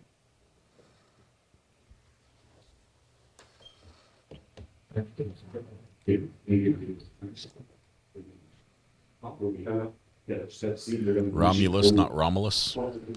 Yes. Sure. All right, hold on. I gotta put you on a bond first. On the drunk driving file, personal bond. First 2 conditions are obvious ones. Stay out of trouble and show up for court when you're supposed to be. Third condition is do not purchase, possess, or consume any mood-altering substance unless you get a doctor's script. Can you live with those rules? Raise your right hand. Any Do you swear mood-altering or affirm substance? and acknowledge the debt payable to the court in the amount of $1,000 if you screw that up? Like coffee? Any questions? I'm not. Caffeine. If you have a prescription, you can take it, but if it's not prescription, don't take it. All right, now have a seat. We'll get you your paperwork. Yeah.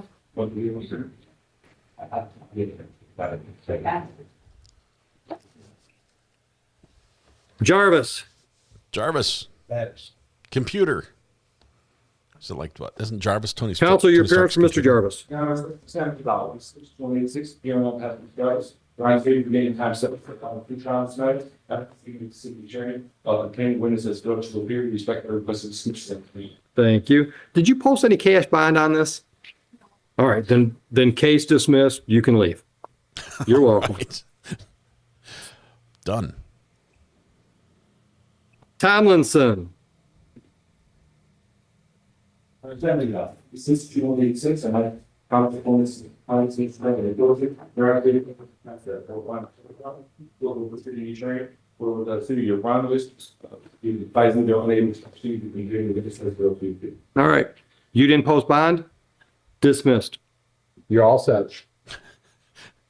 The lawyer's introduction takes 4 times as long as the entire hearing. with the Larice judge. Lane.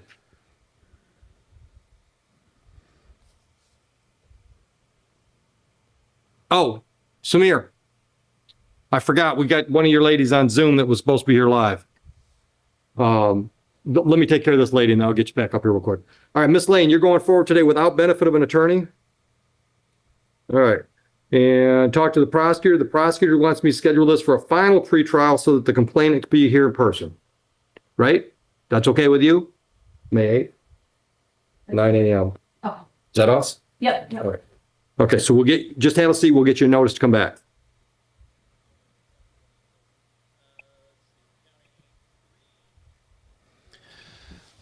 What time are you doing that? As we're going to lunch. 9 a.m. As we're going to lunch, I will say that there is a police chase right now in California using a All right, Miss Cohen, activate your camera, please, and unmute. Unmute.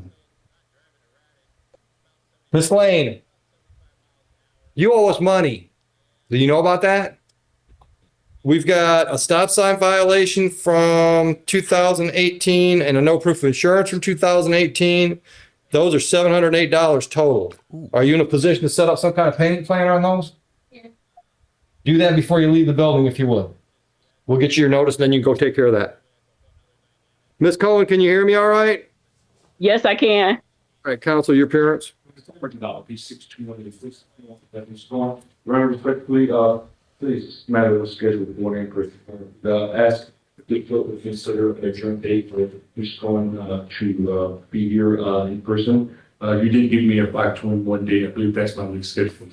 All right. This was a final pretrial today. Do we know if the victim showed up today? They did. All right. So what are we going to do on May 21? Your Honor, I just asked for another final pretrial, but I'm not requesting the victim. Thank you. All right. All right. Ms. Cohen, you understand that one's live? Yeah. Okay. You say that again, sir? Judge, sorry. May 21 live, my courtroom. May 21. Okay. What time? 8:15. 8:15.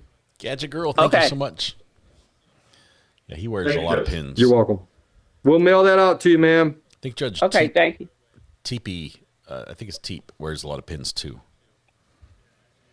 The police chase is a stolen, like a roadwork truck, so it's full of like signs, like barricades and signs and things like you'd expect during construction. Okay. It's ironic that it's the truck that's driving unsafely on the road with all the safety signs in the back. Is it Swayze? Did I say it right? Swayze, come on up. Like Patrick? Good morning, Your Honor. Good morning. Patrick Swayze. And Miss Swayze, who's approaching. Ma'am, could you tell the judge's name, please? Shavar Swayze. Thank you, ma'am. Your Honor, today's the date time set for ranking in this night to wait for briefing stand. Also, Jeff, try this there next in which Miss Swayze would be guilty of the act, allowing an unlicensed driver to drive a vehicle with the understanding the original charge would be dismissed. Ma'am, did you discuss your rights and options with Mr. Bowditch today? Did you understand those rights and the options they give you? You understand the possible penalty for the added charge? Are you pleading guilty to that charge freely and voluntarily? Did you drive a vehicle in Romulus on April 30 last year?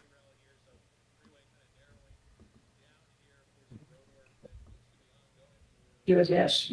It was in the city of Romulus. You didn't drive a vehicle? You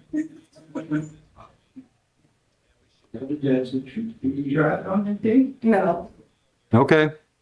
That's not pleading guilty. You want me to pass on this one, Mr. Bowditch? Yes. Okay. It was thanks. Well, let me do it this way. On that day, did you allow somebody to drive your vehicle that wasn't licensed? Yes. Satisfied? All right, I'll dismiss the original charge. Are you working, ma'am? Where do you work?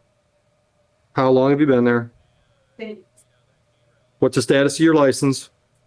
Right now. What do you have to do to get it straightened out? This is the only thing that prevents me. No, it doesn't. Secretary of State doesn't even know about this. I mean, this was the last stop on the place that she had to go. But Secretary of State doesn't know about this, so this can't stop her from getting her license. Again, Your Honor, Is it the traffic device ticket from 2024 that you owe us money on that is holding you up? Okay, so you have $396 to take care of that? All right, so that will get That's you the your work license truck. back. $20 left on the no proof of insurance, which is holding her back, I'm sure as well. Oh, that's not even showing up on here. Okay. Okay, did you hear that? Okay. All right, so on this file, what else would you like me to consider before I sentence you? Look at all those signs in the back of the truck. All those roadwork signs. Anything? All right. Unfortunately, we got late fees on this one. He'd be able to go a lot faster if he lowered that. You did not sign on post the a top bond roof of though, the car. correct? All right. Front flat. The front front passenger looks like it's going flat. All right, on today's file, fines and costs, including those late fees I told you about, $650. I'm also smoke? ordering 4 days on the court work program. That's an alternative to jail. You pick the 4 days, you come up, you show up those days at 8 o'clock in the morning and you work with our crew. Can you pay this $650? All right, we'll get rid of that for a minute. Let's see what is it. Stu talking? Who's talking here? I don't know. Maybe we should just play this music.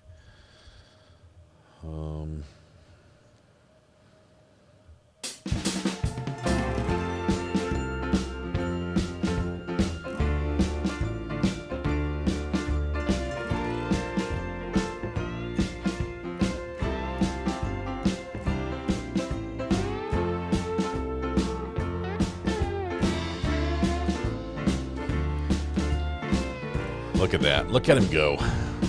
Flat tire. Pieces are flying off right now. It's already pulling a little bit crooked. He's trying to steer. He's losing control of the vehicle.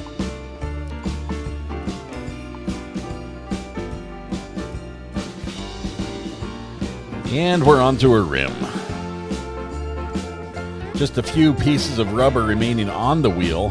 They're not going to last long at this rate. Probably making a terrible noise, the vibration in the car. Braking distance just increased tenfold. It's still going freeway speed, 61 miles an hour based on the helicopter's estimation. Cops staying back, trying not to catch a piece of the tire in their windshield. Suspected stolen work truck.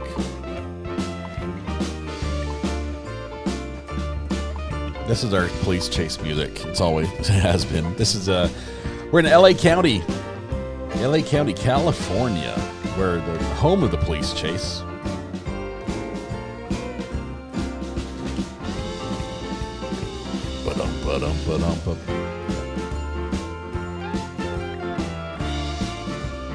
I think the least he could do is turn on the caution light on the roof. Let people know not to pass him because he can't stop. This is the moment they got it spiked. Look at that perfect spike. Direct hit. All 4 tires potentially, but only the front one going flat. Great hit. Great hit. Good work.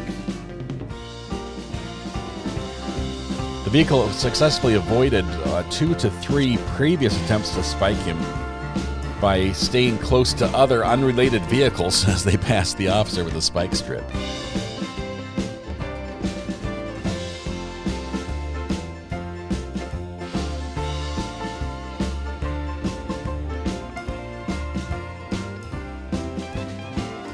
Wow.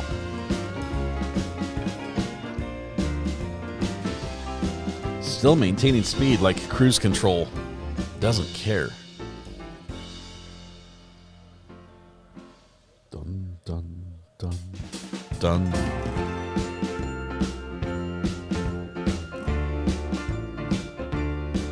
Why am I backed up on this one and not on the other?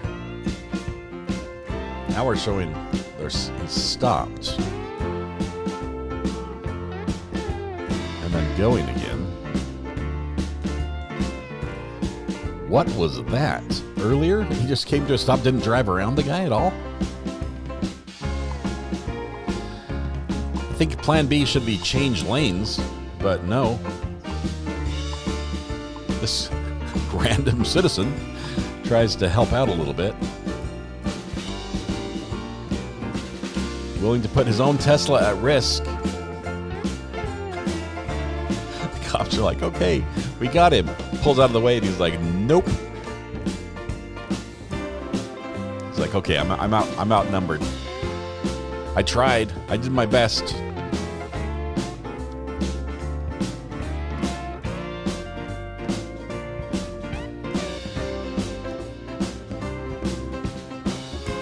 Candace, you're welcome.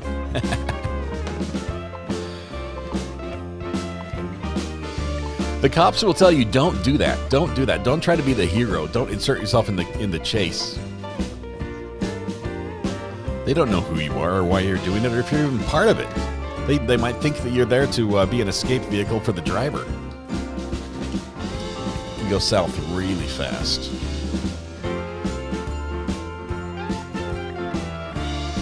Still going. The longer these vehicles drive on completely shredded tires, just goes to show you what great value you have in vehicles today. Buy this model today if you want serious durability. Because you never know when you might get a flat 300 miles from your destination and just need to continue pushing through as if nothing happened. And this traffic vehicle doing just that. Looking closely, it looks to me like it might be a GMC, maybe a Chevy.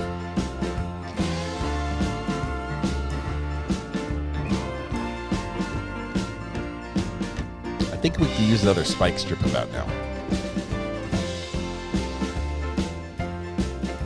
I won't say he's maintaining lane, but he is maintaining position quite well with that license plate nearly straddling the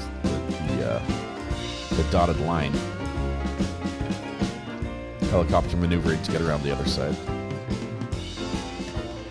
We've made it twice through the song, checking to see if the other tires are doing poorly.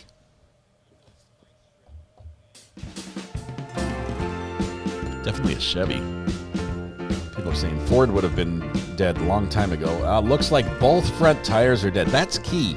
That's key. If you're going to have a one tire go out, make it equal on both sides. I'm not sure if this guy could stop if he wanted to.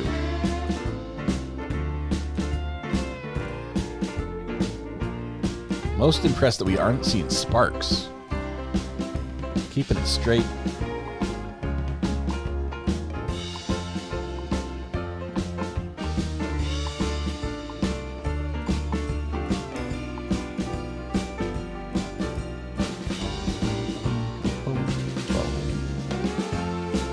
We believe the truck is stolen out of California. Definitely a Chevy now. Seeing the logo there on the front.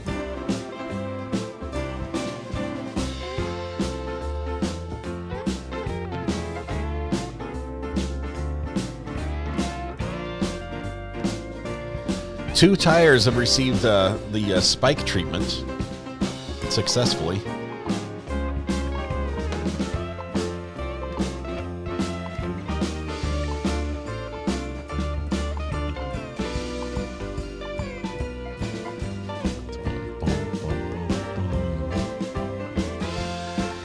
Probably texted everyone and said, "Look, I'm on TV, Ma. Hey, Ma." No, actually, aren't seeing much action from the driver. Like he's just headed home from work in somebody else's truck. In all likelihood, this vehicle was parked on the side of the road, just begging to be stolen. People were probably taking signs out of the back, setting up for construction or something that's always happening in California. And there it is, traffic management vehicle. Don't call that number now. Not a sponsor. Driver keeping his hands at 10 to 2, just like he was taught in driver's ed. Not even checking the rearview mirror. He's got half of California's highway patrol behind him. Doesn't seem to bother him in the slightest. Is that a female? Might be. Some watch. Or is that a court-ordered watch? Is that a court-ordered watch?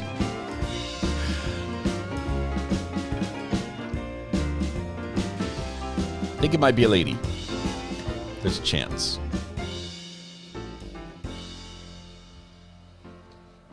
Man, we've been through the song twice, 3 times. Not sure if we have time for a 4th. I do need to take a lunch break.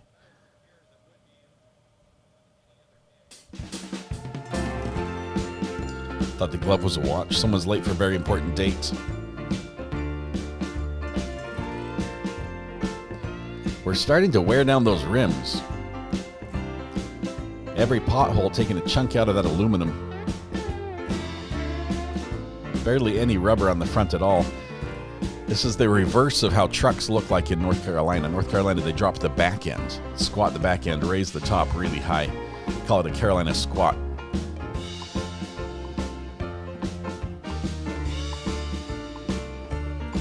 What point do we get fire? We need sparks first. We need smoke, we need sparks, we need heat, we need fuel, we need oxygen. I think those are the requirements. Oxygen, heat, and fuel.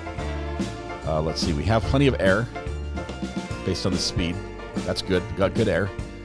Heat, we probably have some heat. When it comes to fuel, we're missing some combustible materials. But with enough heat, everything will burn. So let's give it a minute and see how these tires hold out. If the road gets a little windy, she might have difficulty. She, whatever it is, the driver might have difficulty staying in the lane. We might get some sparks. Of course, if we get, oh, we're in a construction zone again. I see some orange cones on the side. Nice. We're down to a single lane of traffic.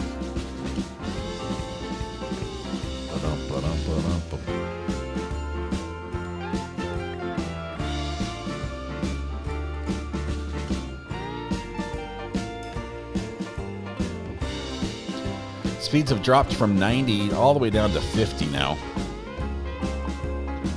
For safety reasons, probably, because we're in a construction zone.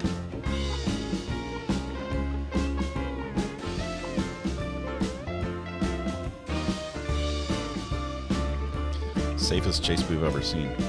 The only thing she could do better is maybe deploy some of those signs. Let people know there's a problem ahead.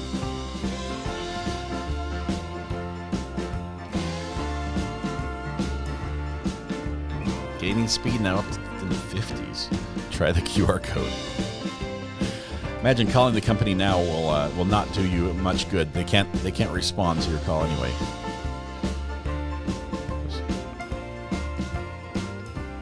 Just a couple officers out there behind. Keeping track.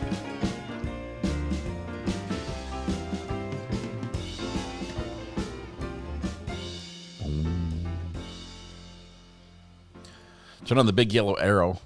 She's like, go ahead and pass. You guys pass me. I'm good.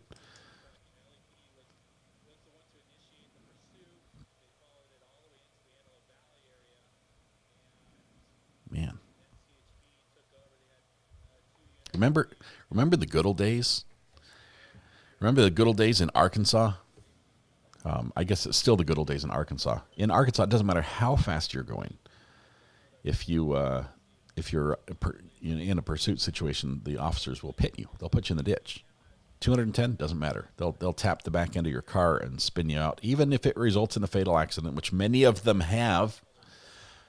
They say that's on you. You should not have been driving when we had our lights on. Oh, there goes a little bit of rubber off the passenger side. Got a little wobble. You can see a little fishtail as the things in back are starting to shake a little bit.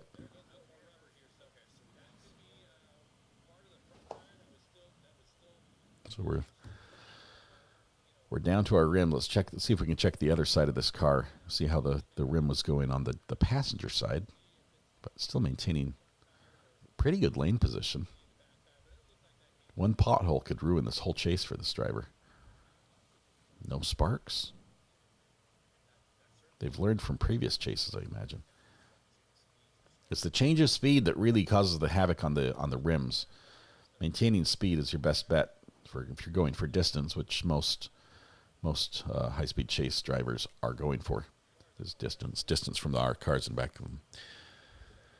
Just blows my mind. They always get caught. Not always, but generally when it gets down to you only have two good tires, the chase is going to be seen through till the end, to the conclusion. At this point, if the driver gets away from the police when they only had two good tires, that's a bit of the hit to the ego of the officers. That hits you right in the pride.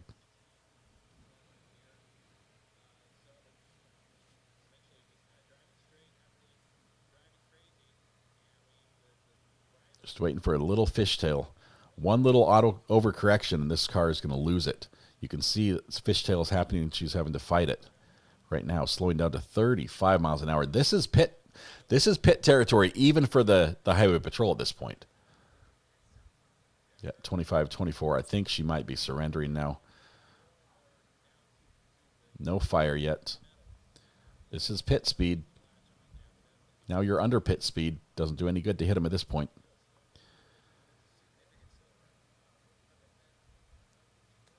All right.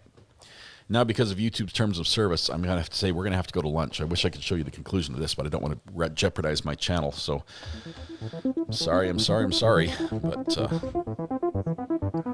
that's sort of the way it goes. You can't park there, sir. Hands out the window.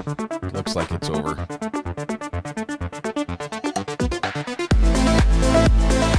Tonight, we go home. Please hug the people you love. Smile at someone. Make their day just a little bit better. And please stay safe. To go live again. No, I can't. YouTube, when the blammies come out, we have to pan away. YouTube, even if it's a police officer in a news situation, which is in their terms of being okay, it's okay to show that. People have been getting violation strikes, and I can't do it.